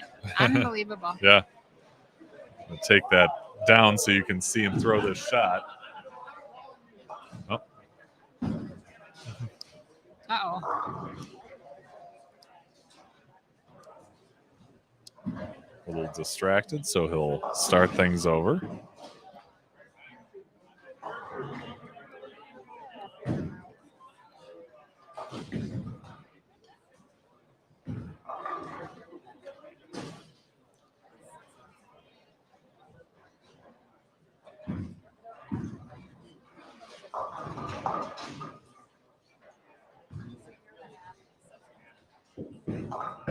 Ooh.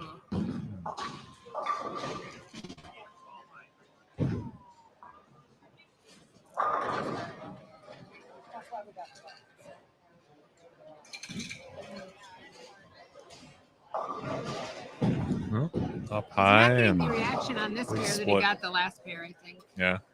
Brandon.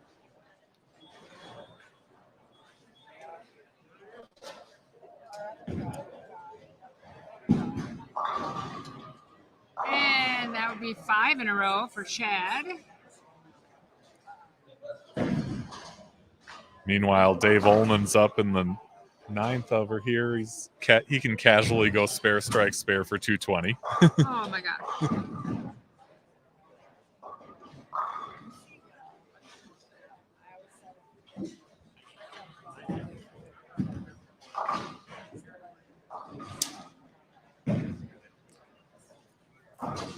And there's the spare. Yep.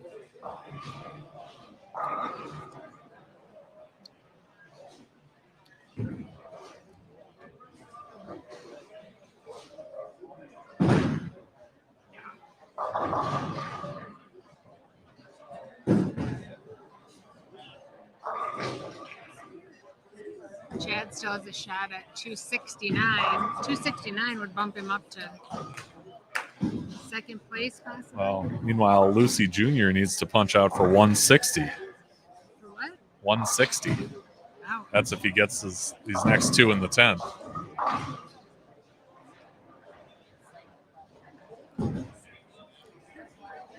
Yeah, we definitely have some jostling here. Up the Oh, yeah. top 5.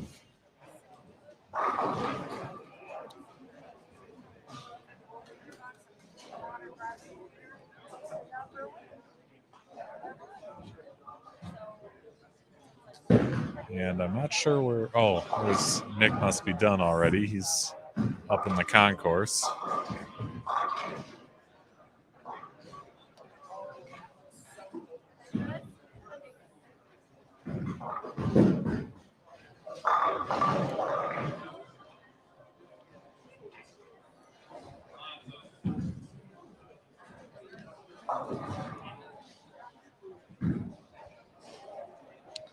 So I'll put up those Game 5 results again. And yeah, as I said, Dave Ullman's got some bonus bowling coming up. There's no question about that. He's going to be plus 130. Probably. Yep. If he keeps it clean, he'll be in that neighborhood. Chad could be at 269, which is going to put him at about plus 30. Would jump him right up into first, second, third. Yep. Depending on what Brady, Brandon, and Nick are doing. Mm-hmm.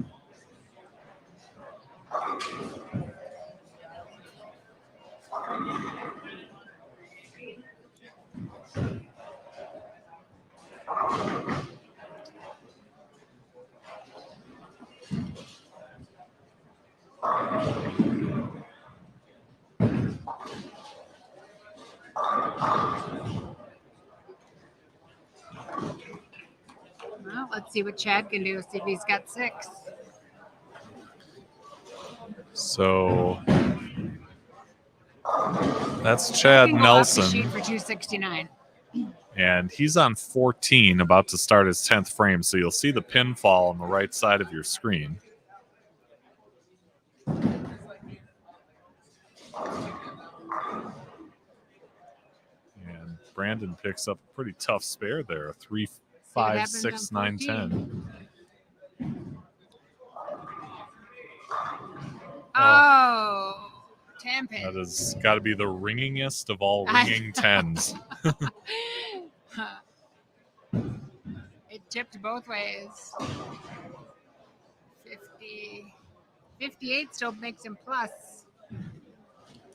So Dave Ullman's got strike 8 in his first 2 balls in the 10th. He'll be in the 220s.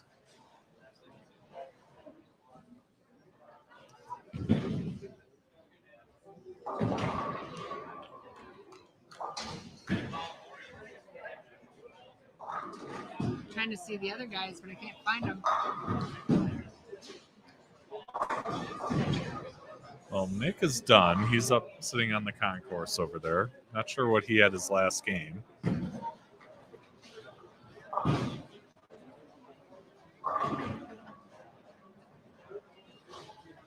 Chad picks up the spare. Strike is 58 for him. Lucy ended up with 151.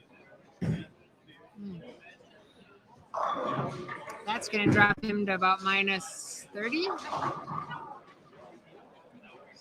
Or no. More. Minus 70 probably. Yeah, he was minus 21 after 5. 40 minus 60, 70. Ullman finished with 227. So Chad 257. That's going to boost him up to plus 10. That should be top 5.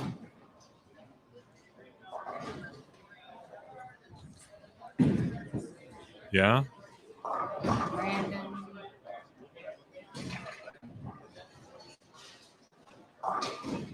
and unless Brady and Nick shot big games, he could be in the top 2 or 3. Right.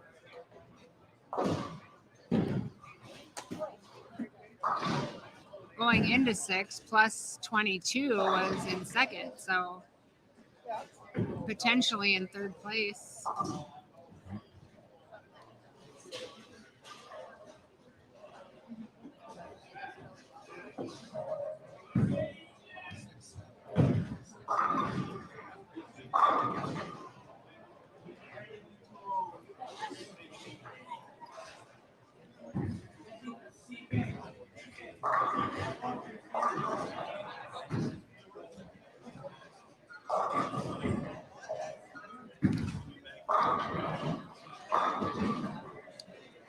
Oh, there's Brady right there.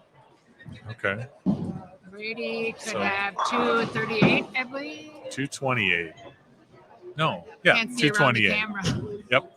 He's got 168 through 8 with 3 strikes up. So if he hits the one on the fill, he'll be at 228.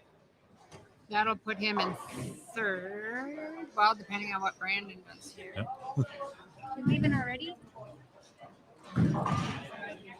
See you next week. Sometime. Good thing.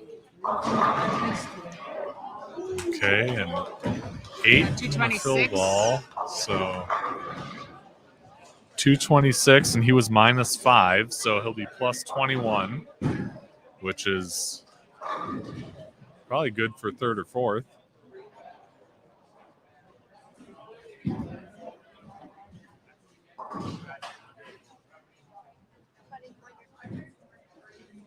Oh, Brandon, come on now. Settle down.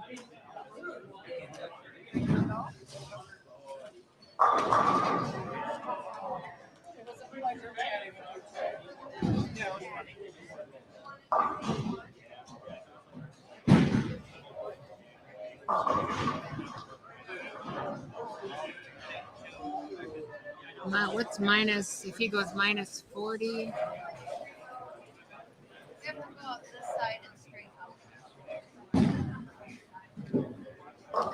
Still could be up there. Yep. I would go out the right door. I would go out this. And- That's what makes me wonder why he and hasn't even- been throwing that ball. But And wow. The clapping you might hear in the background is because the Twins just hit back-to-back home runs. oh, how cool would it be to be there? I was downtown for the 87 win for the Oh, Twins. yeah. Oh my gosh, it was crazy. People hanging on light posts. I was 10 years old. I just got to town. I was not. We had just I moved was here of drinking in age. September. I was downtown for 87 and 91. Oh, okay. I'd love to be there, but I'm not one for cold weather. Yeah. I'm a fair weather baseball person. Yeah. I know that makes me a horrible fan. No, it doesn't. I mean, bowling, man. I know. The climate controlled. All right, what else did we? So Brady's still up there. Chad has moved in. Brandon needs to finish solid here. Yeah. Okay, come on. 9 count. But even if he doesn't stay in the top 5, he's still got a pretty good shot Yeah. at being in the one of 4s.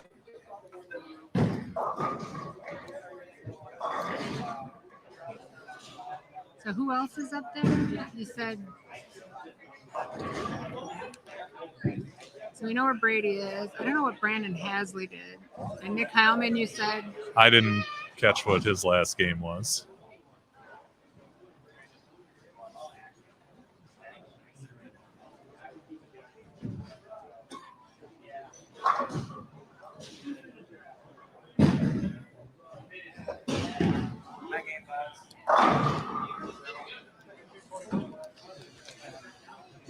All right, so Sometimes 163. I don't know where that kid's head is. 163, so he'll be just minus. 60, 32. Minus 5? He still could be up there depending on what Sure. Nick and Brandon did. And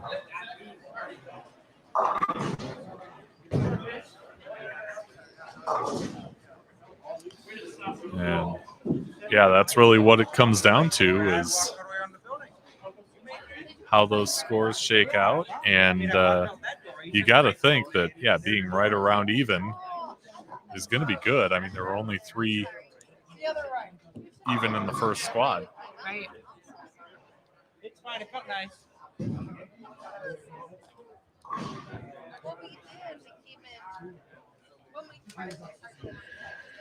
My question is, I'm assuming scores start over? No, If they the shot carry starts over. Oh, they do carry They over. carry over. Yep. They will re-oil, but will carry over.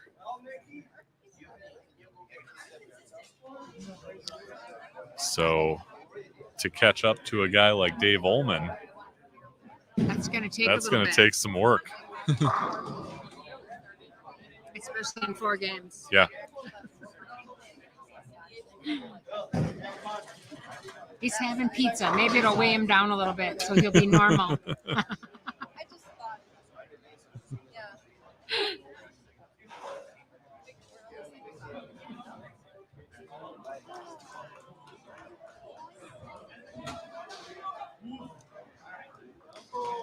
So you can kind of see it around us, but 11 and 12 are the last to finish right now. So these last few shots from Will Matafee and Parker Hartle will conclude our qualifying round here.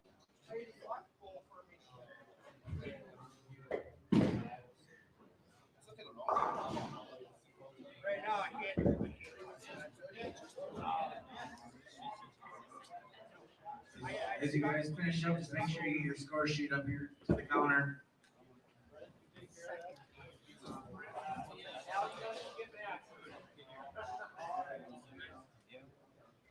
Brad Newman, we need you at the desk. What? They must have ran out of beer, Brad.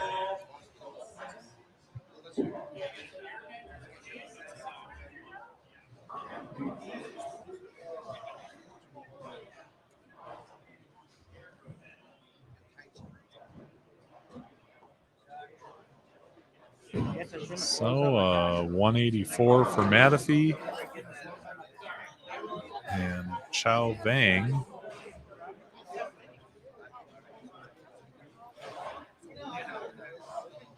The spare could finish in the 150s.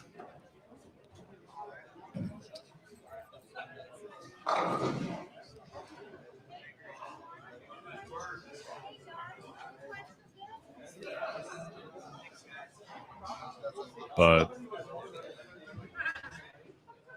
the story of this qualifying round has been Dave Ullman.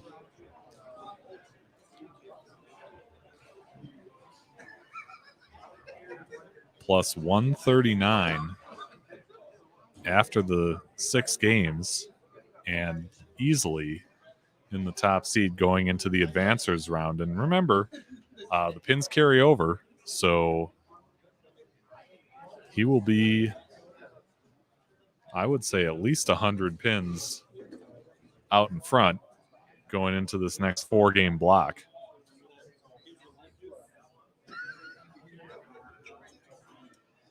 So we will wait for those final scores to come out. And once they do, we will relay them to you. Remember, we will be live on a new video link for the advancers round and the step ladder. You can find that in this same playlist on the channel.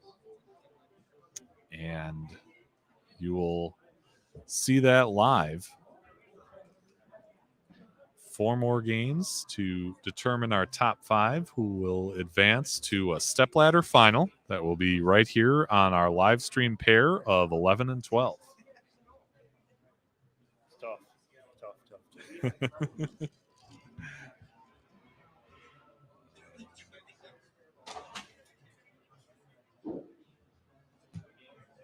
How tough is tough? You want me to tell you how Jump tough it's in here, my friend. This is one of the toughest patterns I've ever bowled on, to be honest with you. Wow. Okay. When you have no boards that will hook and it just skids 49 feet, you got to find a ball reaction. And it's tough to find a ball reaction. So this is a great experience, though, for everybody. Yeah. I mean, everybody that I was talking to say the same thing. Hey, chalk this up as a learning experience. And one guy said he talked to EJ Tackett, and EJ Tackett said, "Did you pay your entry fee?" And the guy said, "Yep." He goes, "I would have stayed home." So that's how tough it is. If EJ Tackett says he doesn't want to come, Yeah. so. Sure. On to Lincoln tomorrow. We got a tournament in Lincoln, so we got a 5.5 hour drive to Lincoln, and Okay. we're hopefully for better results than in Lincoln. Yeah. Yeah. Tell me, This is fun though. Yeah, what it was like down there, and lane conditions and all that aside. From my perspective, the scores were coming fast and furious, which is great. I would imagine as a bowler, this is one run pretty well. Oh, absolutely. This is a great tournament. And, like I said, experience. Just chalk it up as a learning experience, move on. And now, you go to other tournaments that have the longer patterns, you know exactly what kind of ball reaction, all that stuff is coming into play. So, I love it. I mean, this is a challenge. I love a challenge. And, that's what I'm going to use it as. Yeah. Mike, I'd say you had probably the most vocal fans on our live stream. Is there anything you'd like to say to them now that you've got the opportunity? No, I appreciate everybody, supporting me and cheering me on, and, just amazing. So, this is something I've wanted to do, and it's just a lot of fun meeting all these people. I mean, you meet so many nice people, so many good guys that want you to succeed. And, it's just a lot of fun. So, yeah. But I'm looking forward to tomorrow and Yeah. putting this one behind me. And what do you know about that event in Lincoln? well, we looked at the pattern, and it's going to be a strike fest. I mean, Okay. you're going to have to average probably 220, 230 to make the cut. So I plan on having my strike shoes on. We'll change of pace from this. Oh, yeah. And the ball will actually hook there. So. Sure. But no, I appreciate everybody coming out, and, it was a fun tournament. So I'm going to watch Ryan Powers. He's one of my good friends, and he's pretty good. So watch out for him in the finals. All right. So We'll thanks see a lot. what happens. Yeah, Mike Peck. Nice to meet you, sir. Nice to meet Yeah, you. thank And you very thanks for much. coming down. You bet. Thanks to all my fans, too. You bet. Best fans out there, right? All right, we are still waiting for those scores to come through. And remember, our advancers round coming up right after we get the scores done and they get everything ready. Remember, they are re-oiling, so it'll take a little bit before we get to that round, but you can find the video link in the playlist for the quadruple crown. You can also find the A squad qualifying there. You can access that on replay anytime.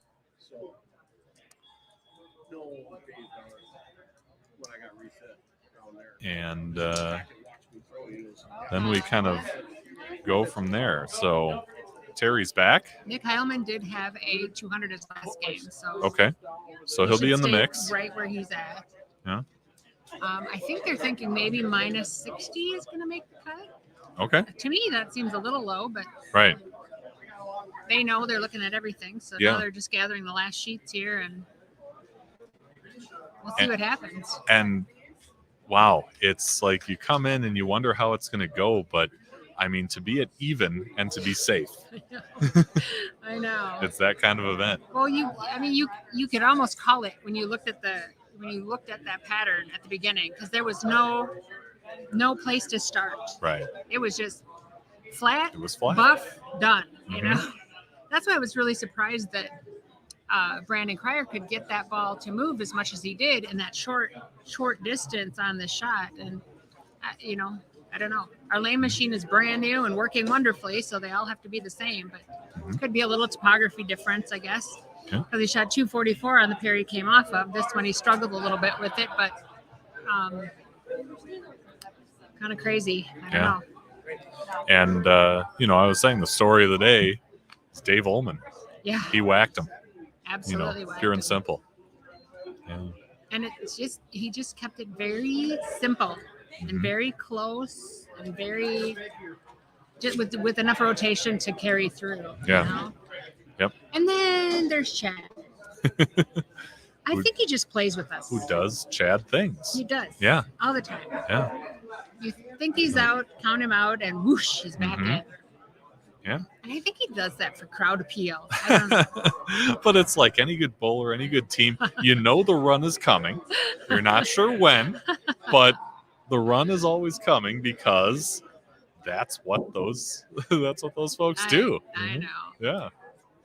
Yeah. He's just so good that sometimes I feel like, my older son Brennan was bowling a tournament one time and he had 7 in a row. And he went and picked up a different ball and I go, Bean, what are you doing? And he goes, Mom, I got to do something with the transition because I got to figure out where I'm going, And so, and he still struck with the next ball, but that, maybe that's what Chad's doing too, trying to figure out where what the lanes are going to do at different periods of time. Sure. So, I don't know. He's just a genius. So it looks like they've got the final scores up. They haven't hit the Facebook page just yet.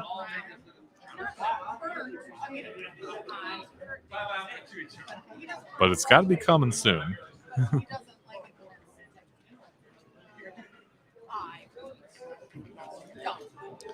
Going to take a look and report back. Okay, I got the final Oh. standings here. I'm just gonna go ahead and go off. If I call your name, you can come up here and just draw a lane assignment. I'll get the score sheets ready, but I'll just give you your lane assignment. Tied for 17th place, but at 16th and 17th, Rob and Don both shot 11:30. 15th place, got Doug Updegraff, 11:31. Ryan Okay. Burrs in 14th, 11:36. Cody Larson's in 13th, 11:57. Hopefully you can hear these names. Hansley, 11. We got Phil Stillmaker, both with 11:63. 11:66, we got Kehoe. 9th, we got Nick Heilman, 11:91. 8th, we got Brandon Cryer. And in 7th, we got Jared Bushman. They both have 11:95. On 6th, we have Ryan Powers at 12:13. And 5th, we also had a 12:13 Chad Nelson. 4th is Matt Payne, 12:19. 3rd is Brady Stern, 12:21. 2nd is Bradley Ha, 12:40. And Dave pretty much crushed today. He had 13:39 for your leading qualifier. Good bowling, Dave. So it goes Dave Ullman, Brady Stearns, Chad Nelson, Brandon Cryer, Jared Bushman for the top 5, followed by Nick Heileman, Kehoe, Brandon Hasley, Ryan Burr, Doug Updegraft. And did he say they're taking the top 17? Yes, but this is squad B. No, there's both squads in there. This isn't the final It's got because Briley's not in there. oh yeah, So you're the right. combined squad A and B finals. Okay. I don't know what they are. I'll go get it. I need a coach. All right. So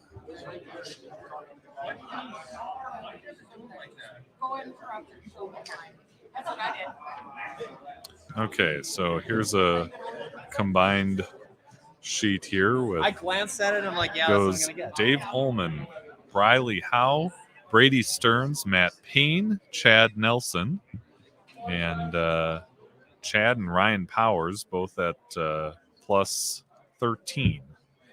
So then you got Jared Bushman, Brandon Cryer, Nick Heileman, Kehoe, Phil Stellmaker, Brandon Hasley, Cody Larson, Ryan Burr, Doug Updegraft, Rob Downer in 16th, Don Lucy in 17th at minus 70. Wow, went even lower. Yeah.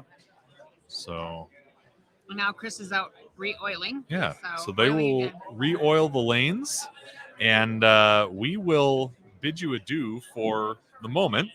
Remember just to click on that other live stream link for the Advancers round. That is coming up next. It'll be the same link for live coverage of the Advancers round and the Stepladder final right here from Spare Time Entertainment Center in Owatonna, Minnesota.